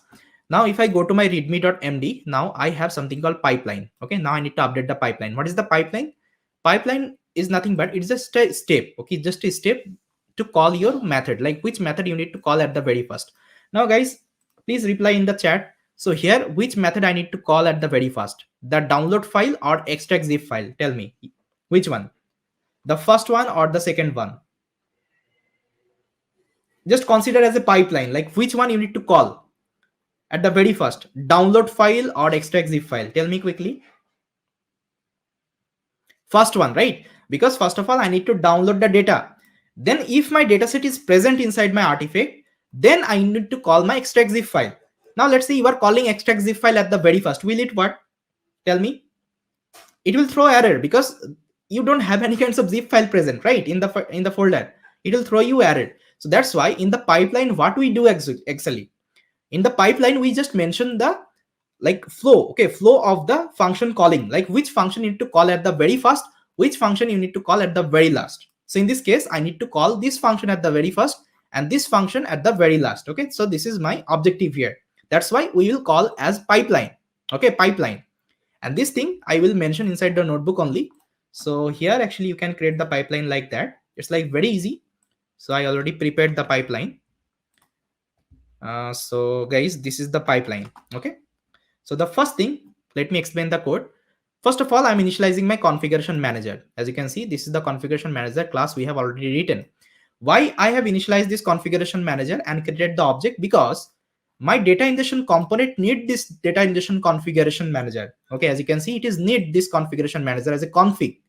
Then I'm storing this thing inside a config variable, as you can see, inside class variable. Then with the help of this config, I'm calling all the necessary location and URL, as you can see. Okay, that's why you need to give this configuration manager inside data ingestion component. That is why, first of all, I'm initializing it here. Then once you have initialized it here, then I will call my data ingestion config. Okay, as you can see from this config, because it will return you all the things. Okay, now here I only need this data ingestion config, this method I need. So that is what actually I'm calling here, and I'm storing inside the data ingestion config. Then I'm calling my component, which is nothing but my data ingestion, and it will be taking your data ingestion config. Okay, as you can see, I'm calling my data ingestion class, and inside that I'm passing my data ingestion configuration. And once my object is prepared, now first thing what I need to call, guys, I think you remember, I need to call that download file, this particular method. So here if you see, I'm calling this particular method called download file. Once file has been downloaded from the URL itself, then I'll be calling the extract zip file. That is what I'm calling here. Okay. And if exception is going on, if some issue is there, it will throw you the exception. That's why I have written this thing inside try except block. Got it? This code is clear, guys? Yes or no? The entire code I have showed you, it is clear. Please let me know in the chat. If you have any particular doubt, you can ask me, because if you understand one particular component, uh like whatever components we'll be writing in future, it will be completely same. The flow should be completely same. Is it clear, guys, how we have written this particular component? Yes or no? And how to remember? Open the readme file and just read these workflows. Okay, with the help of these workflows, I written this particular code. Guys, please let me know in the chat. Is it clear?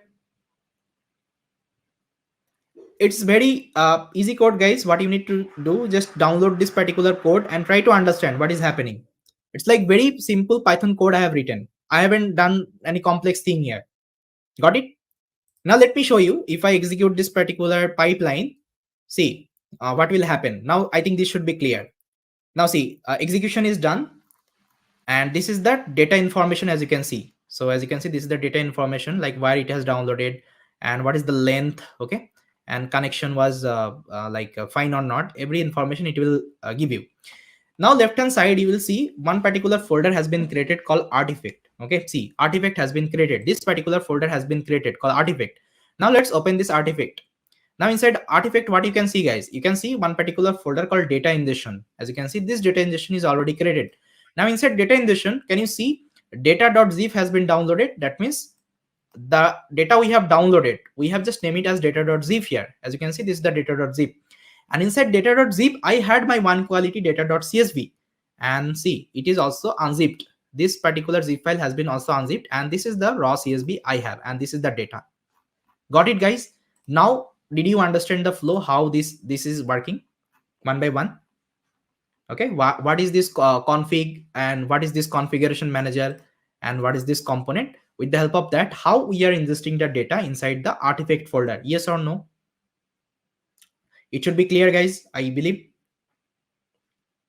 Okay, yes. Now see, I have successfully ingested my data. My data set is present inside my artifact. Now I can move ahead with my next component, which is nothing but my data validation. But before that, what I need to do, I need to convert this particular notebook to our modular coding, because we have done everything in the Jupyter notebook. As you can see, this is the Jupyter notebook implementation we have done. Now how to convert this thing in our modular coding? It should be very easy. We just need to copy paste the code. That's it. Okay, so we'll be following the same workflows again. So first of all, we need to upgrade the config.yaml, which is already upgraded. I don't need to upgrade it. Then I will go back. I need to upgrade the schema.yaml. It is already updated. I don't need to do it. Params is also updated. I don't need to do it. I need to upgrade the entity. Okay, so to upgrade the entity, just find the entity folder. See, here is the entity folder. You will see inside src, inside ml project. Here is the entity. Okay, now here is the config entity. Now let's open this particular file. Now I will also open my data ingestion notebook. Now from here, this is the entity, guys. I'll just copy this code and I will just paste it here. That's it. Okay, only you just need to do copy paste operation. No need to write anything because we have already written everything on the notebook. Now I'll just need to copy that particular code and I need to create the entire modular coding. Okay, now this one is ready. Now let me just close this particular tab. Yeah, okay. Now I need to upgrade something called my configuration manager inside my src config. How to do it? Now let's open my config inside my src folder. See, inside src I have ML project. I have something called config. Okay, and here is my configuration.py. Now let me open this particular file. Now I will just remove this particular code and I will open my notebook again and I will import these two copies, and inside the configuration I will import it. And I also need to copy the same class I have written here, configuration manager. I'll copy entire code and here I just need to mention it. That's it. Now if anything is missing I need to import it. So here I think data ingestion config is missing, so I need to import it. So it is present inside my config.entity. As you can see, inside config.entities is present. Now let me import it here. So what I can do, I'll just write from ml project dot I think entity dot config entity import. I need to import this data ingestion config. Okay, now I think everything is fine. See, I'm able to access it. And anything is missing? I believe everything is fine. Okay. Now see guys, my configuration manager is also prepared. Now what I need to do, I need to write my component. Okay, so let's go back to my component folder. Inside ML project, I have my component. So the first component is nothing but my data ingestion. So let's create this file, data underscore ingestion. Okay, ingestion.py, because this is going to be py file. We are creating the modular coding. That's why. Now I will open my same notebook. And what I will do, this is my component, guys. Okay, now I'll copy this input and inside that I will paste it out. Then I will copy the same class I have written called my data ingestion and here I will paste it out. Now if anything is missing, let me check. I need to just let me check everything is fine or not. Yes, I need to import this data ingestion config. Okay, so how I can import it? It's already present inside my entity. I think you remember. So inside ML project entity config entity data ingestion config is there. Now I already imported. Now anything else I need? I also need something called path, because as you can see I'm using path library. Somewhere I think I'm using path library. Yeah, so path I'm using, so I also need to import path. So let me import. So from path lib import path. Okay, now I think everything is fine. Yeah, everything is fine. Now my component is also prepared. Now what I need to do, I need to write my pipeline. Okay, I need to write my pipeline. Now let's write the pipeline. So how I will write the pipeline? So left hand side, as you can see, there is a pipeline folder. Okay, I have created. So let me just create another file inside pipeline and I'll just name it as 01, or let's say stage 01 data underscore ingestion dot py. So this is my first stage because this is going to be my first pipeline. Now inside that I just need to mention my pipeline. So how to mention the pipeline? It's like very easy. So first of all, you need to import your configuration manager and your data ingestion component. If you open the notebook, let me show you. So if I open the notebook, see, whenever I was defining the pipeline here, so what I need this configuration manager. I also need my data ingestion component. So the same thing actually I'm importing. I need my configuration manager. I also need my data ingestion component. And if you want to log something, then you also need to import login here. Okay. Once it is done, I also need to mention the stage name. So the stage name is nothing but the data ingestion stage. Okay. This is the data ingestion stage. Okay. As you can see. Now I'll create one class here called data ingestion pipeline. Okay, this is the class I have written called data ingestion training pipeline. Okay, and here I have defined one constructor and I'm just doing a pass operation here because I don't want to do anything inside the constructor. Now here I will create one main function because I need to call this main function. Okay, main function, and this is going to be self because this is a class method. Now here what I need to do, I need to copy the same code. Okay, I need to copy the same code. That means the same pipeline I have written inside my notebook, and I will just paste it here. That's it. Okay, then this particular things you need to call inside the uh, if underscore underscore name underscore underscore main. Do you know the use of this if underscore underscore name underscore main, guys? What is this? Like, do you know that? Why we use this inside Python? Any idea? Maybe you have learned this thing inside your Python basics. Why we need if underscore underscore name equal to underscore underscore main? Because whenever you will execute the this particular file, so your Python code will start from here. Okay, it will read from here, not from here. Okay, so whatever things you will mention inside that, it will read from here only. Okay, that's why we use this particular syntax. Okay, now inside that, what I will do, I will mention my code. So this is the code, guys, I have mentioned. So first of all, what I'm doing, I'm just logging the information. I'm just logging the information. Stage name has been started. That means data ingestion has been started. Then inside that, I'm initializing my training pipeline. That means this class I'm initializing. And here I just need to call this main function. And if I call the main function, so what will happen? It will trigger, these are the pipeline. First of all, it will initialize configuration manager, the same thing. It will initialize configuration manager. It will access the configuration data ingestion config. It will give that data ingestion config inside data ingestion. It will hit the download file method. It will hit the extract zip file method. The same thing is happening here also, as you can see. As you can see, one by one is happening. Only you just need to call this particular function here. As you can see, I'm just calling this particular main function. Then once my data has been ingested, I'm logging the information again.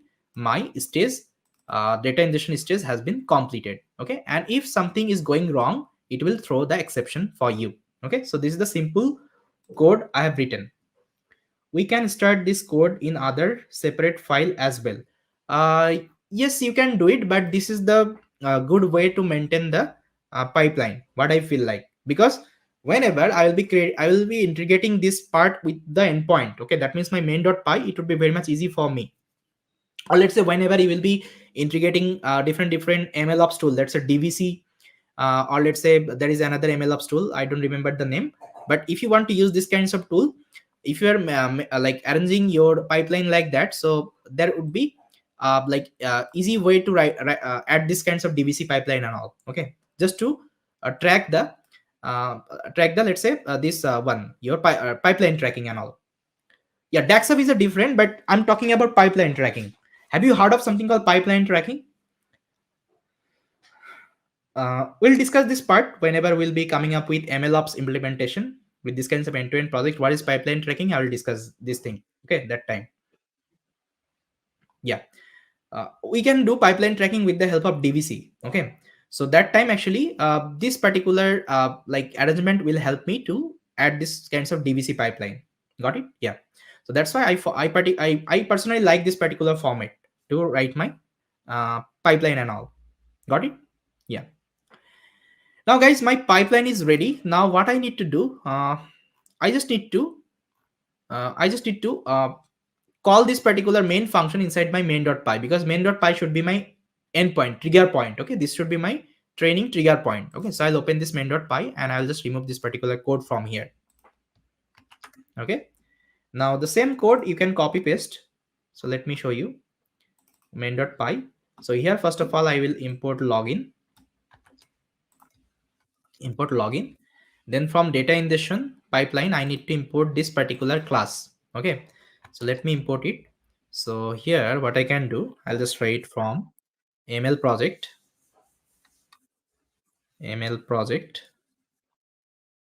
should be ml project. Let me copy the name. Yeah, ml project dot, I have something called pipeline. So that's how I think you can import. See, so inside ml project pipeline, then I have stage 01 data ingestion. Stage 01 data ingestion, as you can see, stage 01 data ingestion. Inside that, I have this particular class called data ingestion pipeline. Okay, so I have imported like that. Now what I need to do, I'll call the same code from here also. See, this is the code I have written here, right? So same code actually I'll be just writing here. So just let me do it. See, same code I've just written here. So this is my stage name, and I'm just starting my stage. I'm initializing my data ingestion training pipeline, and once pipeline is this class I have prepared, that means I will get the object, then I will call the main method. Okay, so this is the main method, I think. And if I call the main method, so what will happen, it will trigger my these are the pipeline one by one, that means it will ingest the data. Okay, now see, if I execute my main.py, I can easily execute my pipeline. Okay, now let me show you. So what I will do, I will take the terminal, I'll take the terminal, new terminal, and I'll open it up. This was my previous terminal, maybe I can use. Now I'll just remove this particular artifact folder from here. I'll just delete permanently. Okay, and with that I will also delete the log file. Okay, now let me execute this main.py, python main.py. See guys, it has run successfully. Now inside artifact, I have my data, and see, it is already unzipped. Now if I open my log, running log is also generated. Now see guys, all the log you can see from here. So it has started my data ingestion. uh, Data ingestion has been successful. Now this is the data information, and once data ingestion is successful, it will give you data ingestion is also completed. Okay, so this is the entire modular coding implementation. Now guys, let me know, did you get it, how to do it? How can I retrieve yesterday created environment? You can't do it actually. I think you need to create it again, Neeraj. Okay, so for this you can execute this particular command I already mentioned inside the readme file. Or either what you can do, the base environment, you can see you can install all the package inside base environment, then you don't need to create it again and again. Got it? Now guys, let me share this code with you. So I'll just quickly commit the changes in my GitHub. So I'll just write git add, then git commit -m, and we have completed our data ingestion. Data ingestion is completed. Data ingestion added. Then I'll push it. So git push origin main. Now maybe you can see the changes in my GitHub. Let me refresh. And guys, I think it is already updated. Yeah, it is already updated. Okay. Now guys, let me know whether you are able to understand this data ingestion part or not. How I ingested the data, how I created this particular notebook file, and how I converted this particular notebook file to the modular coding. Yes or no? I am having issue cloning the repo. Always it's creating duplicates folder inside the end-to-end project. So Neeraj, what you can do, see how to clone the particular repository. So let's say this is the repository I want to clone. So I'll just copy on the code. I'll just click on the code. I'll copy this link address. Okay, HTTP link address. Make sure you're copying HTTP link address. Now I'll open up folder. Let's say here I want to clone it. So let's say I will open my terminal, or let's say I'll create a new folder here. I'll create a new folder. Let's say this is my project. This is the project folder. Inside that, I will open my terminal.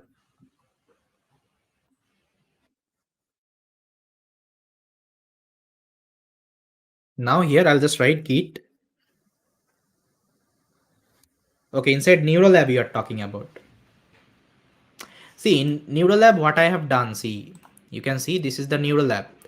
So here, if you clone it, so it will create only one particular folder called end-to-end ML projects. No need to create any other folder. See, just redirect. See, first of all, if I go cd dot dot. See now where I'm inside this workspace. Okay, now if I do ls, now you can see there is one particular folder which is my repository. Now what you need to do, you should have this workspaces location. Now here you just need to write git clone that particular repository. Okay, clone it. Now once you will clone, what you will see this particular folder. Okay, now you just need to redirect to the folder. Just write cd end-to-end ml projects. Now see, you will see my screen like that. See, now I'm inside this one. I won't be cloning again because I already have this repository. Okay, that's why I don't want to clone it. You can clone it from your side.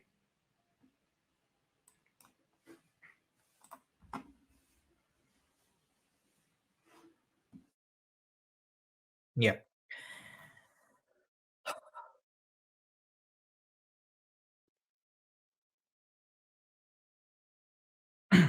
Okay.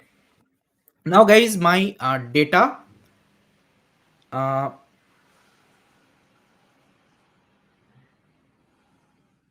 yeah. So what you need to do if I have updated something in my code, so you just need to do git pull. Okay, just write git pull. So first of all, what you need to do, you need to fork this repository. Make sure you have fork it. So everyone can fork it. So if you fork it, so you will see this repository should be present. It will first of all copy this particular repository and it will save it on your repository. Okay, in your account. Then you can fork, like pull the changes.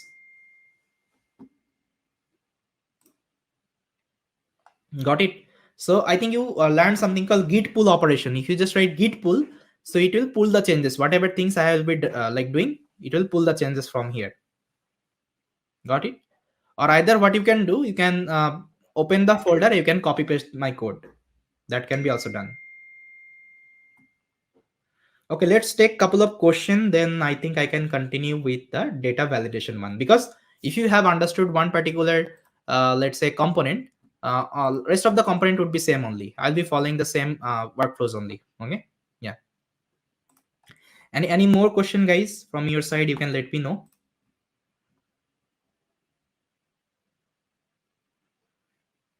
Or everything is fine so far? Should I start?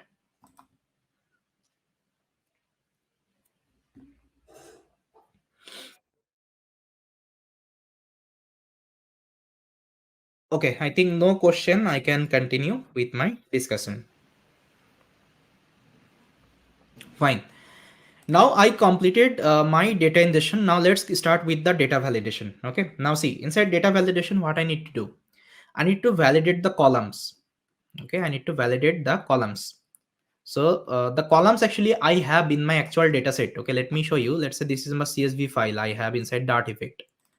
And how many columns I have, guys? Here I have 11 columns. I think you remember I have 11 columns. Fixed acidity, volatile acidity, citric acid, then sugar, then sulfur dioxide. So these are the 11 column I have. So this column I already mentioned inside my schema.yaml, as you can see, because I already know how many columns should be present inside my data set. Okay, so this thing I already created as a schema, and I already mentioned the data type of the column itself. Okay, see, this is the floating, this is the floating, this is the floating only. Quality is the integer. Okay, quality is the integer. So that's how I also mentioned the data type. So now what I need to do in the data validation stage or data validation component, I just only need to check whether these are the columns. Okay, these are the columns are available in this CSV file or not, because there is a possibility this CSV file might be changed. Let's say by mistake you have deleted one column. Okay, and if you are not doing validating, so what will happen? Let's say you are starting directly the training, so it will throw the error at that time, because it will tell you this columns is not present with your data. Then you will end up with an error. Okay, so to prevent this kinds of error, first of all we'll validate the schema. Okay, whether all the columns are present inside my data set or not. If it is present, then I will return the state, return state, that means validation status as true. Then I will start with my further process, let's say data transformation, model training, model evaluation. And if it is false, okay, if it is false, that means if some of the columns are missing, I'll raise the exception at that time. Your data is not in correct format. Okay, so this is the logic actually I'm going to write inside the data validation. Got it? So what I will do, I'll just close this my data ingestion configuration as well. This notebook I can keep because I need to copy paste some of the code from here. Then I think I can close this part. Now inside research folder, I'll be creating another notebook, and I'll just name it as 02 data underscore validation dot ipy nb. Fine. Now, first of all, I need to select the kernel. So this is the kernel ML project. Now I'll just copy paste this code because I just need to go back one folder. I just need to go back inside my root folder. That's why this code is required. So if I write pwd, as you can see, I'm inside my resource folder. Now I need to go back. So this particular code I will execute. Now again, if I execute pwd, so you will able to see I'm inside my root project folder. Now the first thing I just need to write the entity. Okay, so for this entity, I think you remember I just need to upgrade my config.yaml at the very first. Now let's open my config.yaml. Now here you need to mention your data validation related configuration. Now I already prepared. Let me show you. So here is the data validation related configuration. Okay.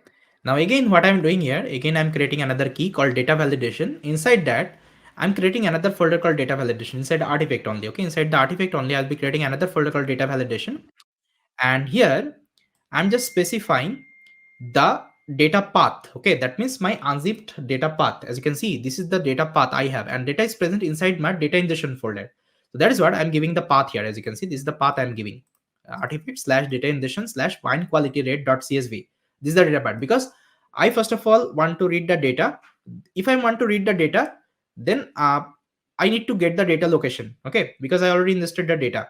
Now once I have this, now I'll be creating one particular variable called status file, and here inside the data validation I'll be creating one txt file called status.txt.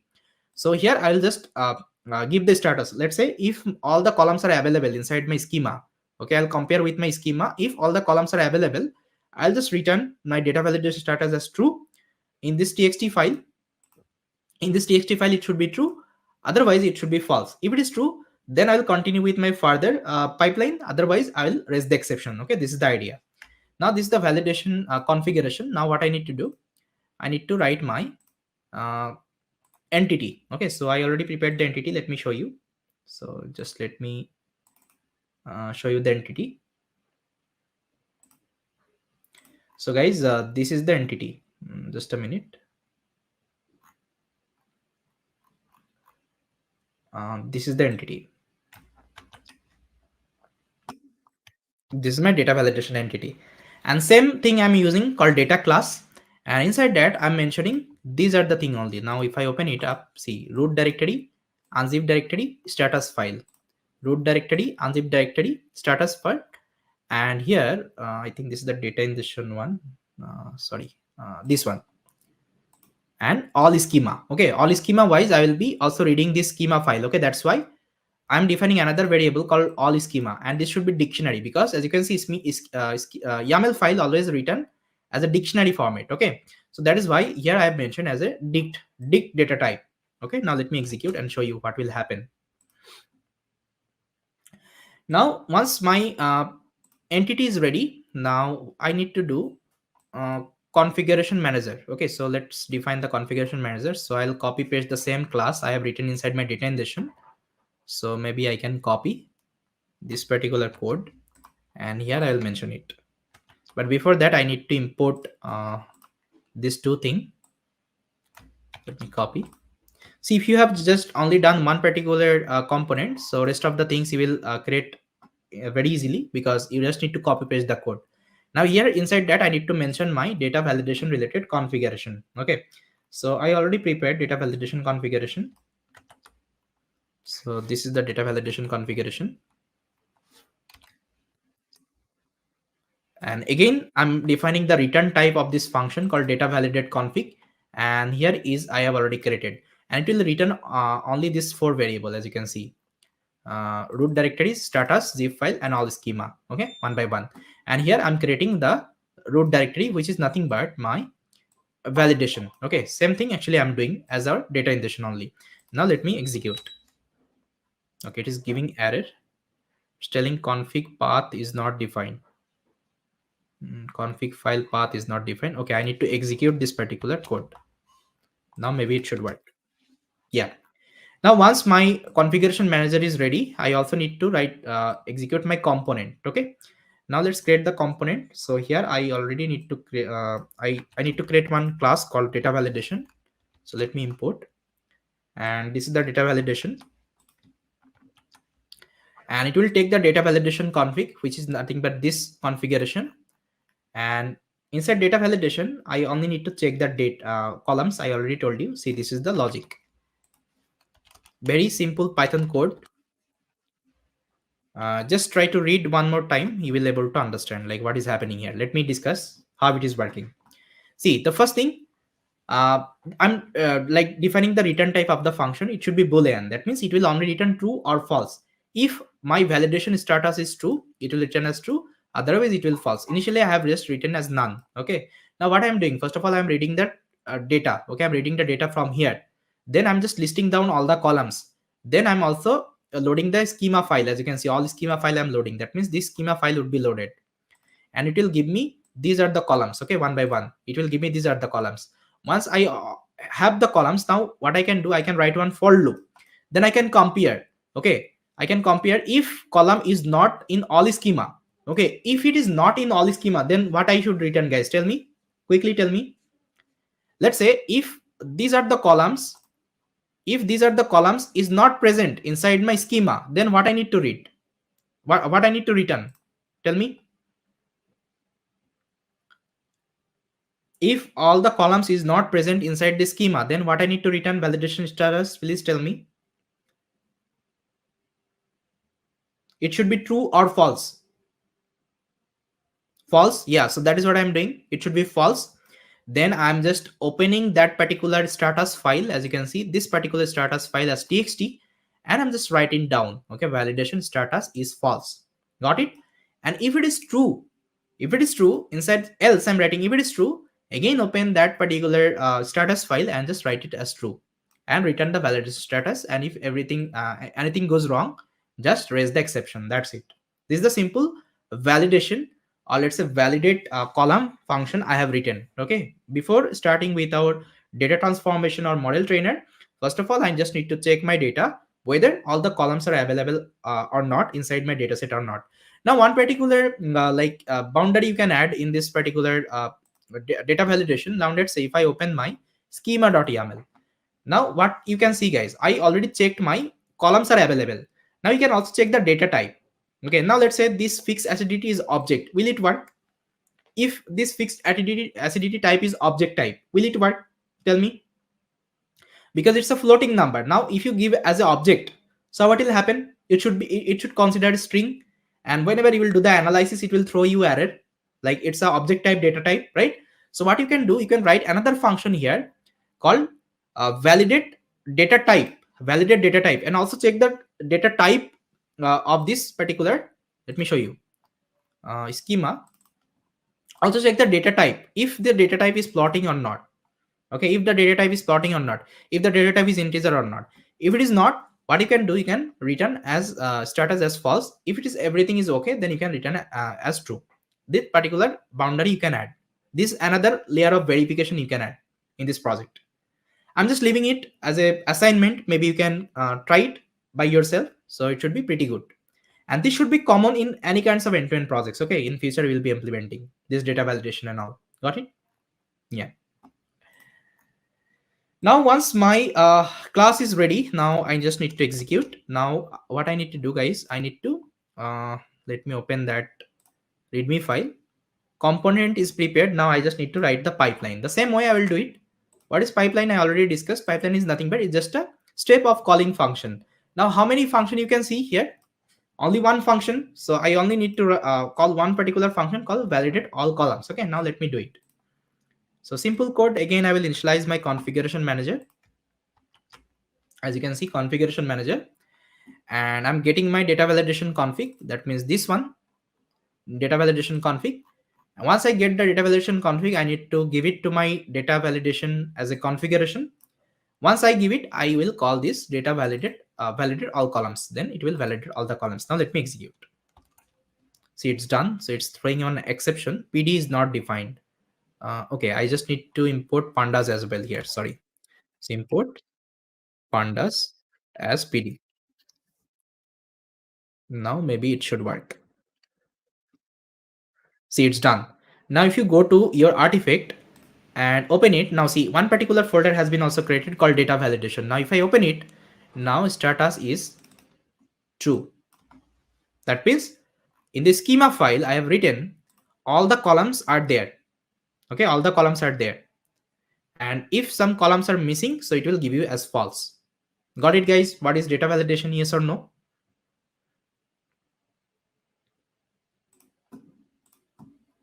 Yeah. Now what I need to do, guys, I just need to convert this particular notebook to our modular coding. That means component. Okay.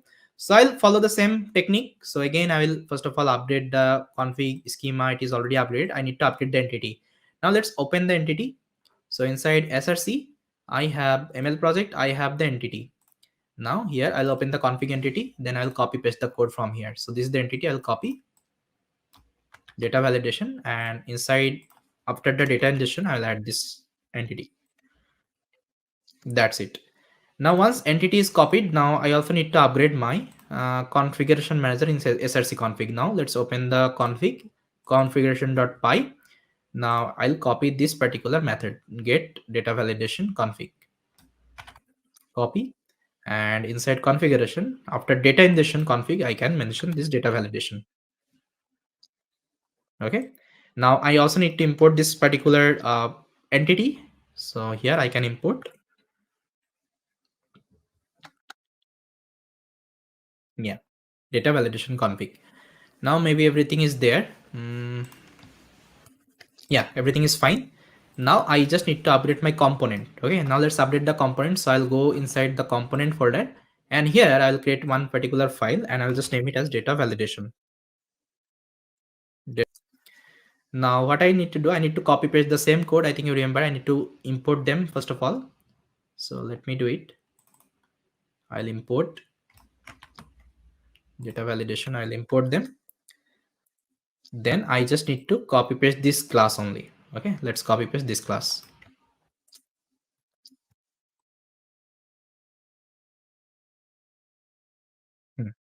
I think everything is fine. Yeah. Now once my component is prepared, I also need to write my pipeline. Okay, so again I will go inside my pipeline, and here I will create another stage, and I'll just name it as stage 02, stage 02 data underscore validation dot py. Okay, now here I'll write similar wise as I write for my data ingestion. Now let me show you. See here, same code I have written. I'm initializing my configuration manager, data validation, and logger, and stage name should be data validation stage. Now I'm initializing one particular class called data validation. Inside that I'm written one constructor. I'm not doing anything, just returning as pass. And here I've written one particular function called main. Inside main I'm just calling this thing. Let me show you data validation. Yeah, I'm just calling this pipeline. I just copied this code, and here I'm just pasting it. And again I've just initialized my if underscore underscore name underscore underscore main. Inside that I'm just initializing this particular class, and I'm calling the main function. That's it. Now same code I just also need to write inside my main.py. Let's open the main.py. First of all I need to import my data validation pipeline. Let's import it, data validation pipeline. Okay, so this is the pipeline I'm importing. Now once I have imported, I also need to call this particular main method. Okay, see data validation stage, initializing data validation training pipeline, calling the main function, and stage will start and stop. That's it. Now let's execute, but before that let's delete the artifact, and I'll open my terminal.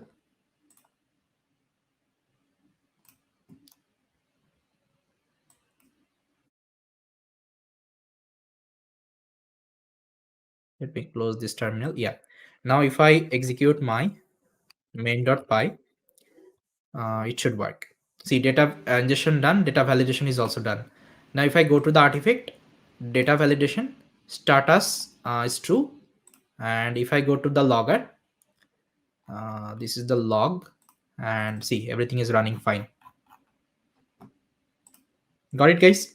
Now let me change commit the changes. So I'll just write git add, then git commit,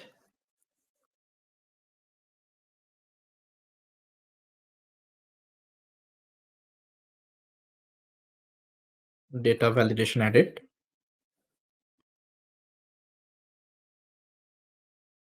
and git push.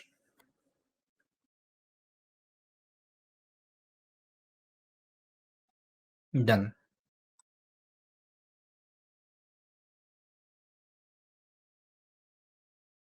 Okay. Now this stage is also complete. Now let's start with the transformation. Now let me tell you inside transformation what I'm going to do. So here I'm just going to do the train test split operation. Train and test split operation. And I will tell you what are the things you can do it here. Operation. Okay. Now let's open my neural lab, and I'll just remove this other thing.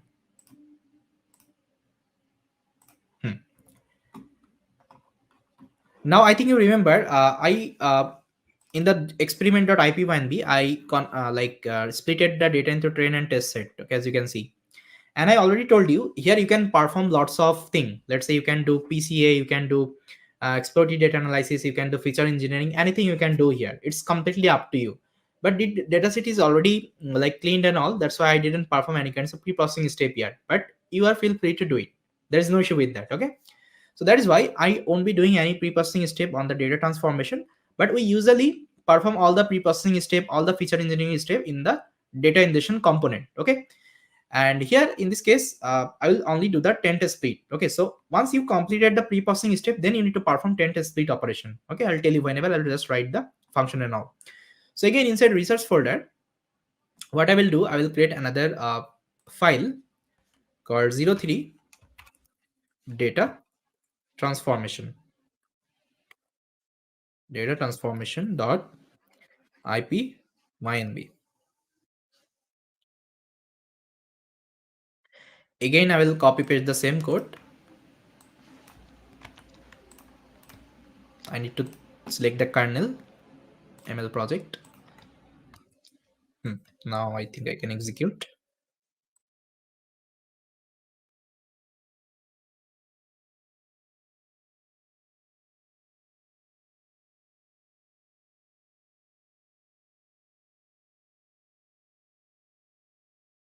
Then I'm inside my project folder. Okay.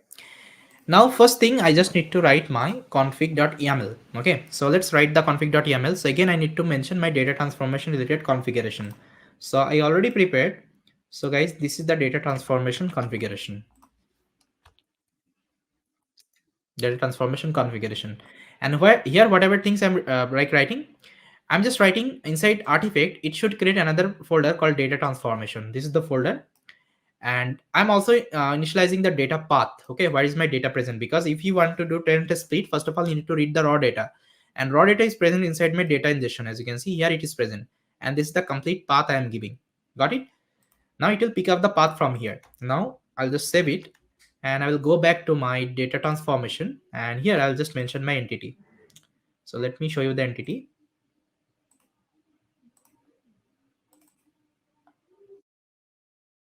Similar wise, I will create the entity here. So guys, this is the entity, and inside that I'm just mentioning these two only: root directory and data path. Okay, as you can see, root directory and data path. Let me execute.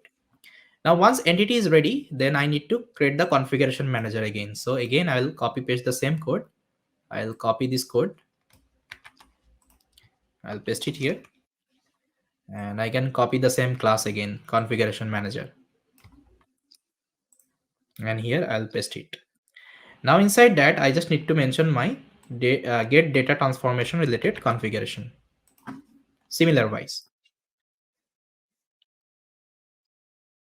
see, now here is the return type, and the return type I already mentioned this entity, and it will return this root directory and data path. As you can see, root directory and data path. That's it. Done. Now I just need to create my component. Okay, as you can see, I just need to create the component. So let's create the components. So I just need to import some of the library for this. So these are the libraries are needed, and here I already told you I will only do the train test speed operation. Okay, so that's why I imported train and test speed, okay, from sklearn itself. And same thing I already perform inside my experiment.ip1b as well. As you can see, if I go below, here as you can see, with the help of train test split, I splitted my data. Okay, same thing I'll be doing here also. And let me execute. Yeah, I already executed. Now here I'll create one class called data transformation, and let me just show you the train test split function I have written. See, this is the simple train test split function I have written, and here I already commented out. Let me show you. Let me just, yeah, see here I already commented out. uh, Note, you can add different data transformation techniques such as scalar, PCA, and all. You can perform all kinds of EDA in ML cycle here before passing the data into the model. Okay, here I'm only adding the test speed because this dataset is already cleaned up. Okay, now let's say you want to do scaling operation. Now what you need to do, guys? Can anybody tell me any idea what having in your mind right now? Let's say I want to add scaling operations. So what I need to do? So can I create another function called def scaling, and inside that I can perform scaling operation? Yes or no? Please let me know. That is why actually we are following the modular coding, right? We are writing class concept because inside the class, as many method I can write here. There is no restriction for me, right? Can I write one method called scaling, and can I do the scaling operation, standard scaling inside that? Yes or no? Making sense, guys? Like what I'm trying to explain to you. Making sense? Yes or no? Why I have written this comment here? Please reply in the chat.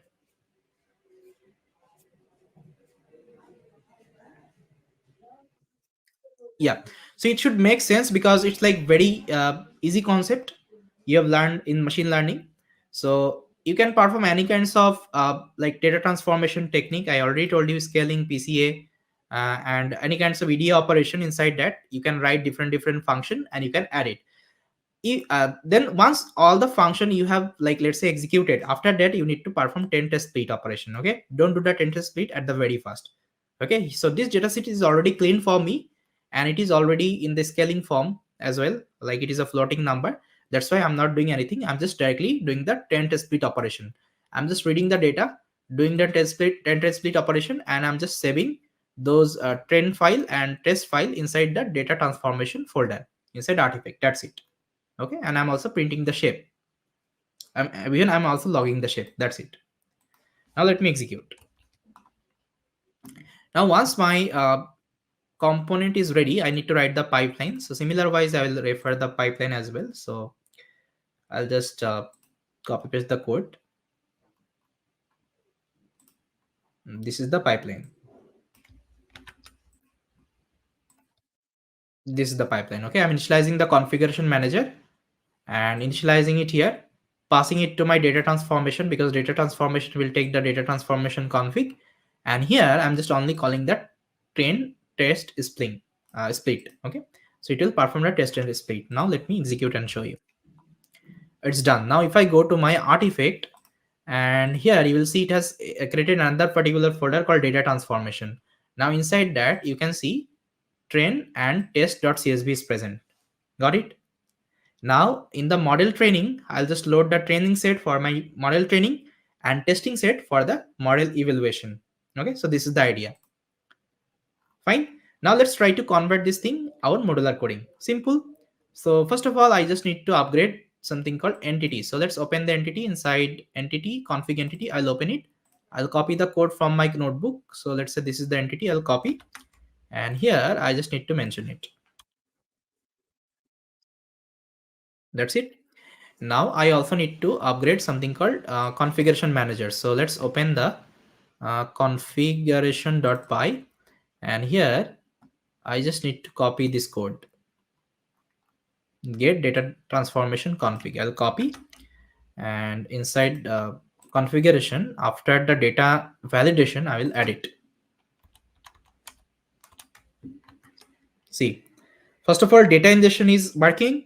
After that, data validation is working. After that, data transformation is working. It's a pipeline, step by step. That is what I'm giving stage 01, stage 02, stage 03, stage 04, and so on. That's it. Now I also need to import this entity here. Now I think everything is fine. Yeah. Now once it is done, I also need to upgrade the component. So let's go to the component folder, and here I will create one particular component called data transformation. Transformation dot py. Fine. Now here I just need to copy paste the same code. As you can see, this code I just need to copy paste. So let me just import them. Data transformation, import the package. Then I will copy the same class I have written here.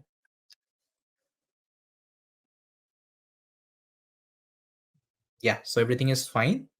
Now at the end, I just need to update the pipeline. So I'll go to the pipeline, create another stage. Just a minute.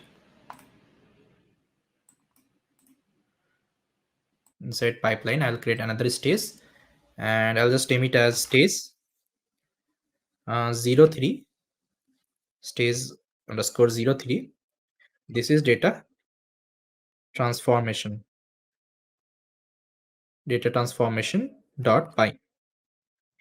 Now similar wise, I will update the pipeline here. So just let me show you data transformation. I will first of all import them one by one. Configuration manager, data transformation component, a logger, and path. Then after that, I just need to write my data transformation.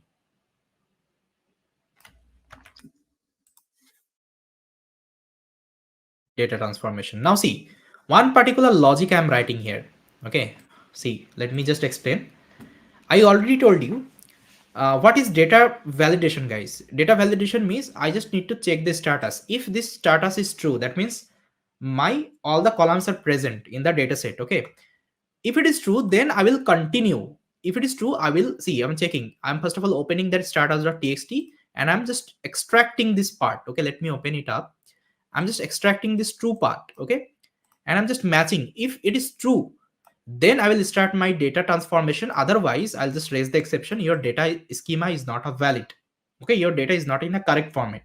I will just raise the exception. Okay, so that is the simple logic I'm writing. First of all, I need to check my data validation is fine. If it is fine, I'll start the data transformation. Otherwise, I'll raise the exception. Got it? So this is the simple logic I have written. Now what I need to do, I need to call this thing inside my main.py. I'll open the main.py.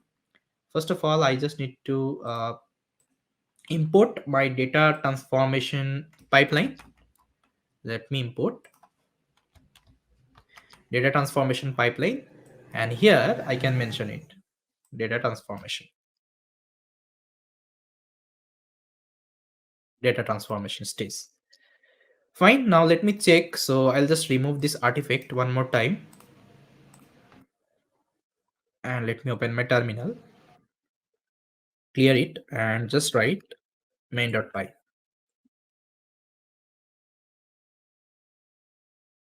See, execution is done. Now if I go inside my artifact, data ingestion also happened. I can see the data. Validation is also happened. Status is true. That means my transformation will also run. See, this is the transformation it has also created. Now see guys, my training and test.csv. Got it? Now let me just quickly commit the changes. So I'll just write git add, git commit,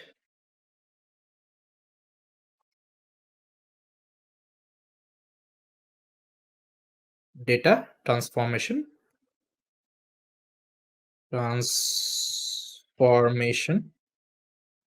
added. Now let's do the push.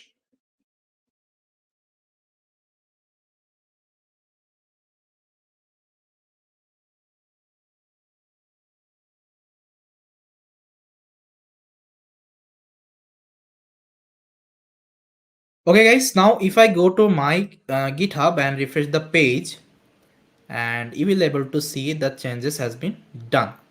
Okay, So now let me see any topics is left or not. See, I think I have already completed all the things. Now see, tomorrow what I will do, let me just write down tomorrow agenda as well.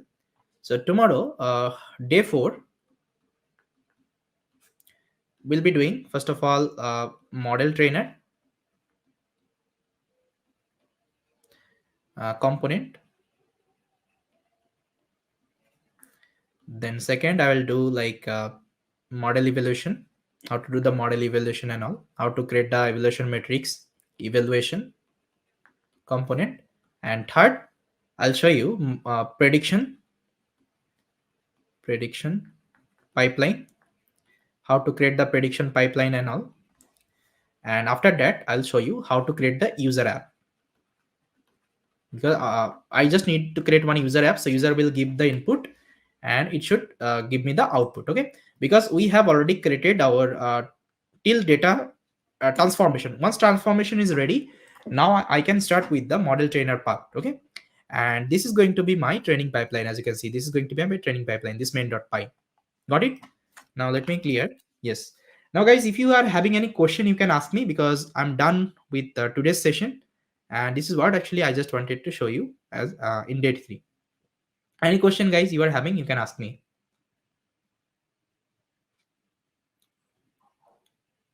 Are you able to understand the implementation?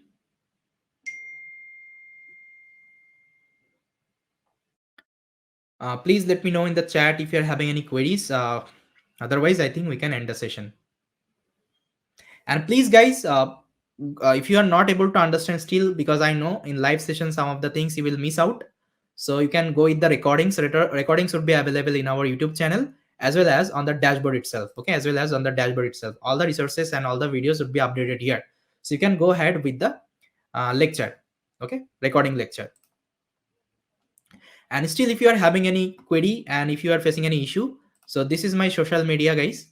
So you can connect me on LinkedIn. So let me also share the profile. So guys, this is my LinkedIn profile. So maybe you can connect here.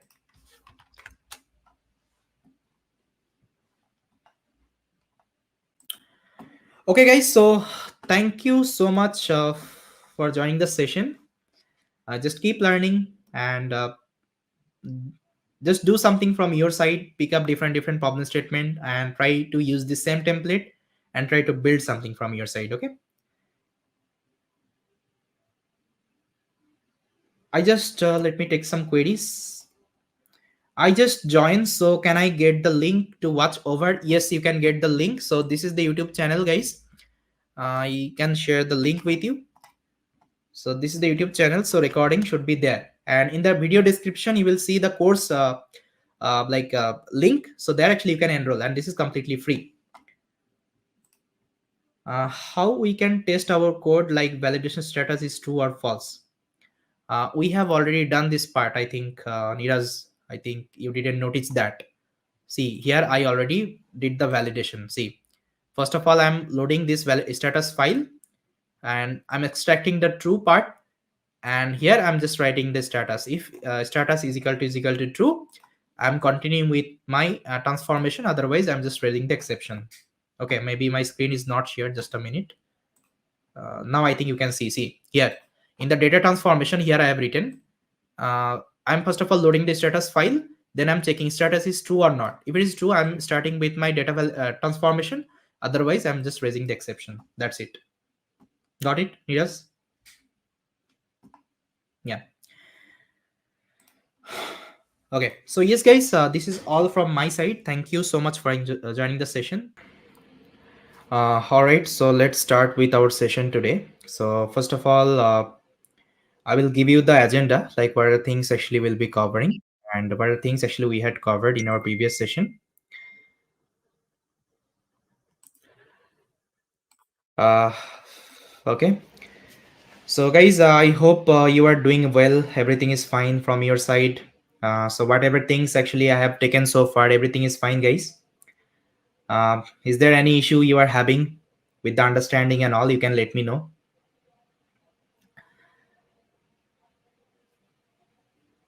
Yeah, I hope your learning is going fine.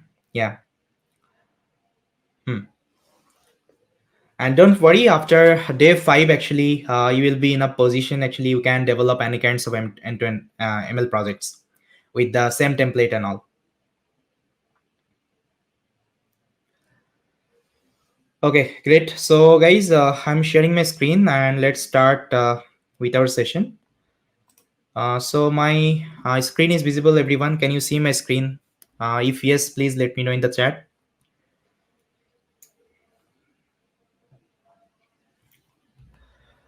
Okay.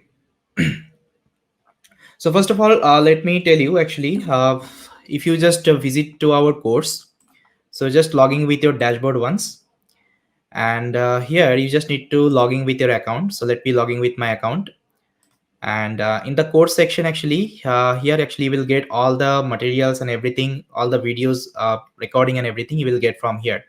So I'll go to my course section, and this is the course, guys, end-to-end machine learning implementation. So I'll just click here, and here if you see, we have completed till day 3, and everything has been updated so far, I believe. Okay, so if I click on the resources section, so guys, see, this is the resources has been also updated, and with that, actually, assignment and quizzes has been also upgraded. So what you can do after like watching these kinds of recording and all, you just attempt these kinds of assignment and quizzes from your side, so that what will happen, uh, you can actually understand the concept, actually, whatever things you have learned. Please share the link of your GitHub repository. Yes, I can share my link. So this is the link, guys. So here actually I'm committing all the code so far. Dataset link, it is already attached with the config file. Okay, if you just open this config file, and there is a file actually you will get called config.yaml. Okay, just open it up, and here is the dataset link, guys. Just copy and paste in a new tab and try to press enter. It will download the dataset for you. And I already discussed how to upload the data in your GitHub repository as well. And those who are having like bad zip file error, so in case, actually, what you need to do, you need to upload this data in your GitHub repository, not my repository. So what is happening, actually, whenever you are trying to hit my GitHub URL, so it's blocking your request. So it's better to upload that dataset in your GitHub repository and try to use it. Got it? Yeah. Fine. And here also you will see this live from our YouTube channel also. So description section link has been already given. And guys, there is another announcement. So tomorrow, actually, 8 p.m. IST, so Krish sir is coming with this generative AI another community session, and here actually he is going to discuss about Gemini Pro LLM model. How many of you have heard of this Gemini Pro, guys? Please let me know in the chat. So this is the current very new research on this LLM. So this is the model from the Google side. So they have published this model called Gemini Pro. How many of you have heard of this model, guys? This is completely amazing model. So here actually you can use this model to do different tasks. Okay, so please attend the session tomorrow. So let me share the link with you. So here actually you can do the register. Here is the link. Let me share with you. Yeah, so this is the link. So please do the registration here and try to attend the lecture tomorrow. Fine. Okay. All right. Now, guys, what I will do, I will open my Blackboard and let me just write down the agenda we'll be covering, and we have already covered. Okay. So today is day 4. Today is day 4. And in our day 3, I think you remember, we have already discussed something called data ingestion component. So there I already showed you how we can ingest the data. So the first thing what I did everything on the Jupyter notebook. Then I tried to convert that Jupyter notebook to the modular coding. Okay. Then I discussed something called data validation component. And I already discussed why this data validation component is required, because I just need to check the schema. Okay, I just need to check the schema of my data. Okay, whether all the columns, whether all the features are available or not. If it is not available, then this validation status should be false. Otherwise, it would be true. And if it is true, then I will proceed with my further pipeline. Okay. Then third, actually, I discussed something called data transformation. Okay. So here I already discussed in this data transformation, you can apply lots of EDA tasks. You can do lots of feature engineering tasks. Okay. Feature engineering tasks. You can also apply PCA. Okay. You can also apply scaling here. Scaling. Anything you can apply, whatever you know inside the machine learning. Okay. So here actually yesterday I only showed something called train test split operation. Train test split operation, how to do it on the data transformation. Then I saved those like CSV file in my data transformation folder. And I already told you how you can write like additional folder on top of it.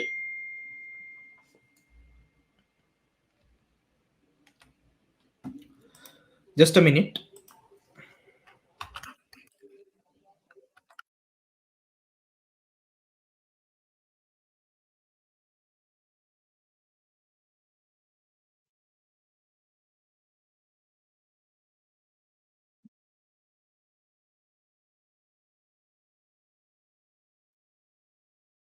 Okay, I think now everything is fine. Okay. Okay, guys. Now, this is the discussion actually we have already done previous session. Now today is day 4. Today is day 4. So today actually I'm about to discuss something called, let me just write down, today is day 4. And first of all, I'll be discussing something called model trainer part. Model trainer. Okay, model trainer component. Because my data set is ready and now I just need to train the model. Then once model is trained, I just need to also perform the model evaluation. Model evaluation. Just let me write evaluation component. So in this model evaluation component, I think you remember we just created one eval metric function. So there actually I was calculating like R2 score, then MSC, ME. So these kinds of like metrics will be calculating in this model evaluation component and will be saving as a JSON format. And third, actually, once my evaluation is complete, I'll tell you how we can create the prediction pipeline. Prediction pipeline. Okay. And why prediction pipeline is required? Because as of now, you have completed training pipeline. Now let's say user wants to predict something. User will give some data and they will get the prediction. For this, I just need to create one prediction pipeline separately, right? So once prediction pipeline is also ready, then what I will do, I will create one user app. I will create one user app with the help of Flask. Okay, with the help of Flask. Okay, no need to worry about the like HTML and CSS code. You don't need to learn HTML and CSS code. I will tell you how we can arrange. These are the HTML and CSS template. So I have some free website I will suggest you, and that's how actually I also collected these kinds of HTML and CSS code. So there is a question, MLOps production ready data science projects. Does this course have all the projects? I mean ML to LLMs. Yes, let me show you. If you go visit this industry ready project, guys. So this is the course, guys, MLOps production ready data science project. Now just go to the syllabus part. Here, if I go to the syllabus part, see here actually you will get projects from all the domain itself. Let's say this is the projects from the machine learning. Okay. Then once machine learning is completed, then we'll move into the deep learning. So this is the project from the deep learning. Once deep learning is completed, then I will move to the computer vision. And this is the project from the computer vision. Once computer vision is complete, I will move to the natural language processing. So this is the project from the natural language processing. Once natural language processing is completed, then we'll be moved to the generative AI. That means LLM based projects. Okay. And this is the LLM based projects, multi-linguistic AI assistant. Got it? So all the domain has been included. Even we'll also integrate MLOps tool with that. And it should be completely production ready end-to-end projects. Fine. Sir, this course will be added to OneNeuron subscriber. Which course you are talking about? This end-to-end ML project implementation or what? The current course actually you are attending. Because see, this is completely free. Okay, so you don't need to pay for anything. You can directly enroll for this course. Let me show you. So just go to our website and just click on this one, community program. Okay, if you click on the community program, so here actually we'll see all the community program currently going on, all the course actually will get here. So this is the course. Just click on the explore button or enroll now button. So you will be redirected to the enrollment page. There actually you just confirm it, then it will do the enrollment operation. Got it? Yeah, fine.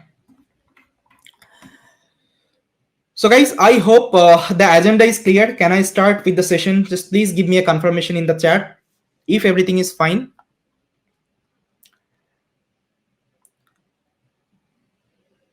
Chat support also it will resume. No need to worry about. Once it is get like continue, you will get the notification from our side.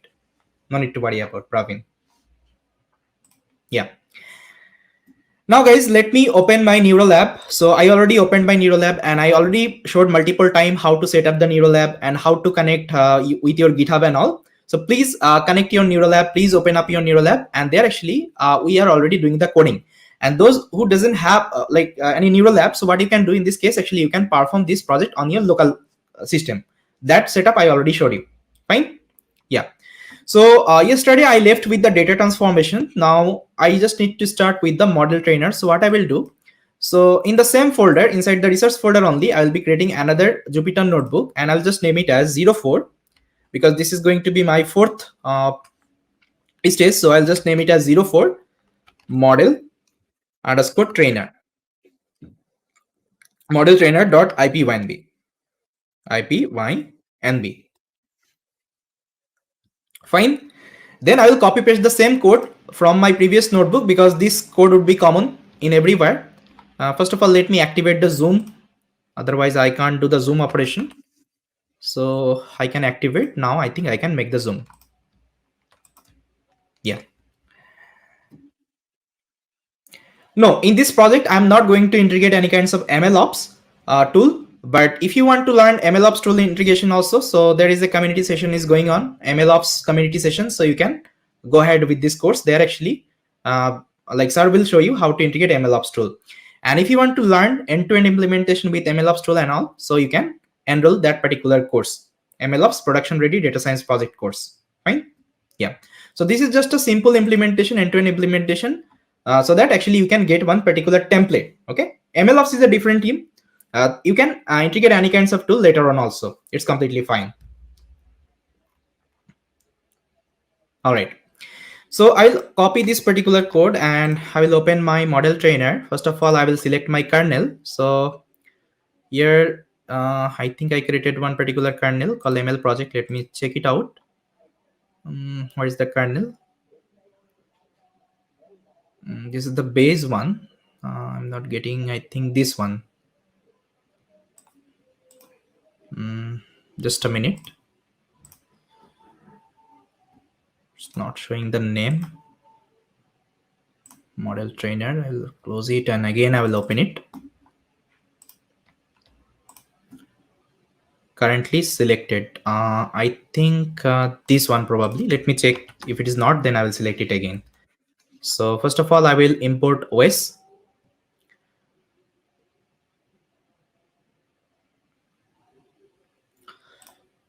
So it will do some additional setup for this notebook and all. Once it is done, then you will be able to import this package. Yeah, it is done. Now let me import it again. Yeah. Now I think I will get, yeah. Now I'll copy the second one. That means project working directory. If I check my project working directory, so I am inside the research folder. Just to verify, I will import one particular package here. Let's import, just a minute, I will import.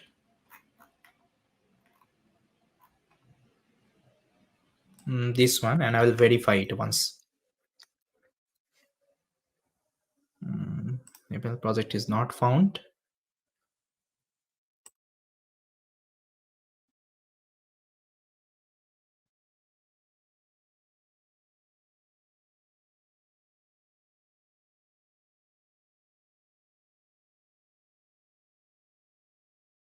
Just a minute, guys. It is not showing the environment I created. ML project.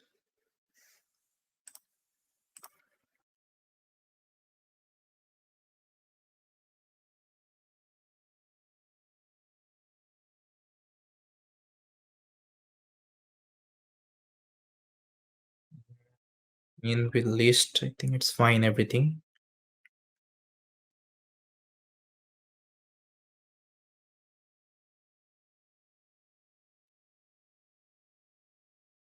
And is required kernel. Hmm.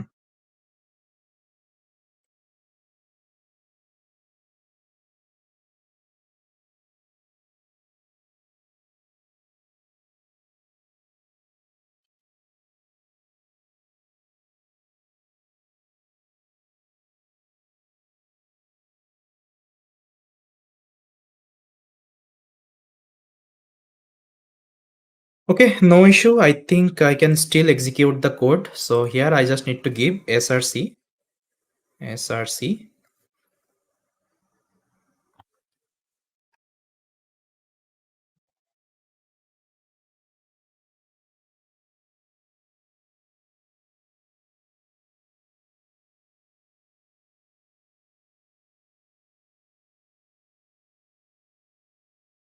We'll open this one.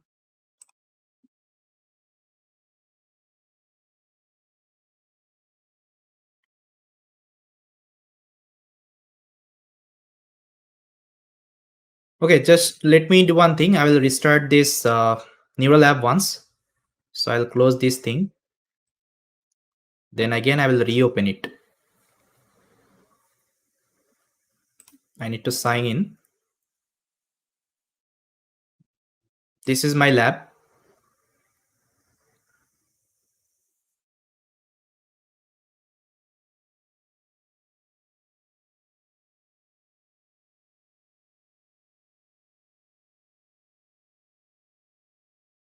So here I will close these are the tab as well. Now I will take one terminal. Okay, now here what I will do, I will create the environment again. So this is the command. I will quickly execute.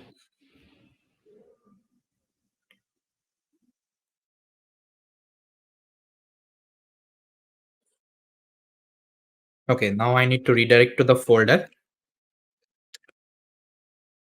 Then I will activate it. Then let's set up the requirements.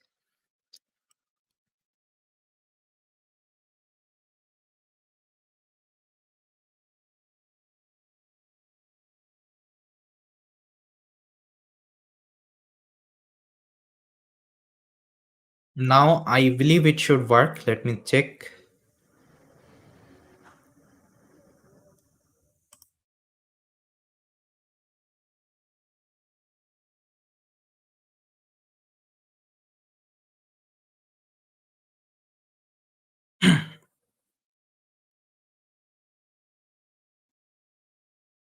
Okay, it's done. Now let me clear. Now what I will do, I will open my notebook, and from here, okay, so it's not giving the name of the environment. I don't know why.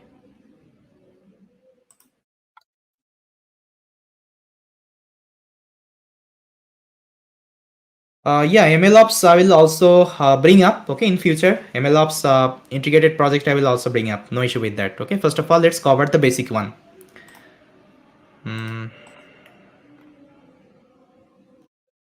Okay, I think there is some issue with this one. It's not giving the environment I created. Okay, fine, no issue. Still, I can show you the implementation. So what I will do, uh, let me show you. So we have already inside the research folder. Now I need to go back.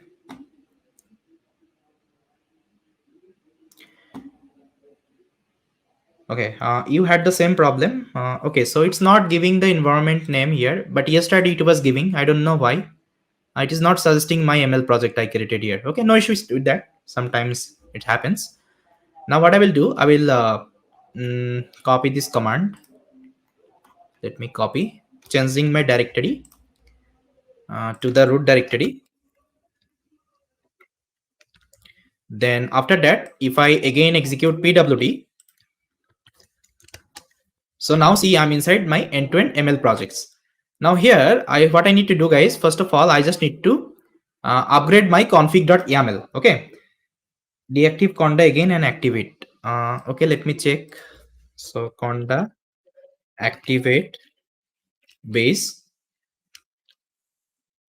Now I'll again activate conda activate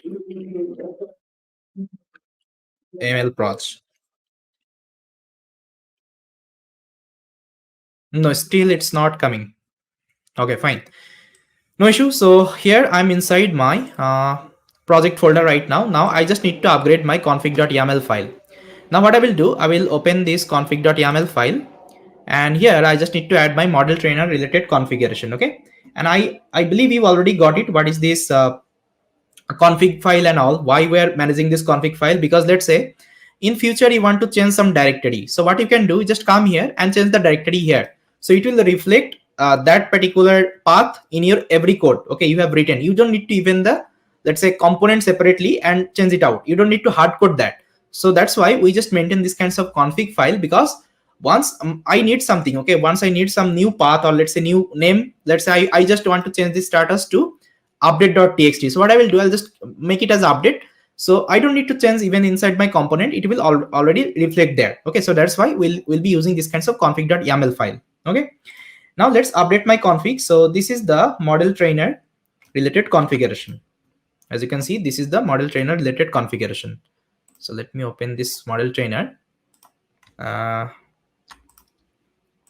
config, and this is my model trainer related configuration. Now here, first of all, what I will do, I will create one particular folder called model trainer inside the artifact. Okay, after that, here I have assigned my train data path. As you can see, my train data is present inside my data transformation folder. So train.csv is my training data, and test data path I have also defined. It is also inside my transformation. That means test.csv. So two path I have. Now what I need to do, I also need to give my model name. Let's say after training the model, what should be the model, or what should be the model name you want to save, right? So in this case, actually I will be saving the model with the help of joblib format. Okay, I hope you know what is joblib. So joblib, either you can use pickle, both you can use, but I will be using joblib. Okay, model.joblib. So with the help of this joblib, I'll be saving my model inside that model trainer folder. Okay, now what I will do, I will write my entity. As you can see, I just need to write my entity, because schema and params I didn't update. Let's update the parameter also. So I'll open the params, and I'm using something called elastic net model, guys. So I believe you already know what are the parameters actually you have inside the elastic net model. So let me just show you. I have two parameter called alpha value and L1 ratio. So this is my model name, elastic net. This should be the key. If you call this key, it will return you these two value called alpha and enable ratio. Then if you call alpha, it will return you this value. If you call L1, it will return you this two value. Okay, so that's how you can like maintain these kinds of YAML file. Okay, now let's say you are using something called random forest regressor. Now what are the parameter you have inside random forest regressor? Just search it. Let me search random forest regressor regression sklearn. Okay, if I go to this sklearn documentation, so here actually we'll get all the parameter actually sklearn regression has. See, it has n estimator, it has citation, max depth, then mean split, simple split, then it has also this bootstrap, then max features. Okay, so these are the parameter. What you can do, you can copy one by one and add it inside your params.yaml. So that what will happen, let's say you want to do hyperparameter tuning, you want to change these are the parameter later on. So what you can do, just open the params.yaml file and change the value here. Okay, and it will reflect in your component directly. No need to open the component file and no need to hard code the value there. Okay, so that's why we maintain this params.yaml file. Got it? Now I have already updated the params.yaml. Now I need to update my entity. Now let's create the entity. I'll open my model trainer, and this is the entity I already prepared. Let me open it up. Model trainer. The similar wise, I will update my entity. So this is the entity, guys. As you can see, this is my entity. Okay, this is the entity. So in this entity, what I am doing, so the same thing I'm importing one by one: root directory, train data path, test data path, and model name. As you can see, root directory, train data, test data, and model name. With that, I'm also loading my parameter. As you can see, I have my alpha value, I have my L1 ratio, And from my schema also I'm importing this target column. As you can see inside schema, I have this target column. Okay, so this one actually I'm also loading. That means I'm assigning as a entity. Okay, so that later on I can return these are the variable. Now let me execute. Fine. Okay, now what I will do, my entity is also upgraded. Now I just need to upgrade my configuration manager inside src config, but here we are doing notebook experiment. So what I will do, I will update this thing inside my Jupyter notebook. So this is the class I have written, I think you remember. So first of all, I need to import these two libraries. So let me import. So I just need to import these two libraries. Then after that, I'll take a new cell. Then I will copy this particular class I have written. I'll copy as it is my configuration manager. And here I will paste it out. Now what I need to write here, I just need to write one particular method here called get model trainer related configuration. Now let me just show you how I prepared this one. So I'll copy, and here is my method, guys. Okay, called get model trainer related configuration. And here I'm not doing anything. I'm just assigning the return type of the function. As you can see, this is the return type of the function, and here I have already mentioned the return type. That means this is the entity, so it will only return these are the variable. Got it?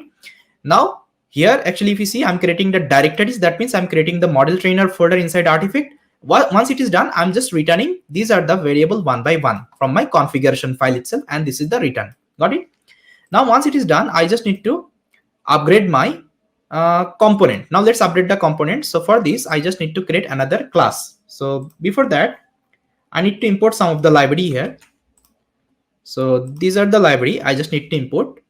I think you remember I will be doing the model training. So for this, I just need this elastic net model from the sklearn itself, and I'm also importing joblib because I just need to save the model as well. Got it?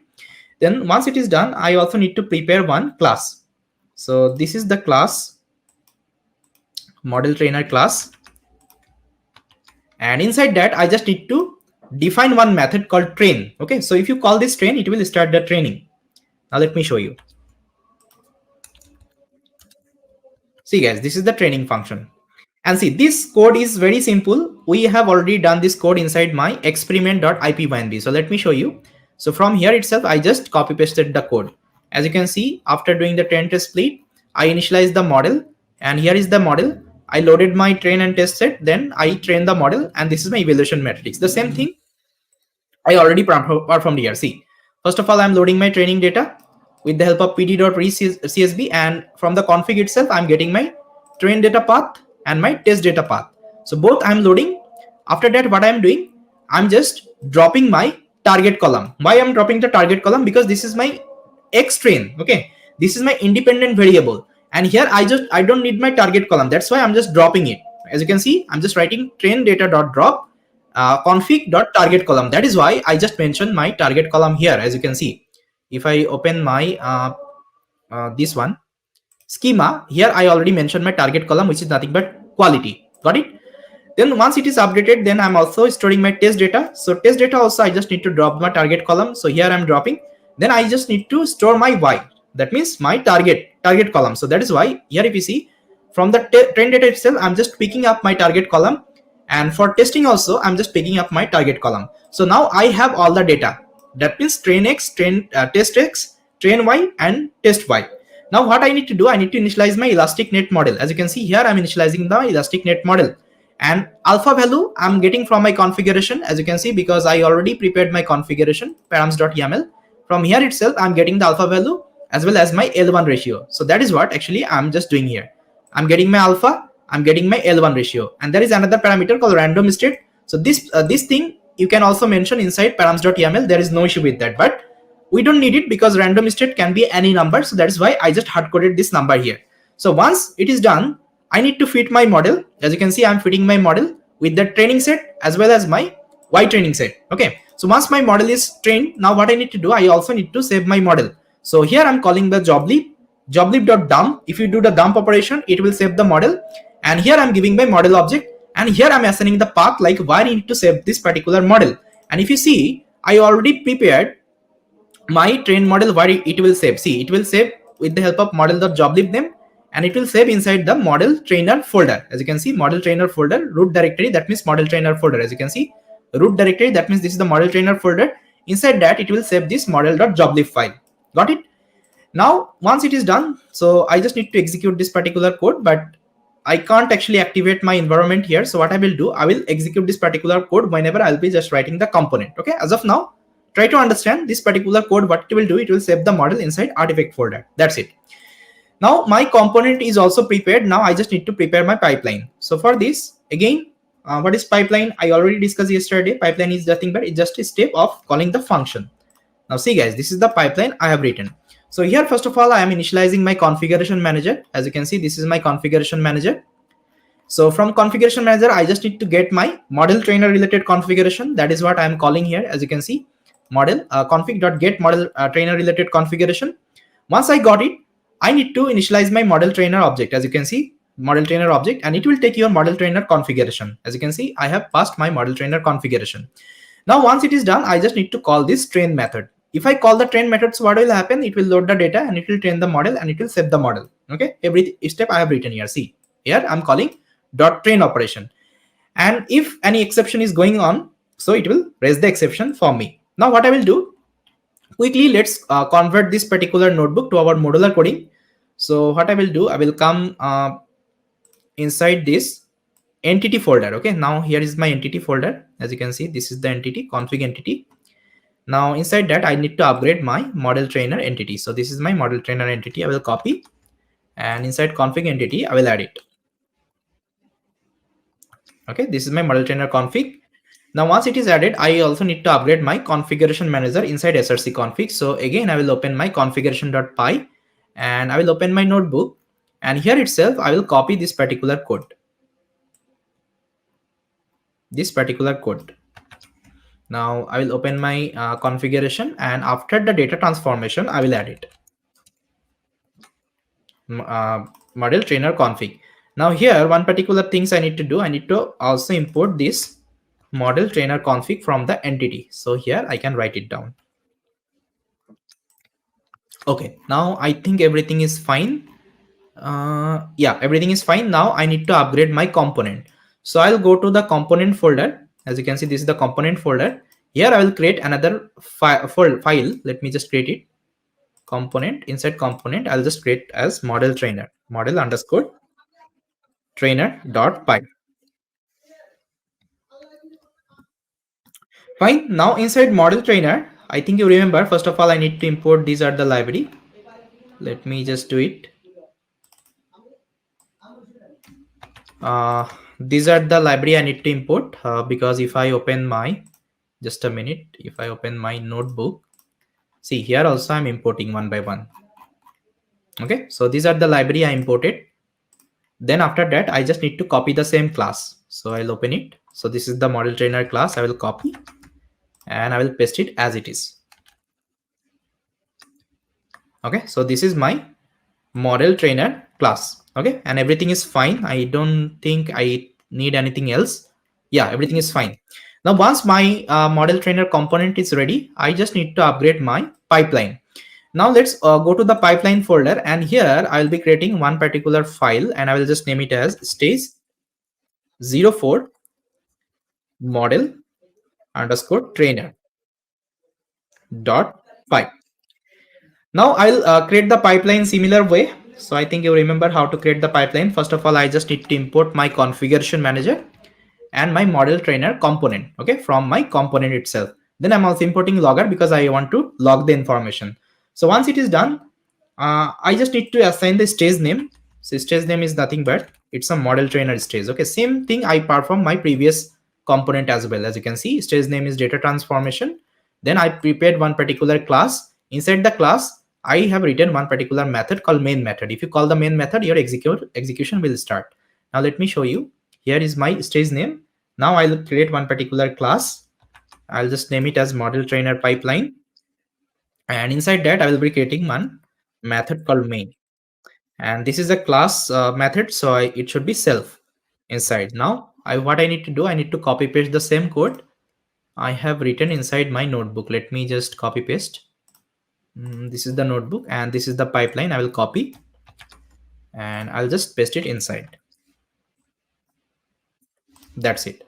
Now I just need to call this method inside the if underscore underscore name underscore underscore main. Okay, as you can see, I'm initializing the training pipeline, model trainer training pipeline, and I'm just calling the main method from it. And here I'm just logging the information stays model trainer started, and once model trainer is completed, it will log model trainer has been completed. And if some exception is going on, it will tell you the exception and all. Got it?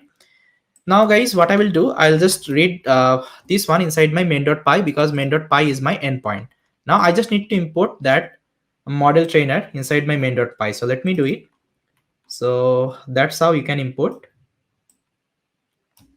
So this is the model trainer. This is my model trainer. And here I will just copy paste the same stage I have created. Model trainer stage. So this code I just copy pasted. Let me show you. I'll just close it. Model trainer experiment I don't need, configuration I don't need. Yes, so from here I just copy pasted this particular code inside my main.py. Now I hope everything is fine, it should work. Now what I will do, I will just quickly delete this artifact, delete permanently, and I'll open my terminal. Let me clear it. Now let me execute this main.py. So I'll just write python main.py. Okay, execution is done. Now if you open the artifact folder, now inside artifact, you can see data ingestion is also completed. So it has ingested my data, and here is my CSV file. And after that, data validation is also happened. If I open the status.txt, you will see it's a true. That means my feature is fine. And it has also created one particular folder called data transformation. Inside that, I only perform 10 test split, and here is my 10 test split data. And it has also performed something called model trainer. If I open the model trainer, so this is the model you can see, model.joblib. Got it? So that means everything is working fine. So now what I will do, I will give you this code. So let me just quickly commit the changes. So I'll just write git add, then git commit -m, and here I can write model trainer added. I think I need to, okay, everything is fine. Now I'll just write git push origin main. Okay, done. Now if I go to my GitHub and refresh the page, see guys, it is updated. Now what you can do, you can pull the changes from my GitHub itself. Now any question you are having, I will be taking couple of questions, then I will continue with my next component called model evaluation. Guys, if you have any query, you can ask me in the chat.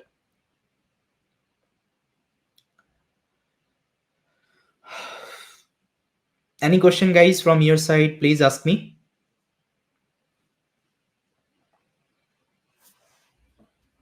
Okay, I believe everything is fine so far. Now what I need to do, I will go to my next component, which is nothing but model evaluation component. Now let's write it down. So I'll just close this the tab. I don't need it. Okay.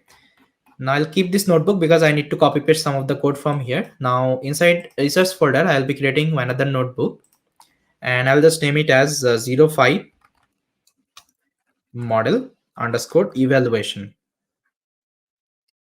dot ipynb.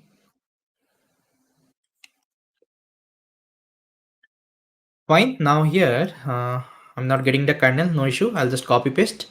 So I just need to import OS. Then I need to check my current working directory. So I'm inside research. Then I need to go back. Then if I again write my pwd, I will see I'm inside the root folder. Okay, so Satya, you are asking a scan error has come for zip file yesterday. Okay, so I think you are getting one error called bad zip file, right? Yeah, if you are getting this error, so what you need to do, I think I told you the concept config.yaml. Here you just need to mention your data URL. See, the data URL mentioned, this dataset is present inside my GitHub. So what you need to do, just upload this data inside your GitHub, not in my GitHub. Sir, could you please explain the log files as well? I'm getting a lot of exception are being raised for me, but the output is coming okay. Okay, log file I can check. See, this is the log file. I don't see any kinds of exception here in the log file. See, everything is neat and clean for me, Thomas. See, these are the information. This is not an error. These are the information. These are the debug information. That means the file size, then file date, file let's say download time and date, everything it will show you the entire file detail.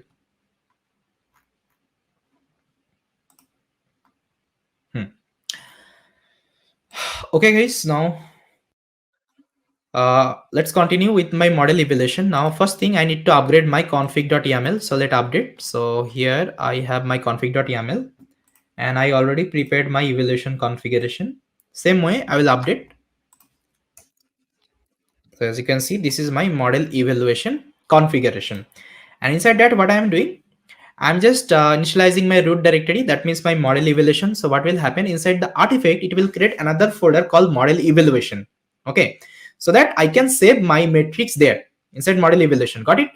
And here is my test data path. Now tell me guys, whenever I'm just testing my model, whenever I'm doing the model evaluation, that time I should pick up the test data or train data. Tell me. Very easy concept. I think you already know that whenever you are doing the evaluation, that means your model evaluation, which particular data you need to pick up from the transformation, training set or testing set. Please let me know in the chat.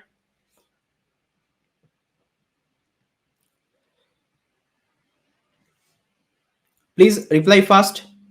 Testing set you need to take, or train set, test set data, right? So that is what here, if you see, I'm just picking up my test data, okay, from my transformation itself, not the training data, because we already trained the model. We already trained the model with the help of training data, but here I'm doing the model evaluation. Okay, and for this I need to pick up the test data. That is why I'm loading the test data. And here is my model path. Okay, my train model path, my model is present inside the model trainer, model.joblib. So this is the path I'm assigning. Now if I call this particular variable, it will give me this particular path. Got it? Now this is the metric file I just need to write, because once I will do the evaluation, I will generate the evaluation metrics. I also need to save those metrics as a JSON format. And why it would be saved? It would be saved inside the model evaluation folder. That is what here I'm giving model evaluation / metrics.json. Got it? So this is my complete config.yaml file. Now what I will do, I will create the entity. As you can see, I just need to create the entity. So let's create the entity. So similar wise, I'll create the entity. So let me show you. This is the model trainer. I don't need. So I'll open the model evaluation. And here is my entity. Here is my entity, as you can see. So here what I'm doing, I've written one data class, and I'm just calling one by one: root directory, test data, model path, metric file. So root directory, test data, model path, metric file, and all params I need, because I also want to save those are the parameter. Okay, that's why. And metric JSON file, I think you remember, here I have assigned. And from here I also need the target column, because I also need to separate out my X feature and Y feature. For this I need the target column, and which I have already mentioned inside my schema.yaml, as you can see, which is nothing but quality. Now once I got this entity, now I also need to prepare something called configuration manager. So what I will do, again I will copy this particular code. Just let me show you this particular code, and here I need to mention, and I'll copy the same configuration manager class.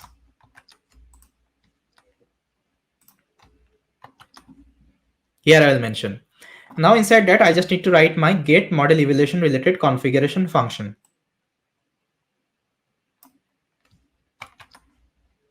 So this is my get evaluation related configuration function. Okay, and here is the return type. I think you remember I defined my return type here, model evaluation config, and it will return these are the variable. And if you check it inside, it is already returning these are the variable only. So once I got my configuration manager, I just need to update my component. So let's update the component. So again, I just need to import some of the library for model evaluation. The same library I will import. I imported in my experiment.ipynb, I think, remember. I'm just importing the evaluation metric. As you can see, I'm importing mean squared error, mean absolute error, and R2 score. Okay, and pandas I'm importing because I just need to read the test dataset. And URL parse, why I'm importing, I think it is not required URL parse. I'm just I mean extra, I think I'm just importing numpy I need and joblib I need. Okay, so once I got it, now I just need to prepare my model evaluation function. That means the component function. This is the model evaluation function. Now it will take the model evaluation component, and inside that I just need to initialize my evaluation metric. See guys, this is the evaluation metric. The same function I copy pasted from my experiment.ipynb. Let me show you experiment.ipynb. Now I think you remember at the last we created this particular version. See, eval metric, it will take the actual number and prediction, and it will calculate root RMS, that means root mean squared error, mean absolute error, and R2 score. Then it will return you this particular metric. So that is what actually I'm also doing. And here I have given self because this is a class method. That's why you need to give self here. Now, once you have created this particular function, now you need to create the final method, which is nothing but save result. Let me show you. So this is the save result function, as you can see. So first of all, it will load the data, my testing data.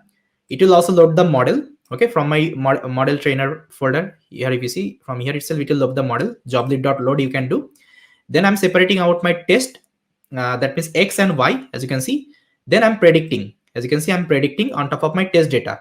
Then I'm calculating the evaluation metric. As you can see, I'm calling this eval metric function. As you can see, eval metric function. I'm just writing self.eval metric. That means this function I'm calling. And here I'm passing my test set. That means my actual and my predicted. Okay, these two value. And it will return RMSC, MAE, and R2 score. So once I got it, I'm storing as a dictionary. And once dictionary is completed, I'm just saving as a JSON. And this saved JSON I already written inside my common.py itself. Let me show you. This is my utils. Inside commons.py, I have written this particular save JSON. Let me show you. See, save JSON function. So I just need to import it here also. So here I can import it. Save JSON. Got it? Now here itself, I am just saving as a JSON. These are the score. Once it is done, I need to start my pipeline. So again, similar wise, you can write the pipeline. So this is the pipeline. So I'm initializing my configuration manager. So this is my configuration manager. From here itself, I'm calling my get model evaluation config. So here you can see get model evaluation config. Then I'm initializing my model evaluation component, and it is taking your model evaluation config. Here I'm passing, and once it is done, I'm just saving my result. As you can see, if I'm calling save JSON, and it will directly call this eval metric. I don't need to call it separately. Okay, and it will save the JSON file itself. Now to show you the experiment, whether everything is working fine or not, let's convert this part to our modular coding. So again, I will come to my entity, config entity, and here itself, I will copy the code. So let me copy. So this is my notebook. This is my model evaluation config. I will copy, and inside config dot entity, I'll just mention it out. Fine. Then I need to upgrade my configuration manager. So let's open this one. I'll open my configuration.py, and here itself I will copy this particular function I have written, get model evaluation config, and here I will mention it after model trainer.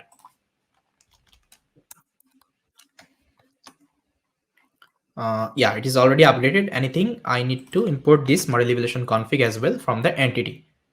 So here itself I can add it. Okay, fine. Now once it is done, I need to create the component. So let's go to the component folder. This is the component folder, and here I will create one component called model underscore evaluation, evaluation.py. And here I just need to import some of the library first of all. Model evaluation py. So these are the library I need. The same library I imported in my notebook. So here if you see, I'm importing mean squared absolute error and R2 score. Also importing save JSON, and also importing my model evaluation configuration. Now once it is done, I will copy paste the same class I have written here, and here I will mention it.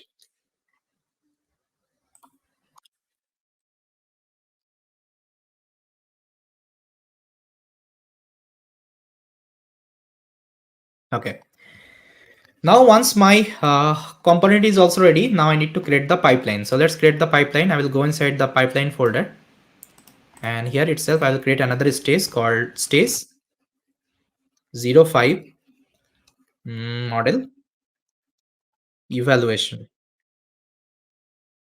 dot py. Now what I will do, similar way I will just create the pipeline.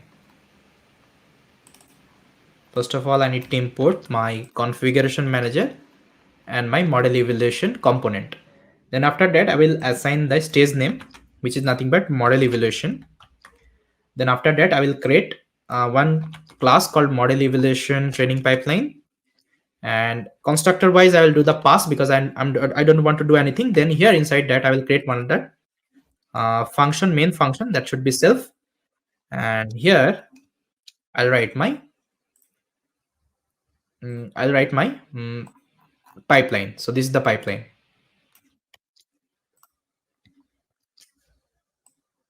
Okay, once it is ready, I need to also call this thing inside if underscore underscore name underscore underscore main.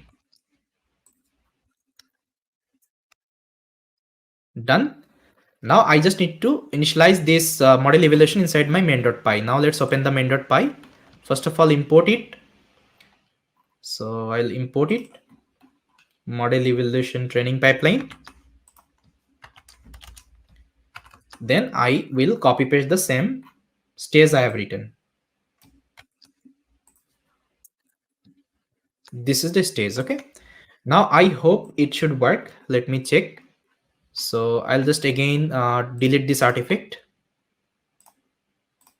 Now let's open my terminal, clear it, and let's write Python main.py. See, execution is done. Now if I open artifact, data ingestion done, data validation done, transformation done, model trainer is also done. And see guys, this is the model evaluation and this is my metric guys. Now if I open the metric, now see, this is your root mean squared error, this is your mean absolute error, and this is the R2 score.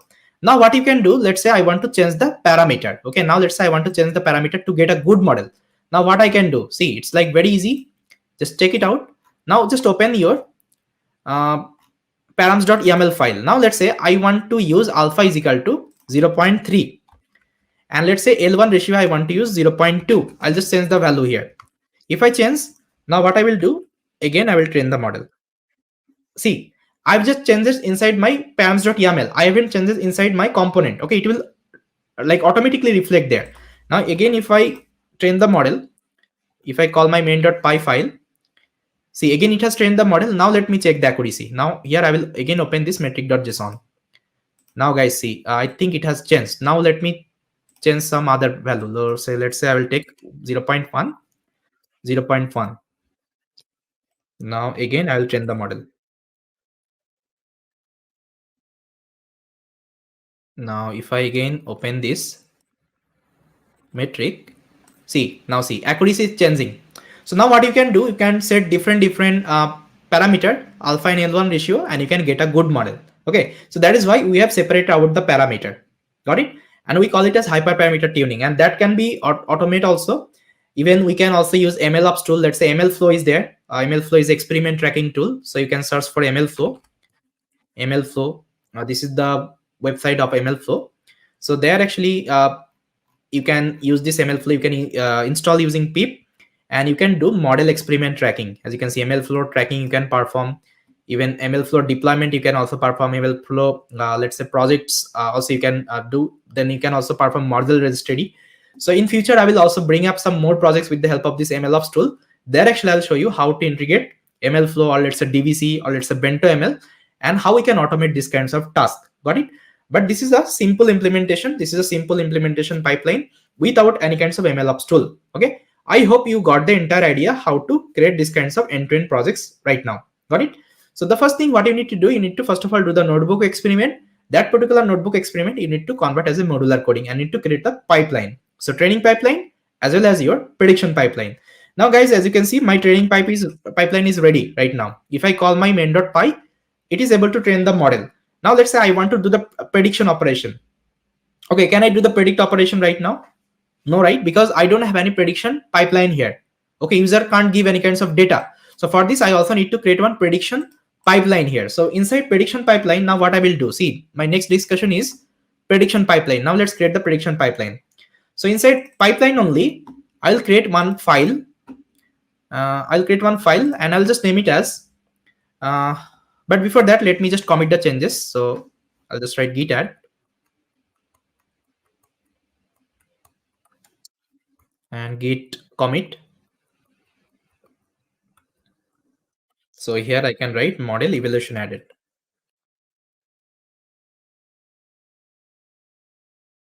And let's do the push. Done. Now here itself, I will call another, I'll create another file and I'll just name it as prediction.py.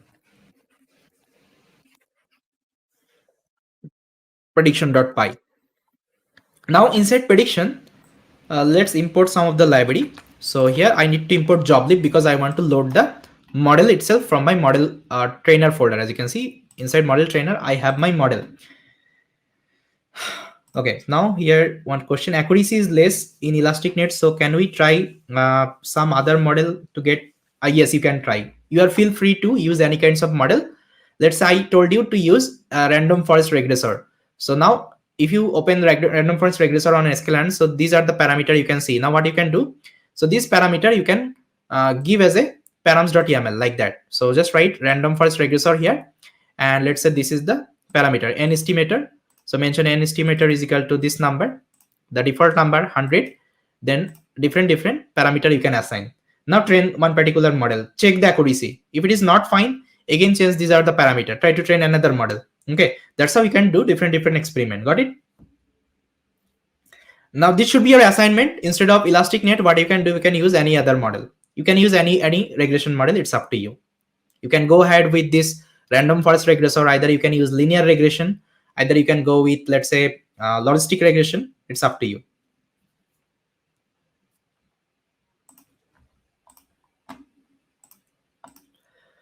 Fine. Now we have created the prediction pipeline. Now here I imported joblib because I want to load the model, and numpy pandas I need because I want to also load the data from the whatever data user is giving, and path because I want to specify the path, whether it's a Windows path or it's a Linux path. Okay, it will automatically take care.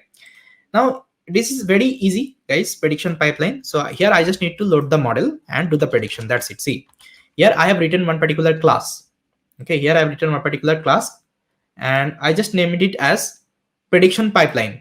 So inside that, I'm just first of all loading the model. As you can see, the model is present inside my model trainer. As you can see, here is my model, and this is the path I'm giving. Actual path I'm giving. Okay, now see here I'm also given path. So what will happen? This path would be automatically converted with respect to your operating system. Now another question I got, sir, for the transforming the data for pipe prediction, do we need to create different pipelines so we can combine the prediction pipeline? Transforming the data, that you see in this case, actually different pipeline is not required. Because why? In the training set, what we have done, do you remember, Thomas? We only done the train test split in the data transformation, yes or no? Okay, so that is why a different prediction pipeline is not required. Let's say you are doing scaling operation, or let's say PCA operation. At that time, you can create that preprocessor.pkl file, and again you can perform those pre-processing object on top of your testing data. But in this case, my data set is already cleaned. That's why it is not required. You can directly load the model and see, do the prediction. Okay, see model.predict, the data user is giving. Okay, just do the prediction and return the prediction in this case. That's it. Fine. Okay, now this is my prediction pipeline. Everything is fine. Now what I need to do, guys, I just need to create the user app. Okay, I just need to create the user app, because now user will give some data. Okay, user will give some data, and that data, it should be predict. Okay, and it should give one user interface, so that from a user interface I can give the data and I will do the prediction. Now let's build the user app. So in this case, I'll be using Flask. I already told you Flask I'll be using, and don't need to worry about HTML and CSS code. I'll share with you, and I will tell you from where actually you can get this code and all. Everything I'll tell you. Yeah. Now, so guys, what I need to do, I will open my app.py right now, because here itself I'll be writing my user app part. So how many of you are already familiar with Flask here, guys? Let me know in the chat. Any idea, basics idea of the Flask? Please let me know. Any idea about Flask? Did you use before in any projects? Like how to launch Flask server and all? Do you know that?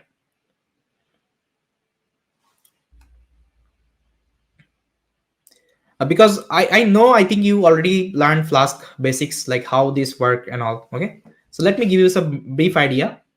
So here is first of all, I need to import some of the library, also the Flask itself. See, I'm importing first of all. Yeah, if you know basics, it is fine. Okay, basics is already required. First of all, I'm importing Flask, then render template. I'll tell you what is render template, and here I'm also importing request. I'll tell you what is request and render template. Also importing Waze and NumPy and Pandas, this is required. And also I'm importing my prediction pipeline. Why? Because prediction pipeline is required. Okay, prediction pipeline is required because here itself I have written all the prediction related code. As you can see inside prediction, I have related prediction related code. Yeah, Flask is a framework like for web app implementation and all. Got it? Yeah. Now, see, if you are using Flask for the first time, you need to initialize one Flask object. See, that's how you can define Flask object. So just write app is equal to, just call this Flask, and here itself you can define this Flask object, initialize a Flask app.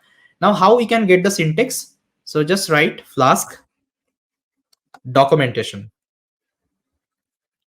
Flask documentation. Okay, if I go to the Flask documentation, quick start of the Flask, and here itself they have already mentioned the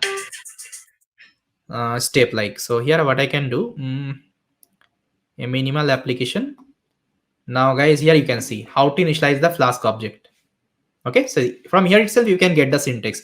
Now I'll be creating one basic route called hello world. Okay, let's create a basic template. I'll copy this route, and what I will do, I will open my code, and here itself I'll paste it out.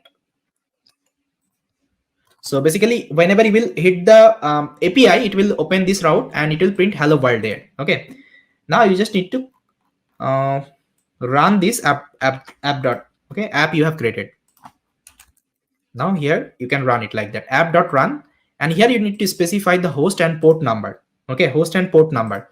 So you can give any port number. I have given 8080. You can mention any kinds of port number, and host should be 0.0.0. Okay, this is the host. Now let me save it. Now what I can do, I can execute my app.py, and let me show you whether this Flask is working or not on the neural app. So I'll run app.py python app.py. Now see guys, it's running on port number 8080. Now what you need to do, just copy this URL till app, okay, .app, copy this URL and open in a new tab, and here just mention port number 8080. Now press enter. Now guys, can you see it is printing hello world? Yes or no? That means my code is working fine. That means I am able to launch a Flask server, and I'm hitting this basic route, which is nothing but hello world. Got it? Now I need to make different routes. So how many route I need, guys? Tell me. So here you have created training pipeline as well as the prediction pipeline. Then how many route I need? Please tell me. As an user, so what you need to predict, or let's say to use my application, you need two route. One is training route, another is prediction route. Yes or no? Are you getting my point, guys? Tell me, please tell me. As an user, you should train the model, and after training the model, you should predict something. That is what actually you are expecting from my application, right? So that's why I need to create two route. One is like training route, another one is like prediction route. Got it? So let's create it. So it's like very easy. So to create the training route, so this is the training route. Let me show you. This is the training route. Training route is nothing. You just need to execute the main.py. See, here I have done. See, if user is giving /train. So here, if user is giving /train, it will start this particular function. this particular function, and in this function I'm calling main.py. So if you want to execute any kinds of Python command, so what you can do, you can use os.system. Inside that, if you mention any kinds of command, it will execute.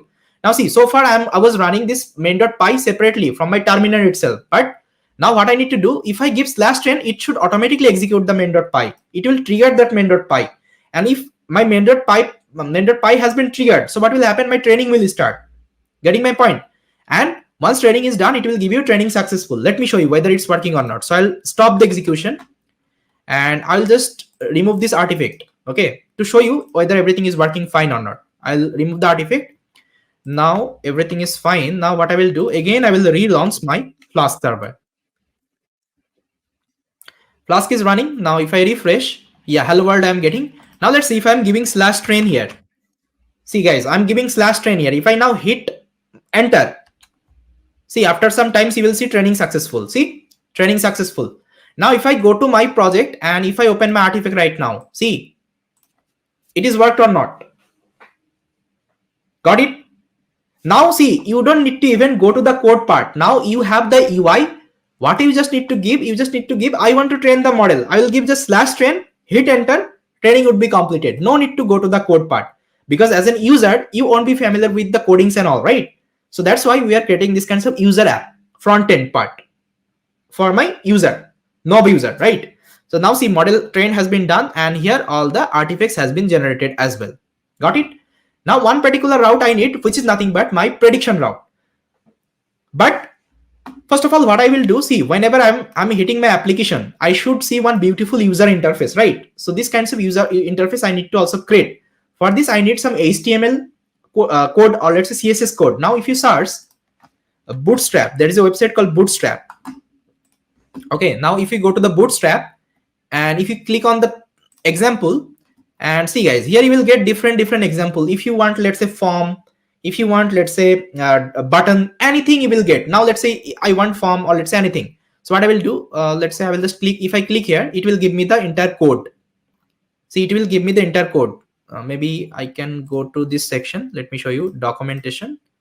Now see guys, quick start. Now let's say you want to create this one. You want to create a layout.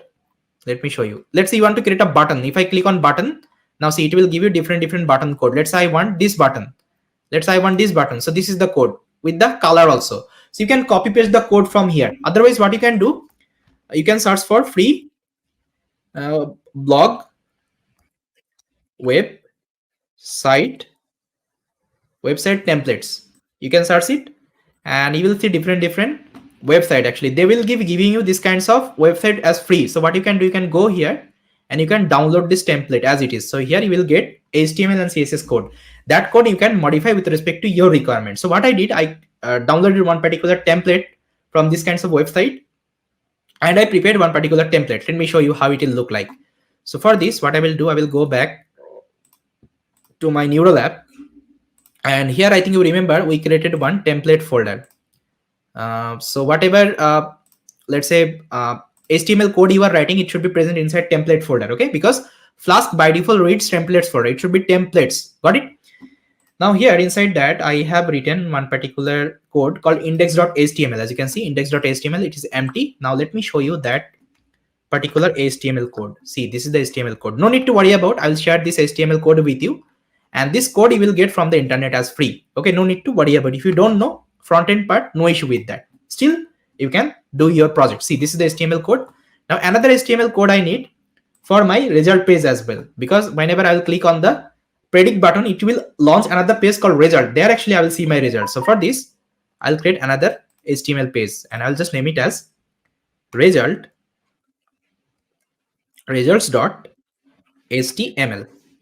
Okay, now inside that I will also paste my HTML code of the results. Okay, this is the HTML code. Now here if you see, I'm also loading some CSS code as well as some images. Okay, now where you will get that? So for this, you need to create another particular file, or let's say folder called static. Okay, let's create it. Or either what I can do, I can directly upload the static folder I already have. So here itself, I will just upload the static folder. Let me upload.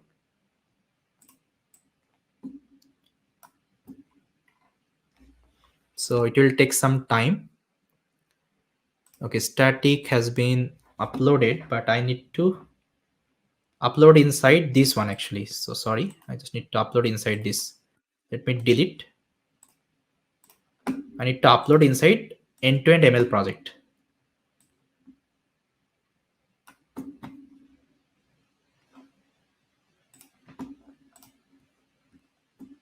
See, static has been updated. Now inside static, I have some assets. Okay, now inside assets, if you see, some icon is there, some images is there. Okay, so this is the form image. If I open it, maybe it should be, see, this is the form image. Okay, I'll launch and I will tell you. And I have some CSS code. CSS means some beautification I have done. See, these are the CSS code and some JS code. That means JavaScript code. Okay, like how this form is working and all. Not to worry about this kinds of template you will get from this kinds of website itself. You can directly download it. Now let me refresh the page and let me show you how this template will look like. So what I can do, I can close this HTML, and this HTML, I will rerun it again. So I'll stop the execution. Control C, refresh, then I will again launch my app.py. Now if I go to my app and refresh this page once again,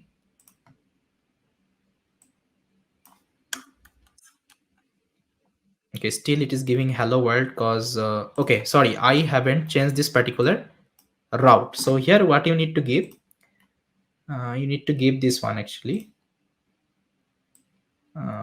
This is the home page. Now I'll render my template, as you can see. So this is the index.html. This is my like landing page. Okay, so first of all, I want to land my landing page, which is nothing but index.html. Now see, I'm using something called render template. Or render template automatically will pick up this kinds of HTML file and will render. Okay, it will render. So that is why I'm giving index.html here, and here is the default route called slash route. Got it? Now let me show you. So again, I will stop the execution and I will rerun it again. Now if I refresh, now see guys, you will see one web app. See, this is wine quality prediction, wine quality checking app, and this is the user form. Now tell me guys, this form is fine? It looks good to you?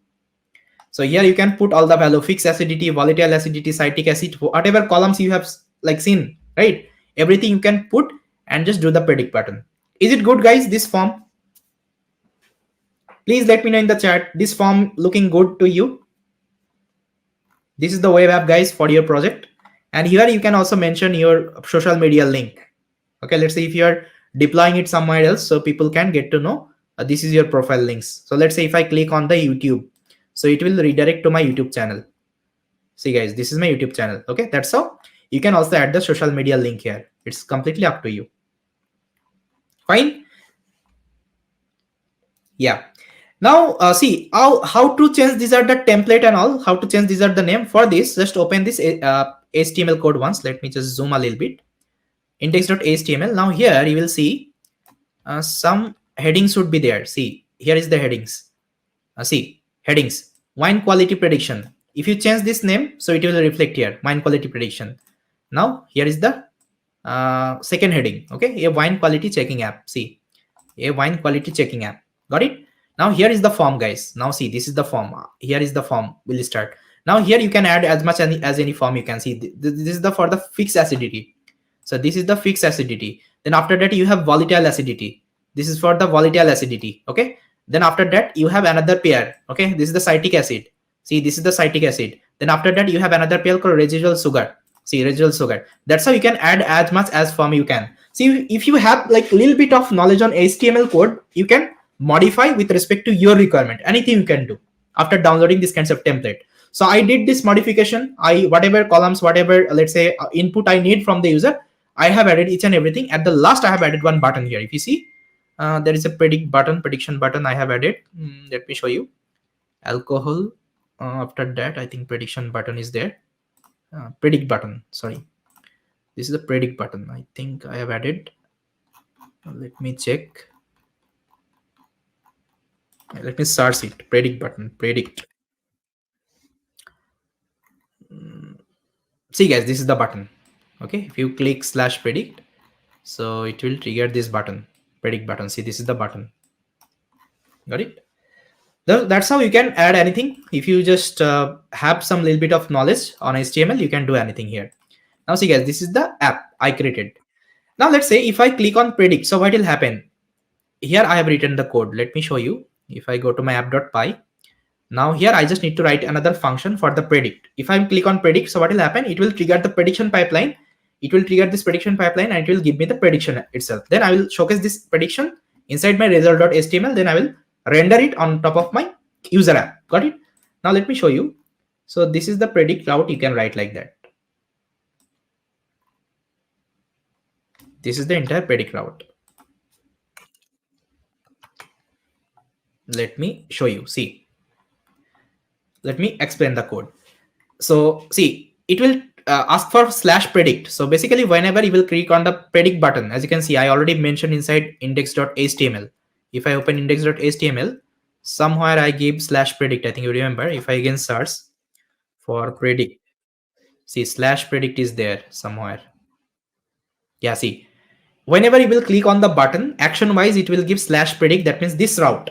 And if you go to this route, that means this function will trigger. If this function is triggering, now whatever input you have given in this form one by one, all the input I'm extracting, see, with the help of this request.form. That's why I imported request form here. So request will take all the input whatever you are giving from this form as a string, and here I'm just storing one by one and I'm converting to float. Because initially whatever things actually you were like getting from the request, it would be string format.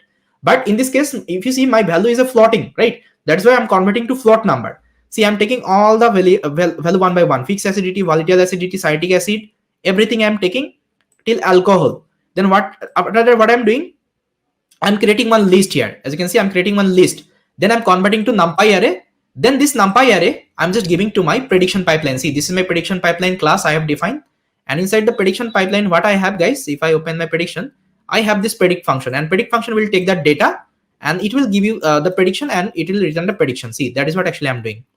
So once my prediction is done, I am getting the prediction, and this prediction I'm just returning to my result.html, and result.html will render the template here. And if something goes wrong, it will tell you something went wrong with your input and all. Then it will return the index.html again. So okay, so this is the code. Now what I will do, let me show you the quick prediction. So again, I will stop the execution. Then again, I will rerun it. I will go to my app and refresh. Now let's put some value. Let's say fixed acidity. I can give 3, 3, 3. Any number you can give. I'm giving some dummy number. Let's say 3.5, 5. Any number you can give, guys. I'm giving some dummy number.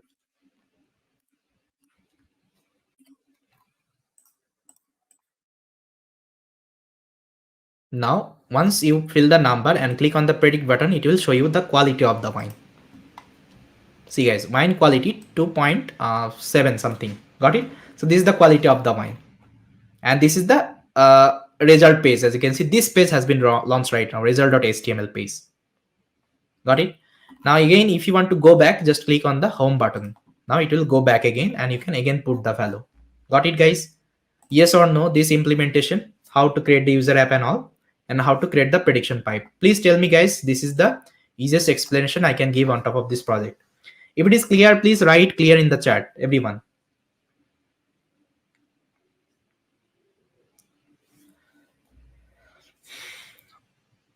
Please let me know in the chat if this project part is clear. So let me commit the changes as well so that you can get the code. You can get the template and everything. And please try from your side. If you're having any issue, you can let me know. And tomorrow we'll be doing the deployment for the same projects. We'll be doing the AWS CI/CD deployment. No need to worry about. So let me quickly commit the changes. Git add, then git commit. Anybody can use this app. After doing the deployment, people can use your app, Praveen. Okay. As of now, it is running on my neural app itself, but this access only I have. Okay. I have the access because it is running on my local host, right? But whenever we'll be doing the deployment on the AWS, that's why at that time I will share the URL with you and you can use my application there. No issue with that. I'll tell you how to do it. User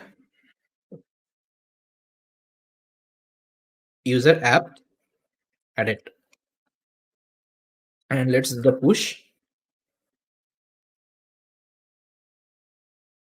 origin main. Now all the code you will see from my GitHub account itself. Now what you can do, guys, you can fork my repository, you can start it, it's up to you. Now see, all the code has been upgraded, all the static, all the template, everything I have updated. Now also let me write down the step as well, after that what to do. So once we set up our requirements, then I need to start my app.py, python app.py. Then once app.py is open, now open up your localhost.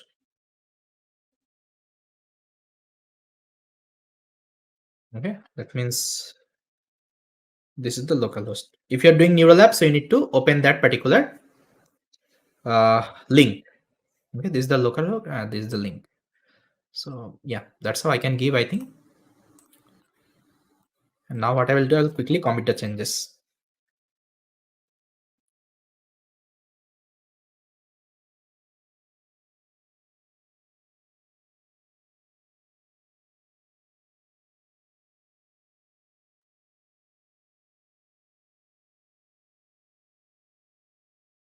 Now I think readme has been also upgraded. Yeah, readme is also upgraded. Okay, so this was the implementation. Now guys, if you have any question, you can ask me. So I can see one question. Sir, once we deploy in AWS, it charge some money or not? Yes, it will charge some money, but we'll be trying to use some, like let's say a free tier instance. Okay, if you have, let's say, new account, you will get some free credit, $300 credit. If you have the credit, we'll be using that credit only. No need to pay for anything. But for the first time, if you're opening AWS account, okay, it will tell you to add your credit card. So you need to add your credit card, and it will, I think, charge 1 to 2 rupees. After creating the account, it will again refund. Okay, and you will get $300 credit. If you see the pricing here, see about free tier. So they have already mentioned create a free account, and after creating the free account, here you can access, these are the instance, compute instance, 750 hour you can use compute instance, then 5 GB of S3 bucket you can use, then Amazon RDS, that means database service, you can use 750 hours, then you can also use DynamoDB 25 GB, then Amazon SageMaker 2 month you can use, AWS Lambda you can use 1 million time, trigger you can do it, and Redshift 2 month, and OpenSearch service 750 hour, and SNS service 1 million. That's how you have all the information about the free services you can use with the free tier account and all. Got it? Any more question, guys, you are having?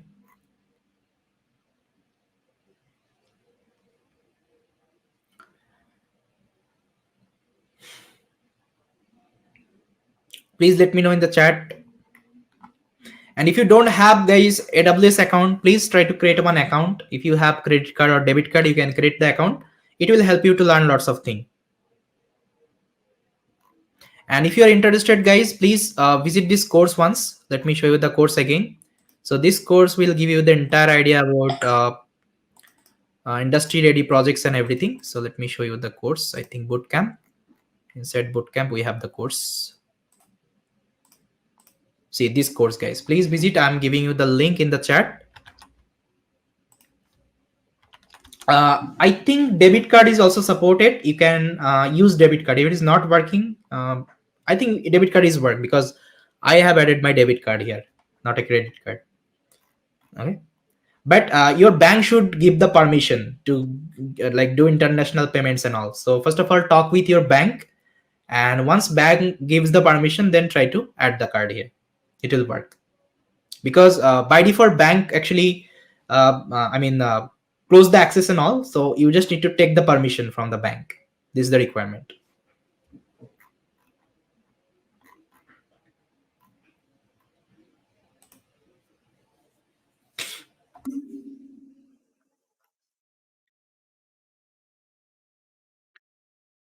Yes, I already answered this particular question. So, guys, how was the session so far? It was helpful to understanding these kinds of projects and all. Please let me know in the chat.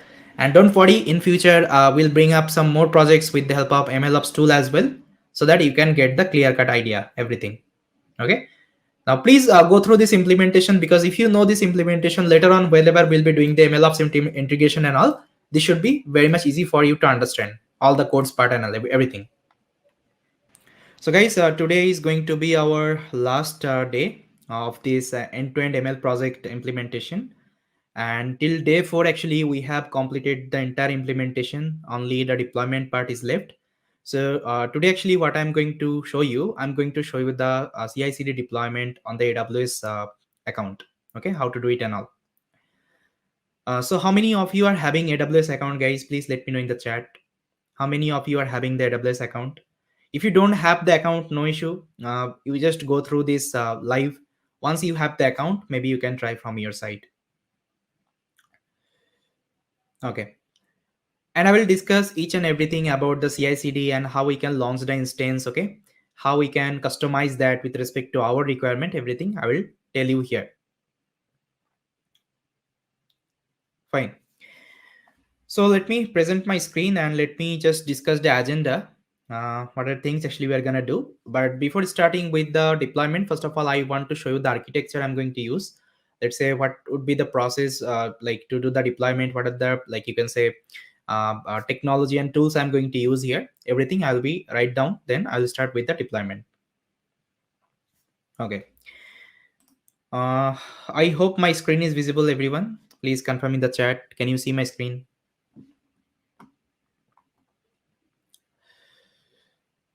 Fine. Now, guys, if you just check your code section, let me open the code section. And here all the resources has been already updated. And if you're joining for the first time, you just enroll for this course called End-to-End ML Projects Implementation.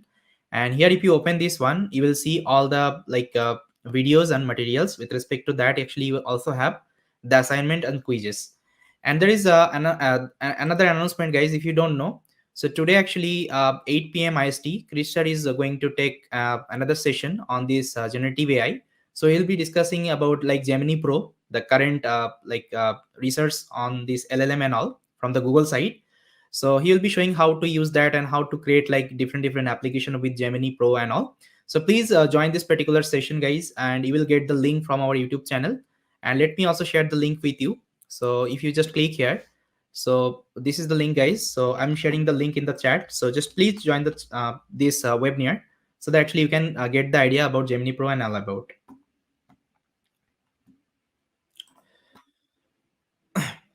Okay, fine.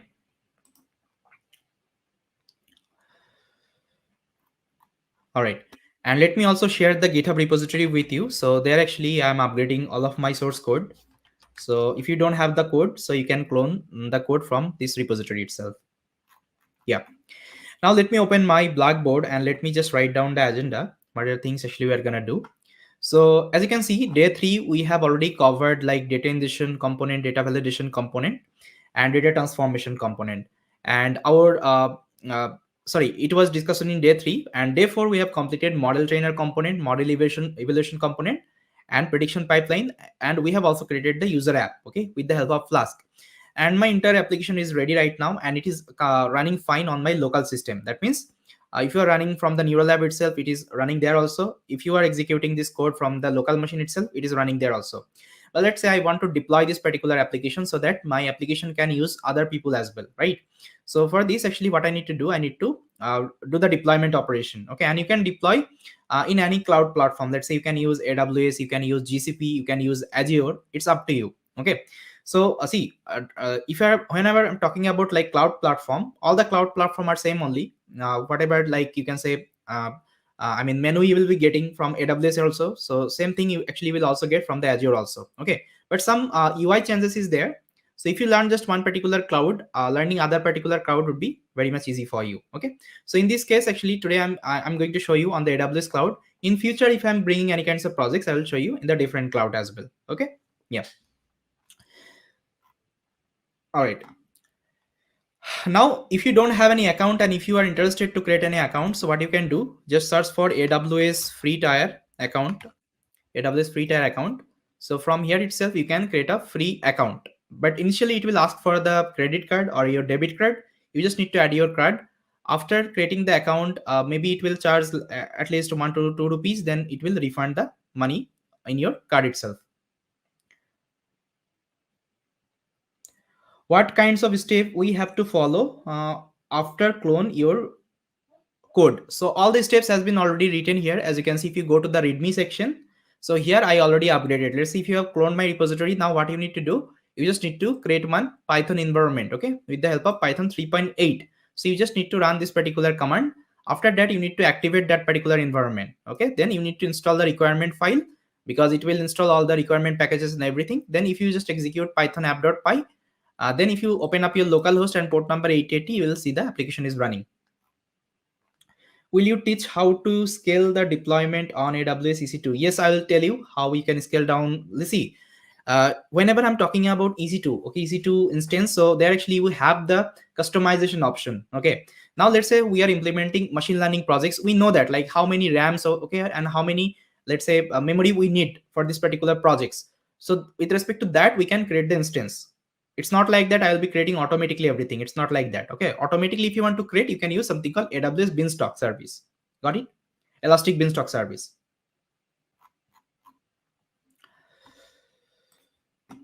Fine. So just let me write down the agenda. So today is day 5.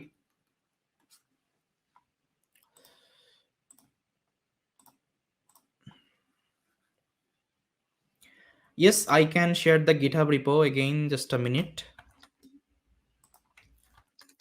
So this is the GitHub repository. You can get my code. So day 5, I'm going to discuss AWS CI CD deployment. So anyone is familiar with this term, guys? CI CD. CI CD. Please let me know what is CI CD. Anyone having any idea? Maybe you know that already. What is CI CD? See, CI CD is nothing but the full form of CI CD is like continuous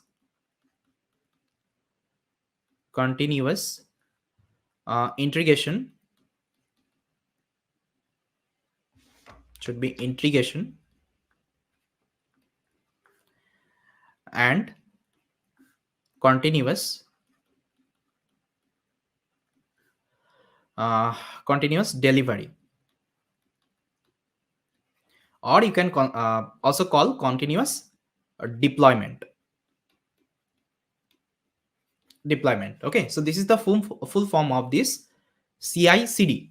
Okay, now one question would be in your mind, why we need to follow this particular CI CD approach to do the deployment? Okay, why we can't manually deploy our projects? Okay, so what happens actually, let me give you one basics idea. So let's say whenever we are developing any kinds of software, okay, let's say I'm developing any kinds of software. So let's say this is my software I have developed. Just a minute. So let's say this is the software I have developed. Software or application you can talk about. Okay, this is the software I have developed.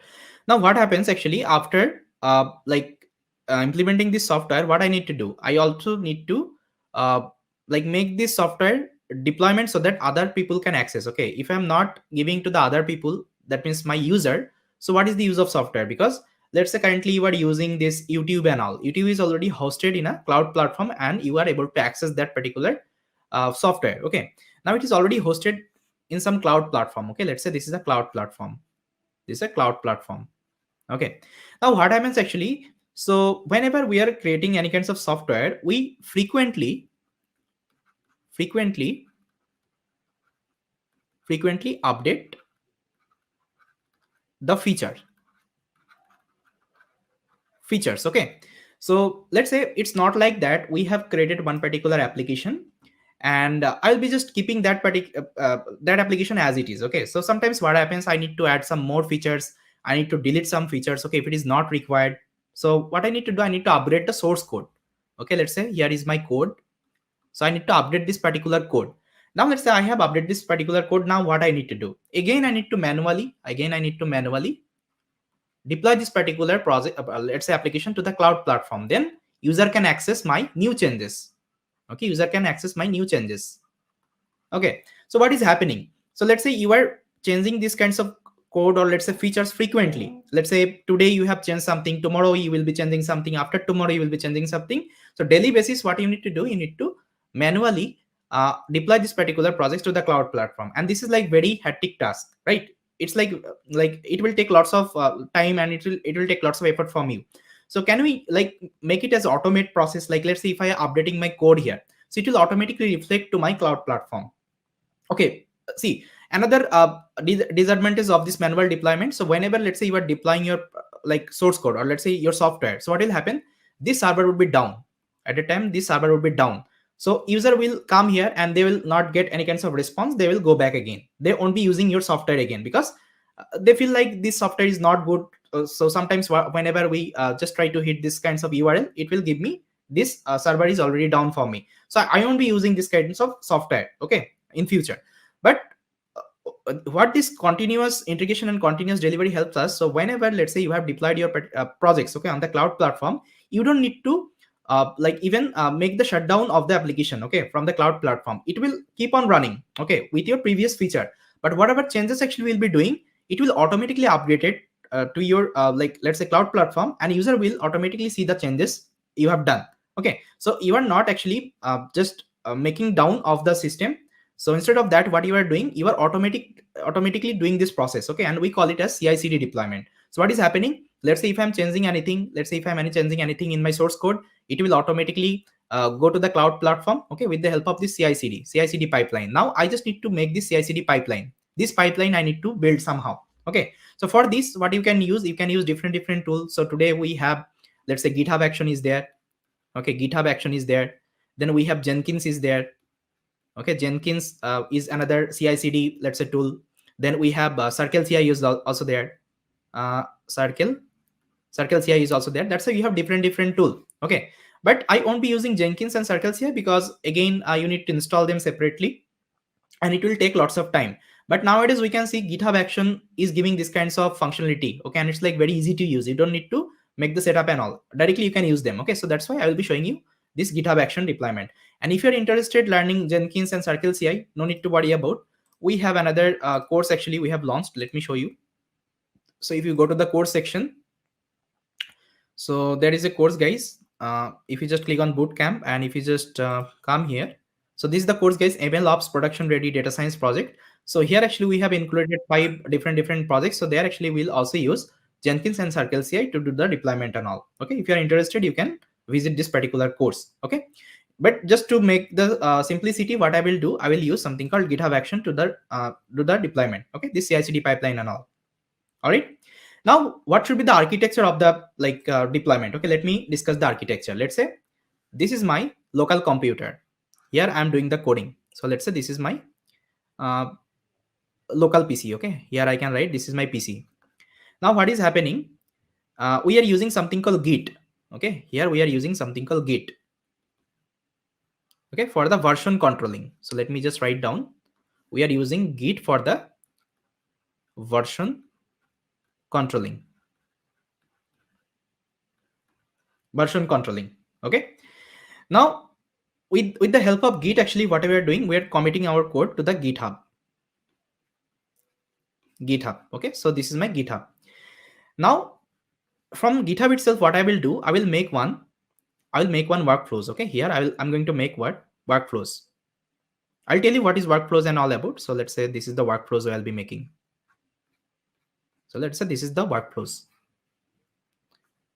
So we call it as workflows.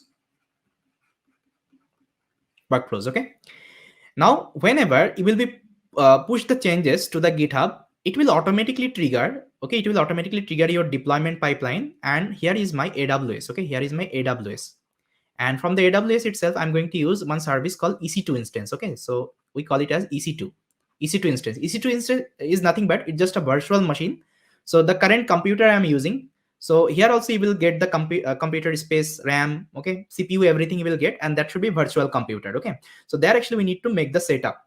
Now what I will do, the code actually I'm pushing to my GitHub. Okay, the entire projects I just need to make one Docker image. Okay, so here we'll be building something called Docker image. Docker image. Okay, so this is going to be converted as a Docker image, and this particular Docker image I will be storing something called ECS. Okay, ECS, that means elastic container, sorry, it should be ECR, not ECS, it should be ECR. That means elastic container registry. Okay, so from this elastic container registry I'll pull this image to my EC2 machine, and I'll just execute this particular application, and it will be running on the cloud, that means the remote server. Okay, it will be running on the remote server, and from here itself actually user can access my application. Okay, so this is the entire idea, and we'll be just making as continuous integration and continuous like deployment. So what will happen, whenever you will push the changes, it will automatically upgrade to the GitHub, and GitHub will automatically push the changes to the cloud platform, so you don't need to manually do this again and again. Okay, it should be just one time setup, and if you done the one time setup, secondly, whenever you will commit the changes, it will do everything automatically. Okay, so this is the entire workflows we'll be following to do the deployment and all about. Make DL NLP projects. Okay, we'll be also bringing up DL NLP projects, no need to worry about. Sadiq. Okay, now guys, please let me know this workflows is clear, like what is the architecture we are going to use to do the deployment. Please let me know in the chat. So here I'm going to use some of the services, just let me write down. So I'm going to use something called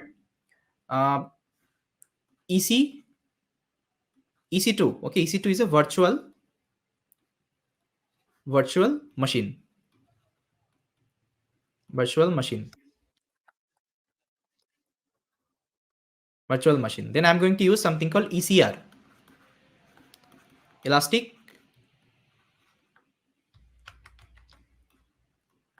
Container Registry.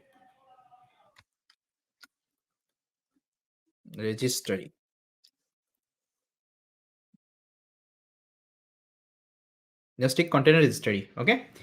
No, S3 I don't need. S3 I'm not going to use. And then I'm going to use something called GitHub Action. GitHub Action. Okay, for the CI/CD. GitHub Action will help me to do the CI/CD. Then I'm going to use Docker. Okay, Docker for the containerization. Okay, if you don't know what is containerization, no need to worry about.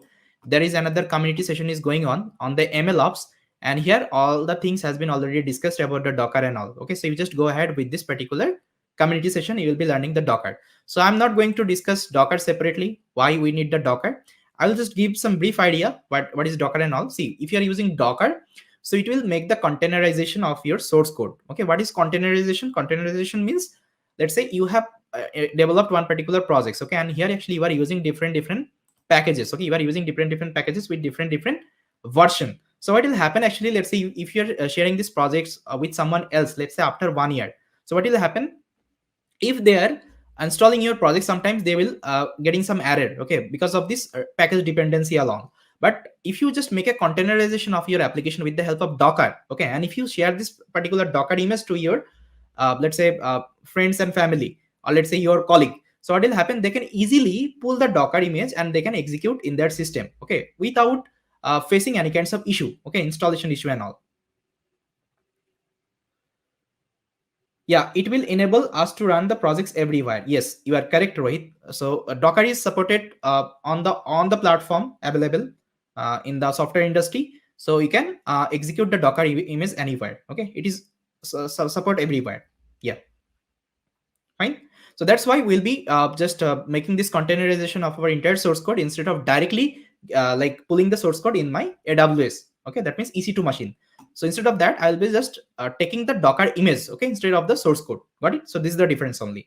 And if you are interested to learn about like Docker and all in detail, just go to that particular community session and try to understand the Docker part here. Got it? Yeah. So this is another, let's say, I mean, DevOps tool actually we are integrating with our projects itself.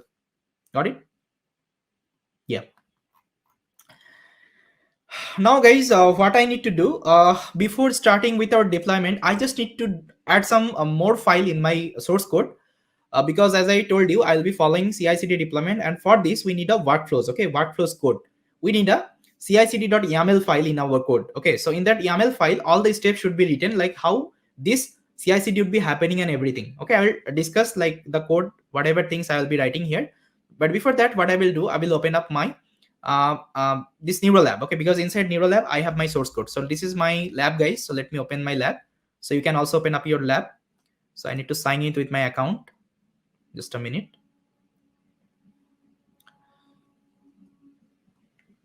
Yeah, so now this is my lab.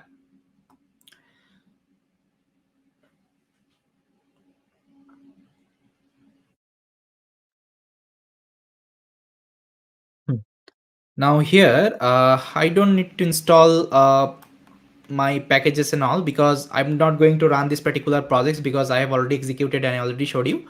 Instead of that, what I will do, I'll just connect with my GitHub. Okay, so that see, whenever I will commit the changes in my GitHub, it will push the changes there, and from my GitHub itself it will get deployed. Okay, so I just need to make the connection with my neural app first of all. So here I will be taking one new terminal, and I just need to redirect to my projects. So this is end-to-end ML projects, and I will be clearing. Now what I will do, I'll just add the deployment steps, actually how I'm going to deploy this particular projects. So for this, I'll be utilizing this readme file. Inside that, I'm going to mention the deployment steps. Okay, let me just write down. Just a minute, guys. I have already written the deployment steps I'm going to follow.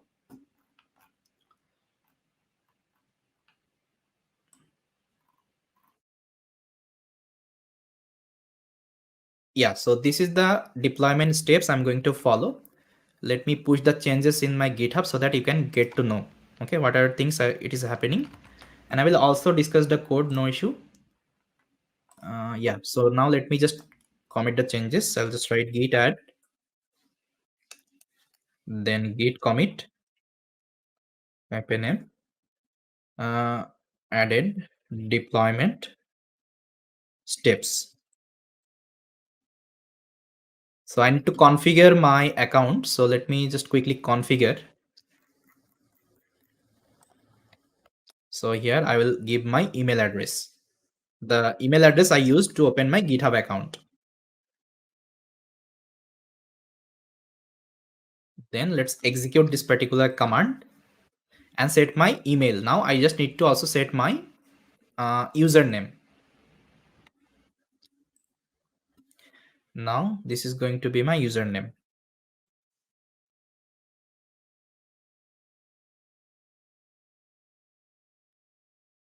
Done. Now let me commit and push the changes.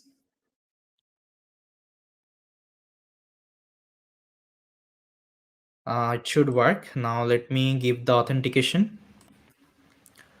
And here I just need to give this code. And let's give the password.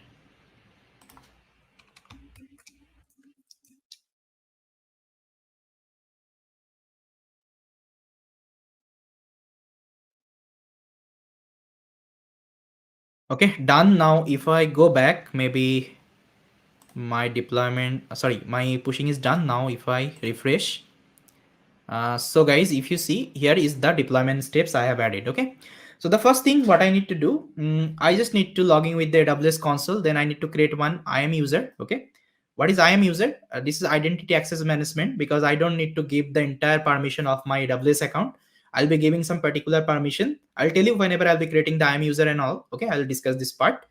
Then after creating the IAM user, we just need to set up, these are the thing. Okay, so as you can see, first of all, we'll be building the Docker image of our source code. This is the deployment steps I'm talking about.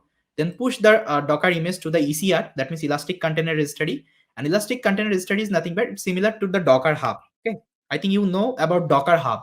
Let's say if you have created one particular Docker image, and if you want to store that particular image somewhere, okay, in a cloud platform, so we call it as a hub. Okay, see, this is the Docker Hub. Here you can like you can see store any kinds of Docker image.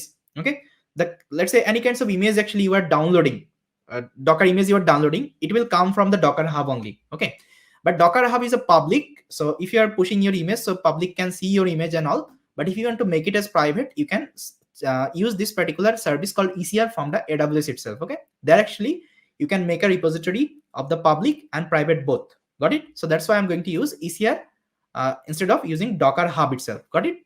Now I'll be launching the EC2 machine.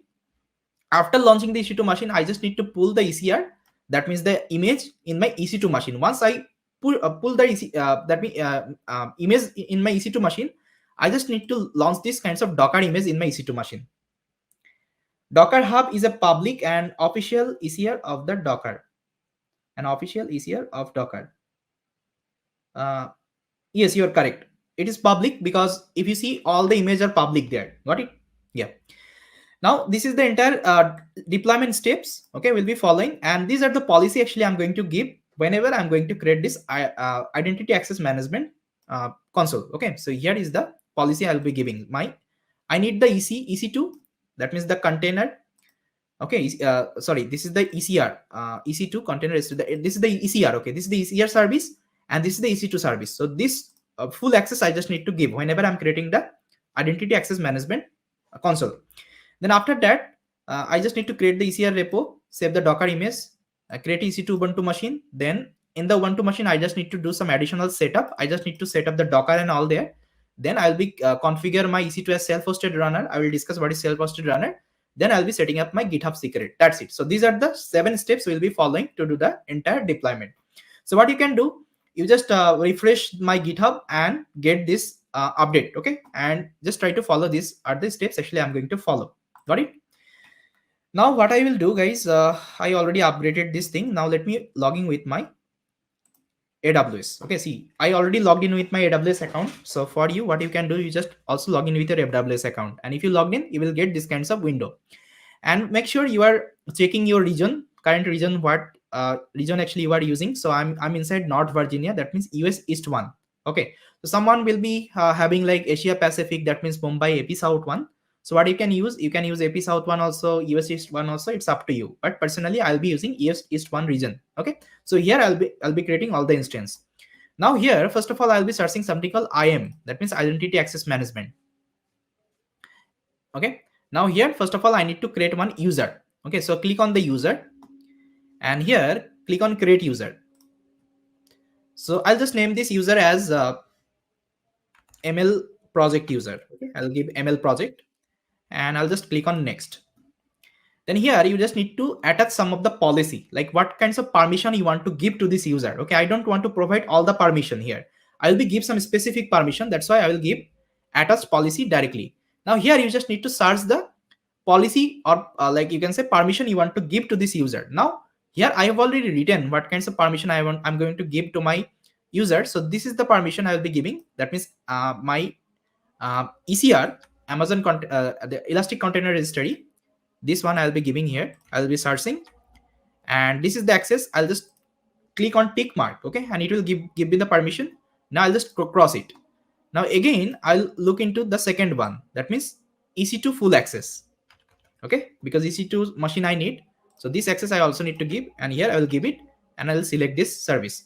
Now once it is done, I'll just click on next, and I'll create the user. See, these 2 permission I have already added. Okay, instead of that, if this user is once like it is trying to use any other service, it will throw error or it will block his request. Okay, he won't be able to access this another service, the service actually I haven't given to my user. Got it? Now I'll just create the user here. Now this is the user I have created. Now I just need to get the secret key and secret access keys. So how I can get it? So now here you will get one option called security credential. Just click on security credential, and here itself you will get one option called access keys. Okay, now click on create access keys. Now once you will create access keys, you will get this window, and here you just need to select this command line interface. That means CLI. Then you just need to confirm this one and click on next, and you just need to create the secret keys and access keys. Now see, this is the access keys and this is the secret access keys. Now you can download this thing as a CSV file, and here you will get the button. So let me download and just keep it, because we need it whenever we'll be setting up the secret. At the time we need, because with the help of this secret access key and this access key ID, I'll be able to access to my AWS account. Okay, otherwise I won't be able to access. Because why? Because see, I'm not going to manually do the deployment with my AWS account. So what I will do, I will connect my AWS account with my GitHub. My GitHub will automatically do the deployment. And to authenticate with my AWS account, I need some password. Okay. And this is the password we have generated here. This is the password we have generated. You can see inside this CSV file. Let me open it up. So this is the CSV file, guys. Let me open it with Notepad++. So see, guys, this is my access key ID and this is the secret key ID. Okay. So these two things I need to authenticate with my account. Got it? And don't share it with anyone else, otherwise they will also able to access your account. So I'll be removing after this session. That's why I have showed here. Got it? No need to use my one. You just create it your own. Got it? Now what I will do, I'll just click on done because the first steps we have completed. As you can see, we have logged in with my account, create the IAM user, it is completed. Now what I will do, I will create one ECR repository to save my Docker image there. Okay, so let's create the ECR repository. Now I'll again come here and I'll search for ECR. Okay, ECR. That's mean Elastic Container Registry. As you can see, this is the service. And here I'll be creating one repository. Now click on get started and see, I already have one repository. So what you can do is just click on create repository and it should be private repository. And here you can give the name. So here I'll be giving ML project. Now everything should be as default. Now click on create repositories. Done. Now what you need to do, you just need to copy this particular URI. This URI I need to access this particular repository later on. I will copy this URI and I'll save it somewhere. So what I can save, maybe I can save here. I think I can save here. Okay, see, this is my previous URI. So I can save it here. So later on I'll be using. As of now, I've just saved it here. Got it? Now we have also created Elastic Container Registry. Now what I need to do, next step, I need to create one EC2 machine. Okay, EC2 Ubuntu machine. Now let's create. I'll again go back and search for EC2 machine. EC2. That means your virtual machine you need to create here.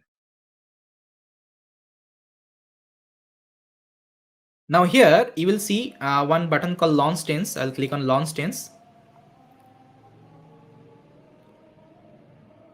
And here you can give the name of the machine actually you want to give. I'll again give ML project machine. This is the name. And here you just need to select the operating system as Ubuntu. Okay, because in production servers we always use Ubuntu machine. Okay, Linux based machine. If you're using Windows or let's say any other machine, it's completely fine, but this image would be a little bit heavier. Got it? But is some like most of the cases whenever people are doing deployment and all, they are using Ubuntu instance. Okay, instead of using other instance and all. So here you will get all kinds of instance, all kinds of ways. Let's say Amazon Linux is there, Mac OS is also there, Windows is also there, Red Hat is also there.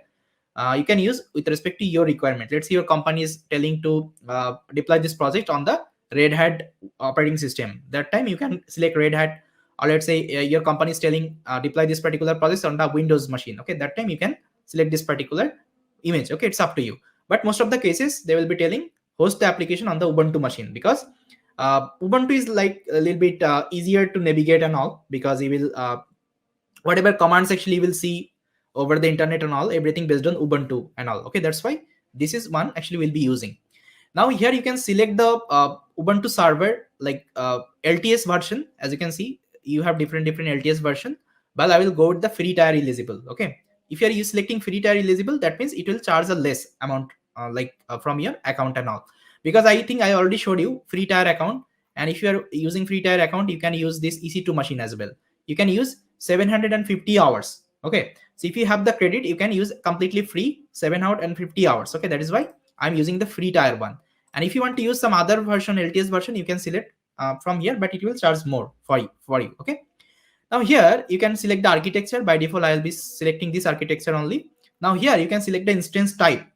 Now here you can like configure how many CPU you need, how much memory you need for this particular projects. So again, it's a machine learning based projects. I don't need any good instance here. If I'm having, let's say, at least 8 GB memory, or let's say 2 CPU cores, maybe this project will run fine for me there. Okay, so that's why I'll be using this instance called T2X large. Okay, sorry, T2 large. This instance I will be using. So here if you see, I have two vCPU, that means CPU, that means central processing unit, and 8 GB of memory I will be getting. And this will charge, guys, this is the pricing, it will charge $0.12. Okay, so per hour it will charge 12 rupees around. Got it? And you can see different instance. If you are taking T2X large, it will charge this much of money per hour, 18 rupees. And if you're taking T2X large, it will charge per hour 43 rupees. Okay, that's how you have different instance. And if you go ahead with the instance, you will see it has some bigger instance. Let's say it is having 32 GB memory and 8 core CPU. Okay, so that's how you can, let's say you are doing deep learning projects, or let's say generative AI projects. At that time you need to go with higher configuration machine. Okay, now one person, I think he has asked me, can we configure this EC2 for our scalable deployment and all? I think you got your answer, yes or no? Like how we did, do the customization and all, okay, with respect to our requirement. So here actually you can do the customization. Here you are not generating automatically this part. Okay, you are manually customizing your machine as per your requirement. Got it? Yes. Now let's say for this machine learning project, I'm taking this configuration machine T2 2x large. So it will charge a lot for me. Okay, I don't need this much of configuration for this particular projects, because I know this project will run fine in this T2 large. Because here if you see, I have 8 GB memory and 2 core CPU. Got it? So in this case, I'll be using this instance to do the deployment. You can select any other one as per your project requirement, but this project will work fine here. That's why I'll be selecting this particular instance here. Now what I need to do, I need to generate some key pair. What is key pair? Let's say you want to access this particular EC2 machine with the help of some third-party tool. Let's say Putty is there, Mobile Stream is there. So at that time, this key is required. Okay, you will get one PEM file. In that PEM file, you will have one security code. With the help of this security code, you can access this particular machine. But I don't need, I'll be launching the terminal in my browser itself, but I just need to create the key here, because this is the requirement here. You need to generate one key. So let's generate one key. I'll just create P, and here you can give any name. I'll give just ML project, and I'll just create the key. Okay, see, it has generated one PEM file for me, and in this PEM file you are having the security code. Now it's fine, and here I've selected my ML project key pair. Now here you just need to like tick mark these two things, allow HTTPS traffic and HTTP traffic both. Yeah. Now here you can select the configuration storage, like how much disk you need. Okay, in your system you are like let's say you are going to launch. So in this case actually you can take 8 GB. 8 GB is fine, but I will be taking 16 GB at least. Okay, 16 GB space I need. Okay, you can also take 8 GB, it's completely fine. Got it? Now once it is done, I will be launching the instance. I will click on the launch instance, and it will take some time to launch the instance. And once it is like running, I'll be using this particular instance. Now here if you see, if I click on view all instance, so this instance is creating right now. See, status is pending. So just keep on refreshing. Once it is running, I'll be using this particular instance. Now guys, if you are having any query, you can let me know. So can you show the deployment on AWS ECS? Maybe we can show in other session. Okay, this is going to be on AWS EC2. Sol, you are asking this question. Any other query you are having, guys, you can let me know. Okay, see, my instance is running. Now what I can do, okay, another question I got. If we have PEM file, then we have to convert that PEM again using Putigen. No need to convert. Let's say if you're using something called mobile stream. Okay, if I search mobile stream, so if you are using this particular tool, maybe you don't need to convert it directly. You can use that particular PEM file to authenticate with your instance and all. Got it? But again, you have to set up it manually. But you don't need to do it. I will tell you another method to launch the terminal, launch your instance, and how we can access your instance. There is another way to do it. Got it? Right? Yeah. So now let's connect with my instance I have launched. Now I'll just click on instance ID, and here you will see something called connect button. Okay, now click on the connect button.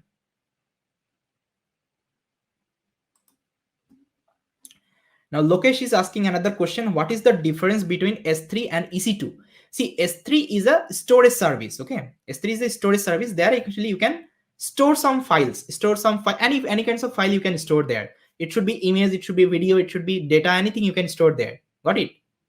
We call it as S3 bucket. Bucket means it's a storage service. And EC2 is a virtual machine. Virtual machine is a virtual computer. There actually will get RAM, ROM, CPU, GPU, everything. Got it, Lokesh? Yeah.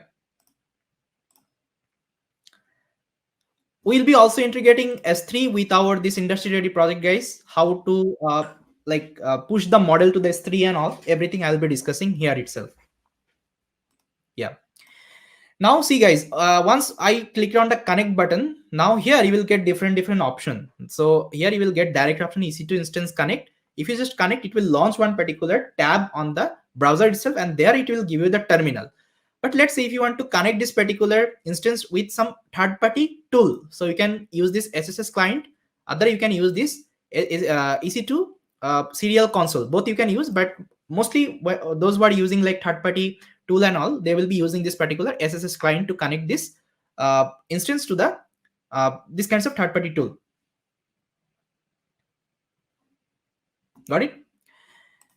So here I'll be directly launching this machine. So I'll be selecting this one, EC2 instance connect, and here you will get one connect button. Now if you click on the connect button, you will see in the other tab it will launch the instance for me. Now it will take some time to launch, and here I will get one terminal.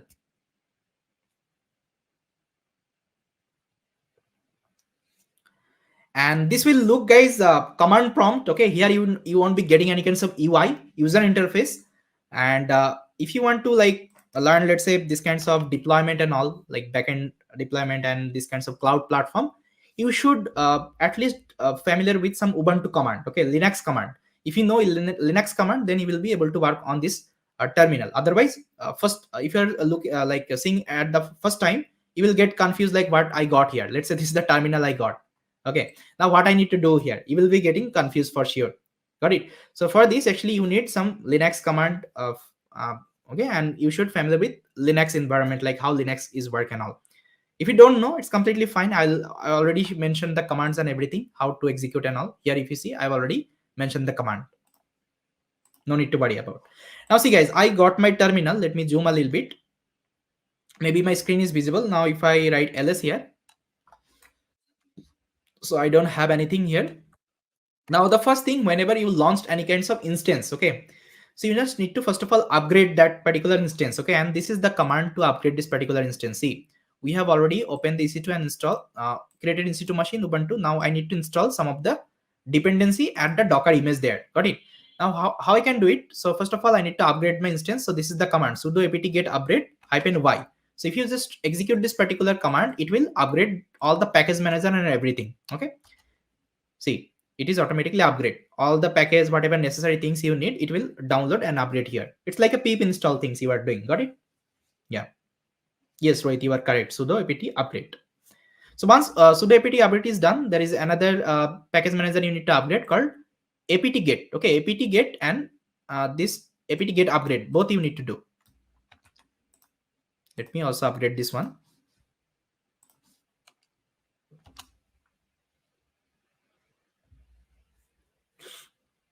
Okay, it is asking for do you want to continue? So I'll give yes and press enter.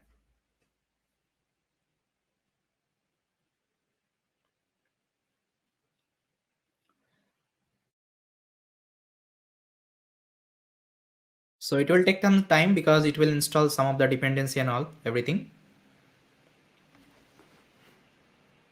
So let's wait.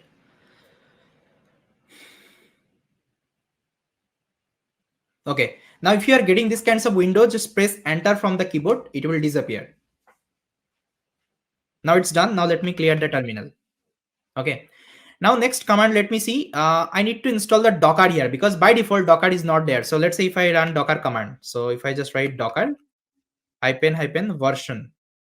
So by default there is no Docker. It is telling Docker is not found. Okay, it is giving me the error because Docker is not installed in my instance. Okay, this completely fresh instance I have launched here. So I just need to install the Docker here. So how to install Docker? So these are the command you need to execute one by one. So first of all, we'll be downloading the Docker. Okay, curl, using curl command, we'll be downloading the Docker like necessary files and all, and it would be present inside this SSS file. Okay, No need to worry about what is ss and all. This is the Linux concept, so maybe you can learn thing. Now see, if I do ls, you will see one particular ss file. See, inside ss file actually you have all the links and everything to install Docker. Okay, here.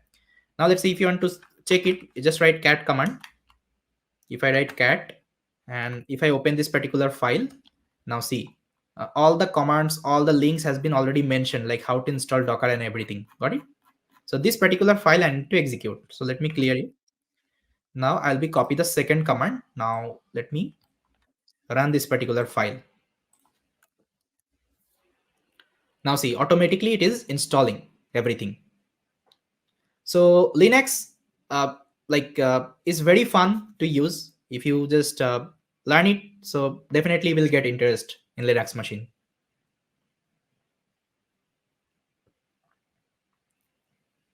Personally, I like working with the terminal, okay, instead of the UI and all, because terminal gives me like more, interest you can talk about. Now let me clear, and now let me execute this particular command. Now once it is done, so this is the last command you need to execute to install Docker. Done. Now if I again run this particular command like docker hyphen version, and now you will able to see Docker has been installed here. Now see guys, you can see the version, Docker version currently I'm using 24.0.7. okay, this is the current version. Now it is successfully installed here. Got it? And if I, let's say, execute docker ps command, if I want to see any images and containers, so you can see there is nothing is running. Okay, no need to worry about. If you don't know Docker and all, no need to worry about. Just go with this particular community session and you can learn about Docker and everything. Got it? Yeah. Now we can see what I have done. I already installed the Docker and everything. Now I just need to configure my EC2 as my self-hosted runner. Okay, now what is self-hosted runner? First of all, let me discuss about. See, so what is happening actually, now my GitHub and my AWS is separated.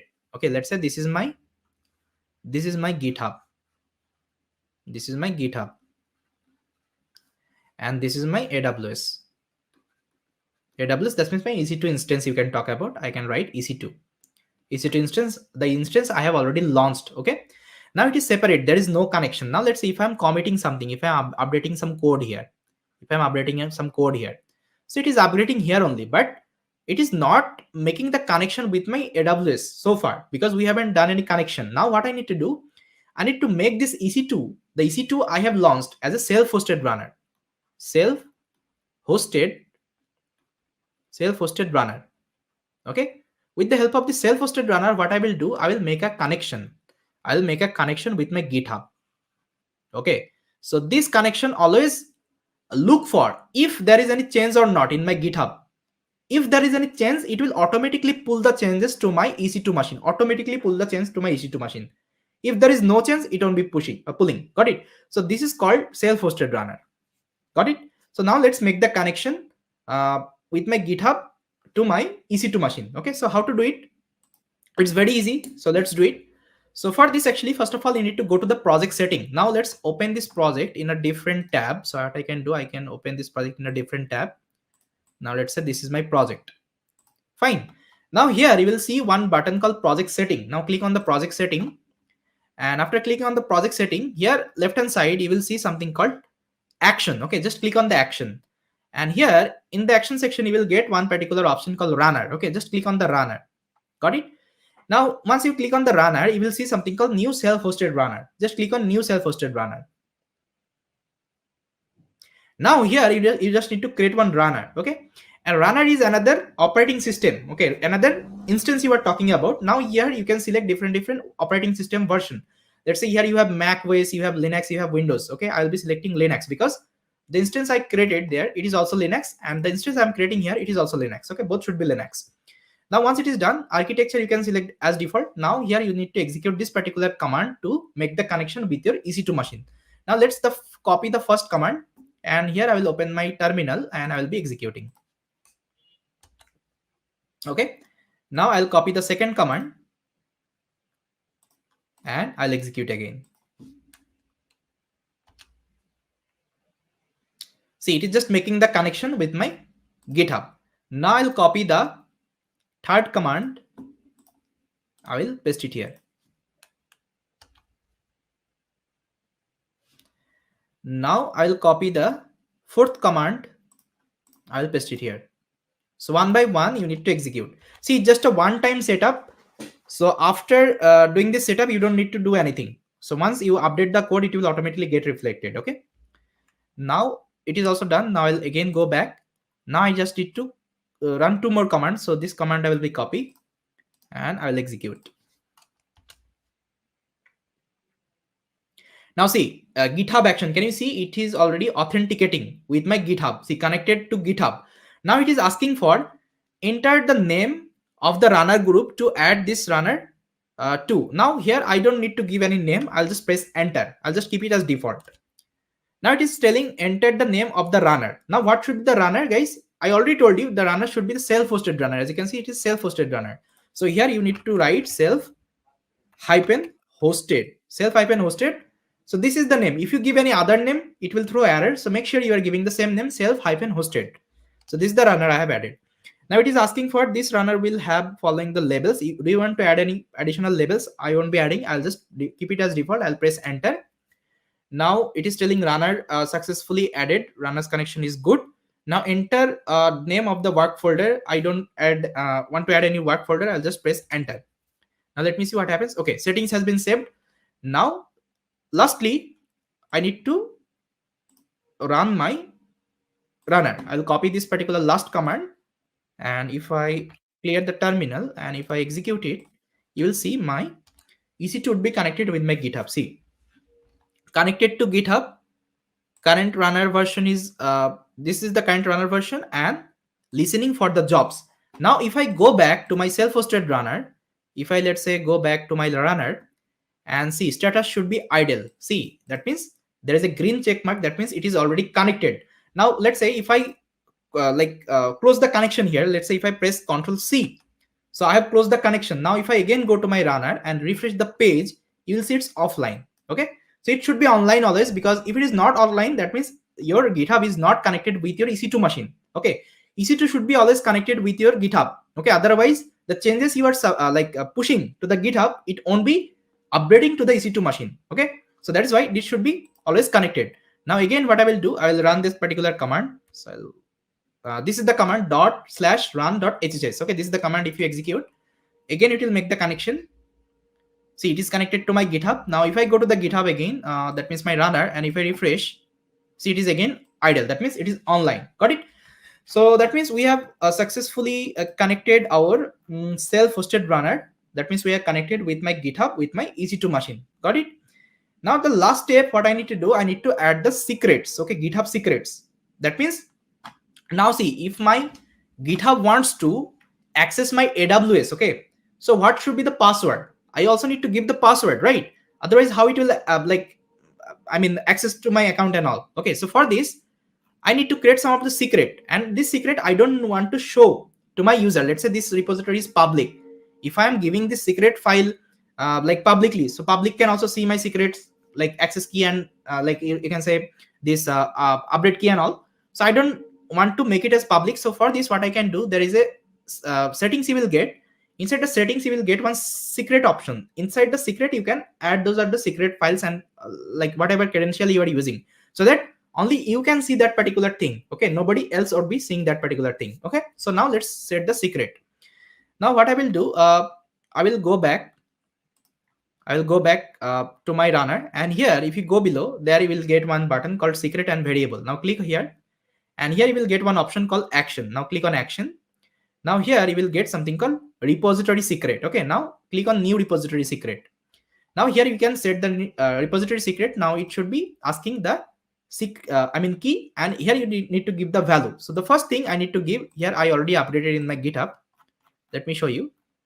Set up GitHub secret. Now first of all, you need to give AWS access key ID. Now let's copy this name, and here let me paste it out. So make sure this name should be like that, because the workflows I have written, there actually I'm using this particular variable. Okay, now here you need to pass this AWS secret key ID. Where you will get the AWS secret key ID? I think you remember you downloaded one particular CSV file whenever I was creating the IAM user, okay? And inside that you have this AWS secret key ID. Now copy this one. Make sure you are copy till comma, okay? Do not copy the command because this is a CSV file, comma separated value. So I'll be copying till comma. Now I'll copy and I'll paste it here. Now I'll add the secret. So one secret I have added. Now I need to set another secret. I'll again click on new repository secret and let me see the next one, AWS secret access key. Now I'll copy and here I'll give the name and here I just need to paste the value. So this is the secret key ID. I'll copy and I'll paste it here and add new secret. Got it? Now two secret has been added. Now I also need to add other also. Now here if you see I just need to give the region. So this is the region. I think you remember I was inside US East 1, okay? That means North Virginia. So make sure you are checking your region. Let me show you my region. See, I'm inside North Virginia. That means US East 1. So you need to give this particular name. So that is why I will be giving this name US East 1. Now add the secret. Now I will again click on new secret and I will add my AWS ECR logging URI. Copy, give the name. And I think you remember I copied one particular URI and I saved it inside my README file. This is the URI. I'll copy this URI. Make sure you're copying till .com, amazon.com, and amazonAWS.com. And here you need to paste it out. Now add secret. Once it is done, I also need to add one particular secret, which is nothing but my ECR repository name. I'll copy this one and here I will add it. And ECR repository name should be this one, ML project. Okay, the URI I copied after slash, this is the name. And here I will add it. Add secret. Got it? Now mostly I think I have added all the secret. Yeah, now it is ready. Okay, my GitHub is ready. Even my EC2 instance is also ready. Now I can commit the changes and I can do the deployment. But before that, what I need to do, I have some missing file in my project. As you can see, I need to add one workflows and I also need to add the Docker file here. Okay, so let's open my code and here itself, I'll be creating one particular folder. So let me create.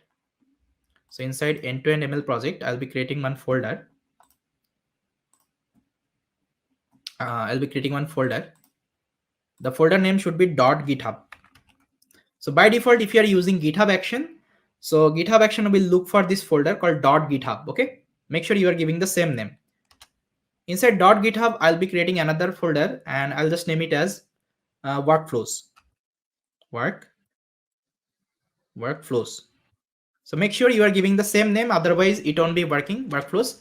Now inside workflows, I need to create one particular file and I can name it as main, or let's say cicd.yaml file. Okay, so in this YAML file I just need to mention all the command actually, okay, to do the CI/CD deployment. Now see, I already written this code. Let me just copy paste. Just a minute. I'll copy and here is the code, guys. So let me just make a zoom screen. So here is the code. Now let me discuss what is happening here. Just a minute. Yeah. Okay. Now see, here is the workflow I have written. Okay. So what will happen? But before that, let me just create the Docker file as well. So what I can do, I can take the terminal. And here I'll redirect. Maybe I already redirect here. I'll create one Docker file, touch Docker file. So here is the Docker file. And inside that, I need to mention some Docker command. Okay, let me also mention. So first of all, I'll be explaining the Docker, then I'll be explaining the workflows. Now see, this is the Docker. Now inside Docker, what I'm doing actually, I think you remember what was my Python version, guys, in this project. Anyone remember? Whenever I installed the virtual environment, what was the Python version I'm using? Remember? Just open up this README file. And if you go up here, if you see, I was using Python 3.8. So here itself, I told I need one Python 3.8 slim buster image. Okay, so this is the image actually, Python image I'm taking. because in that Python environment I just need to install all the requirements and all. I need to containerize it my code. Okay, that is why I'm using this image. Okay, and this is the syntax to write from. I'm telling Python Slim Buster image. Now see, this image is already available inside Docker Hub. So if you open the Docker Hub, so here itself it is present.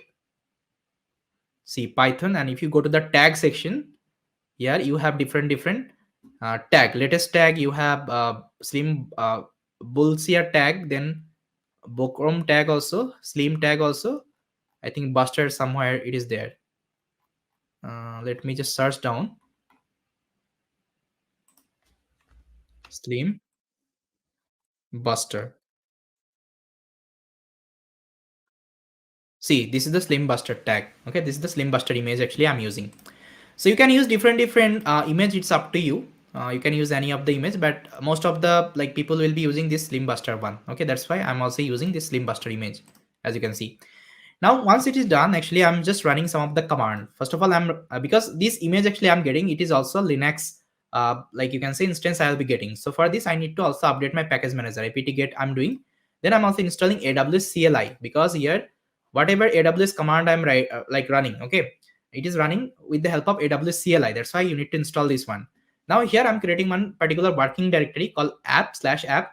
Inside /app I'm copying all of my source code. Okay, as you can see, copy the current source code I have, just copy inside the app folder. Okay, then execute pip install -r requirement.txt. That means whatever requirements I have in this project, install everything, then do the containerization the entire application. Now see, it will run this Python 3 app.py. That means this is my endpoint of my application, and my application would be running, okay, on this port number. I also need to do the port mapping. I will tell you how to do it. As of now, this is required.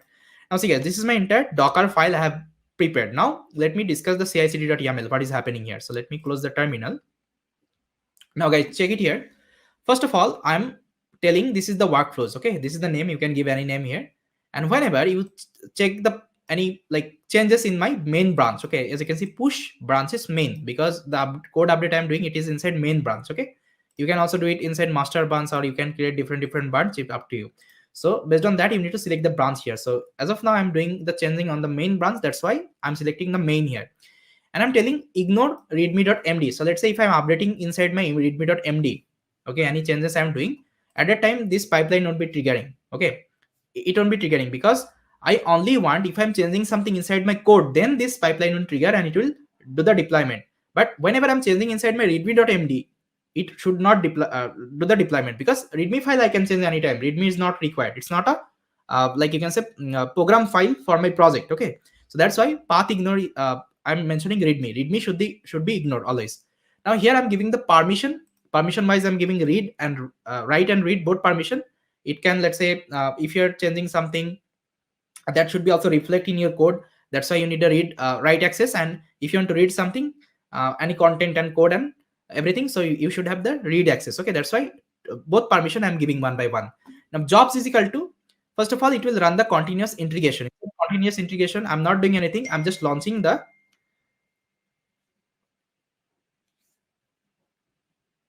okay. So that actually what happened actually, whenever we are doing the continuous integration, see inside continuous integration, I'm selecting one particular operating system here.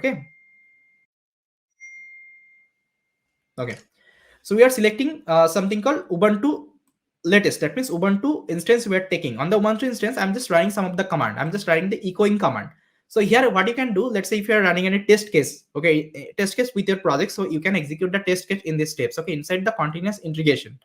Now once continuous integration is done, it is already depending upon the continuous integration. As you can see, it is needed continuous. So once continuous integration runs successfully, then continuous delivery will start. And the continuous delivery, if I show you here, what I'm doing, I'm just doing the apt update.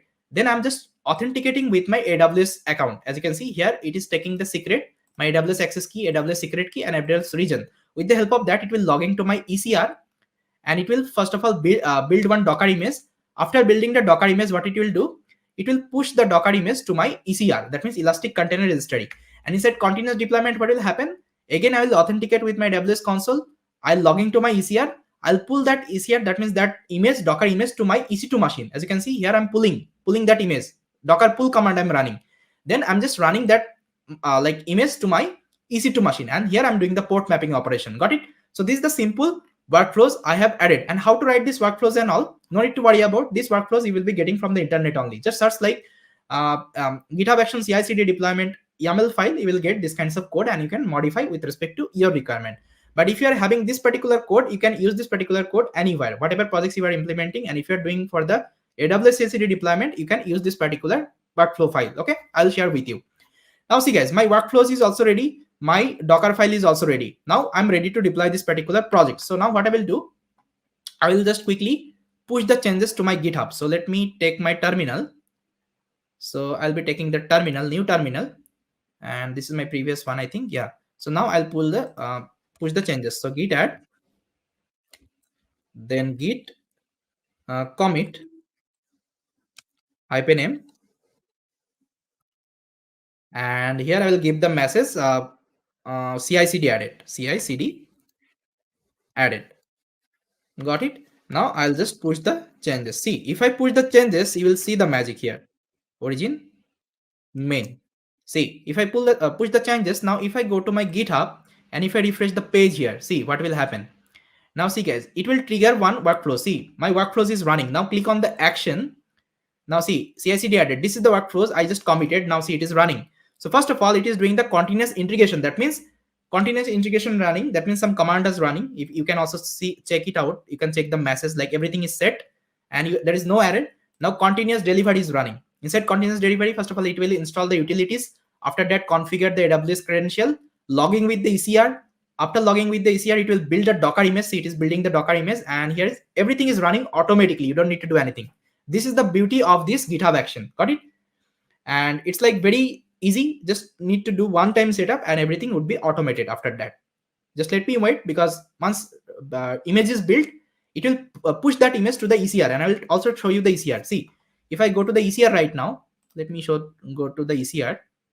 I will open this tab, and here if I search for ECR, Elastic Container Registry. So by default, you will see my container registry is empty. There is no image. If I go to my one ML project, see, there is no image present. Okay, now see, once it is done, you will see the image is present there. So let's wait.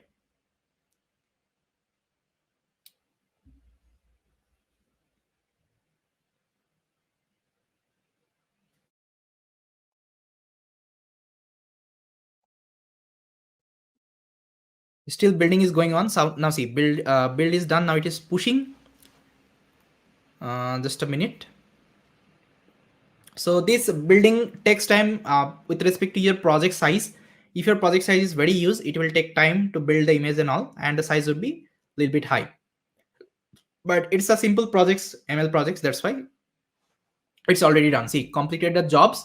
Now it will go to the continuous deployment part. Now see, my image has been pushed. Now if I go to my Elastic Container Registry, now if I refresh, see, image is present. See guys, this is the Docker image it has built, and it is already pushed to my ECR. Got it? Now this image I need to pull inside my EC2, and I need to launch the instance. Now see guys, it is already going on here.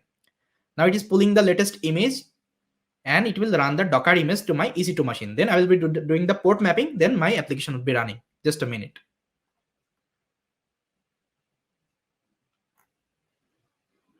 I think it is almost done. See, it's completed. See, all the jobs are completed. Continuous integration, continuous delivery, and continuous deployment. All the jobs are completed. As you can see, if I go to the summary here, if you see, all the jobs are completed. Now let's go back to our EC2 instance. Okay, see, this is the EC2 instance. Now here I will click on the instance again. Now I just need to do the port mapping. So again, I will click on the instance ID, and here you will get one option called security. Just click on the security, and here you'll get the security groups. Now click on the security groups, and here you will get this window, and here you just need to add the port. Now I'll click on edit and bound rules, and I think you can see this. There is a button called add rules. Just click on add rules. Now it should be custom TCP port number. I think you remember my application is running on the port. If I show you app.py, it is running port number 8080. So this port I need to give. So let's open, and here I'll be giving port number 8080. Now here it should be 000, and everything should be default. Save rules. Got it? Now everything is fine. I think now again I will go back to my EC2. I'll go to the running instance ID. And now I'll copy this public IP address. Once I copied this public IP address, now I'll take a new tab, and if I paste it here, and now if I give port number 8080, and if I hit enter, see, my application would be running. See guys, this is live. Now this application is live. Now I'm sharing this particular link in the chat. You can let me know if you are able to access my application, guys. Please let me know in the chat. This is the URL of my application. Please let me know in the chat whether you are able to access my application or not. Everyone, please open it and let me know.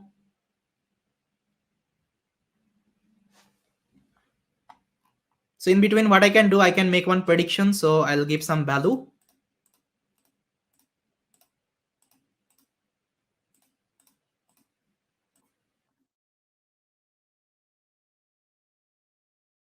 And let's do the predict operation. See guys, it is showing one quality. Now if you give /train here, it will start the training. Okay, anything you can do. Guys, are you able to access my application? Yes or no? Maybe it is accessible.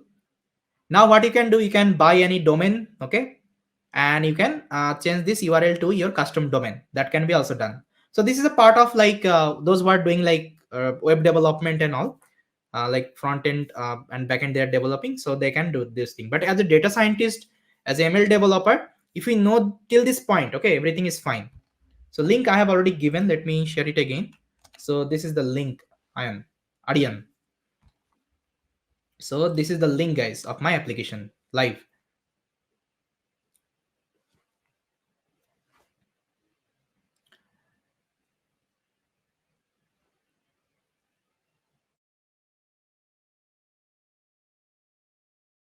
Now let me show you the continuous deployment, how it is happening. Now let's say I want to change something.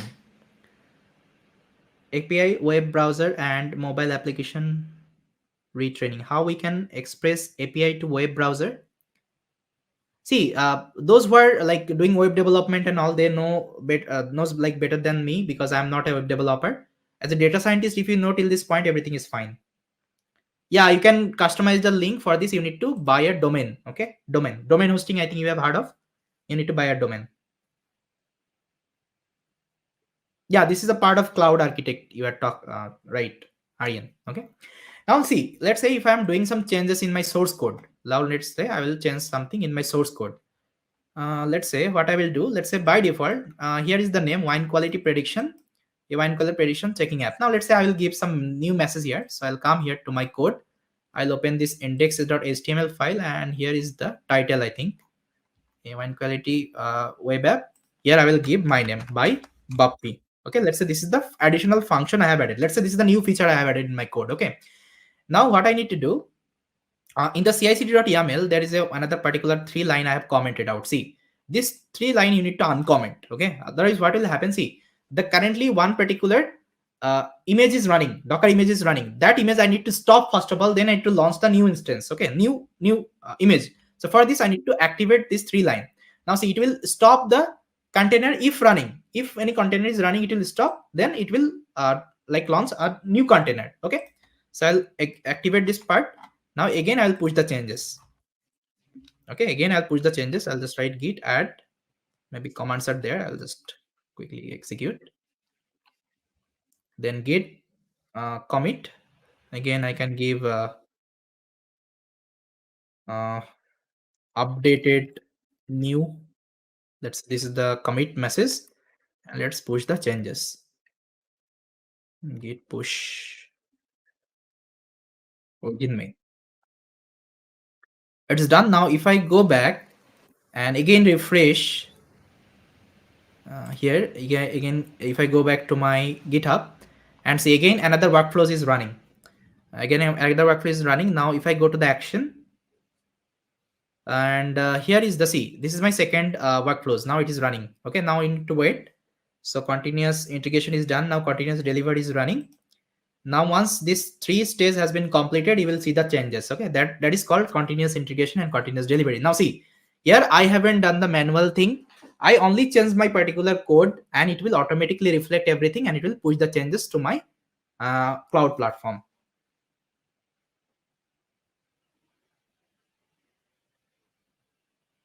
If you want to have a domain of your own, yes, Rohit, it is need to have the domain and have the SSL certificate. Yes, you're right. So those are doing web development and all. I think they knows better than us. Okay, because we are not a web developer. So let's wait.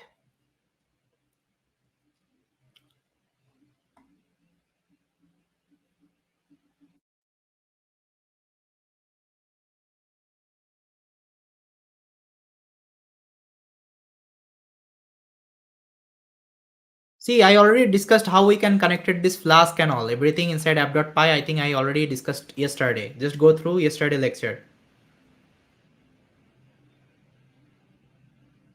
Okay. We have already collected the front end. See, template.html and CSS, all the thing we have connected already without Flask. Got it.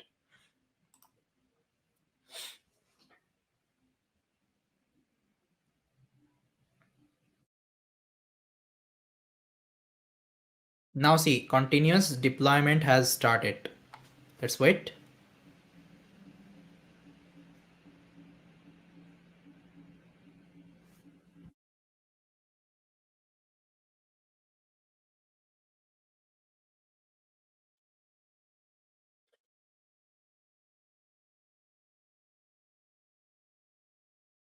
So guys, how was the session? It was helpful. Please let me know in the chat. How was this deployment process? Now I think you got to know how we can do this production grade deployment. You can create different architecture for the deployments. It's up to you, but you can follow this particular also.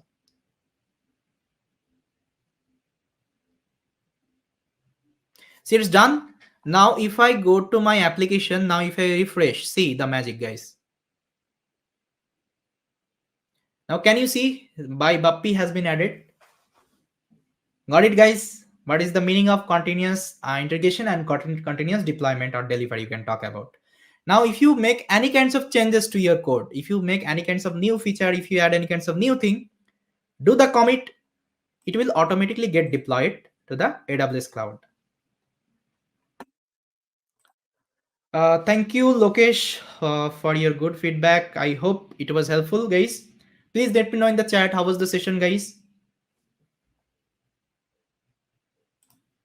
Yes, Aryan, you just watch my this video from the starting because we have discussed so many things and just go through this particular series. Actually, we started from day one and today's day 5 and we have completed the entire implementation. See, all the videos are there. Even it is also available in the uh, website also. Okay, just to visit the website as well. It's good, best, very good session. Okay, thank you guys. Thanks for your good feedback. And maybe you can do it from your side as well. Okay, and no need to worry about in future we'll be bringing some more project, more interesting project, guys. We'll be also adding MLOps tool, everything we'll be doing. Just follow up our channel, guys, iNeuron intelligence channel. Okay, this is the channel. You can do the subscribe operation and just please share this particular series with your friends and family. They can also get to know these kinds of content like we are providing. Okay, they can also learn.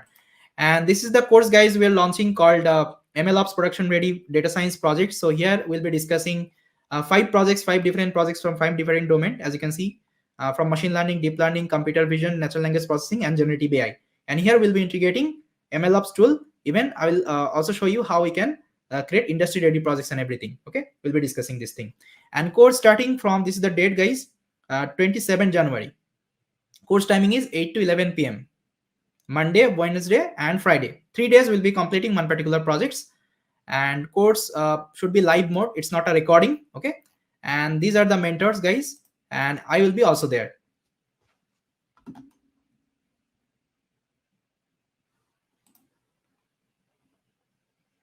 File not found directory config.yaml. Please check the code, Neeraj, because I already showed you how we can read it and all. Okay, please check the codes. Maybe you have done some mistake. Yeah.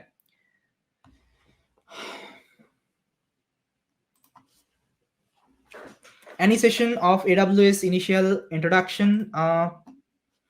No, actually, we haven't taken any additional AWS introduction, but if you want, maybe we can take later on also. No issue with that. AWS is very easy. If you just open the account, you will be able to understand each and everything. Okay, so one particular thing I just want to show you. We have launched this instance. Now how to terminate this one? Okay, so let me show you my share my screen, because if you just left it like that, it will charge you. Okay, so you need to also learn how to terminate. Okay, how we can terminate, how to stop all the instance and all. Okay, now let's see if I'm also closing this window, this terminal. Okay, this terminal is running. Let's see if I'm also closing. Now still my application will be running. It's not like that if you close that terminal, your application won't be running. It's not like that. Still my application is running. See, now how to terminate this one? For this, let me just go to my instance, and I'll click on the EC2 instance and click on the running instance, and from here just select the instance you have launched, and here itself you can click on action, not in the action, instance state. Now terminate the instance. Okay, if you terminate, it will delete everything, and if you stop it, it will stop. Okay, it will still use your resources and all, it will charge you, but the recommended thing is, like, if you don't need the instance, just terminate it. Okay, click on the terminate instance and click on the terminate. So it will take some time. After that, it will terminate the entire instance. Okay, now I also need to delete my ECR repository, so I'll search my ECR, and here itself I will delete my repository I created. So this is the repository I will select and delete it, and here you need to confirm it, delete. Done. Then I also need to delete my I think IAM user I created. Okay, otherwise people will be accessing my access key and secret key. Okay, let me delete it as well. So this is the user I created. I'll just delete it. So here is the name. I'll copy, and here I will paste it out. Delete user. So everything I have deleted so far. Now it won't be charging anything. And here itself you can see the cost and everything. So billing address, so billing and cost management. So here you can set like the money you want to use in 1 month, everything it is possible here.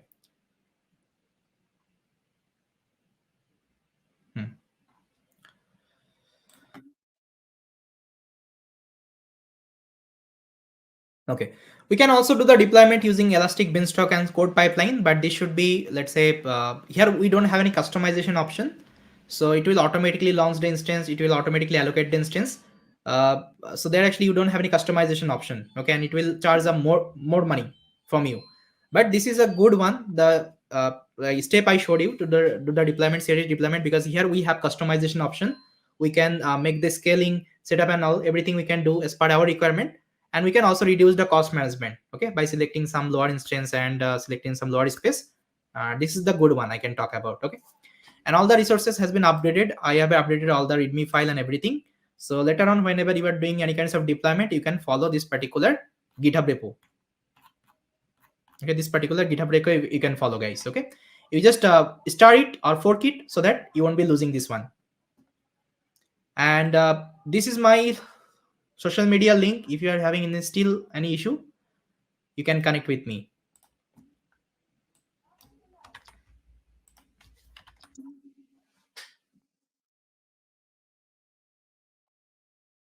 Okay. So okay, yes guys, this is all from my side. I hope this session was good, and it was also helpful.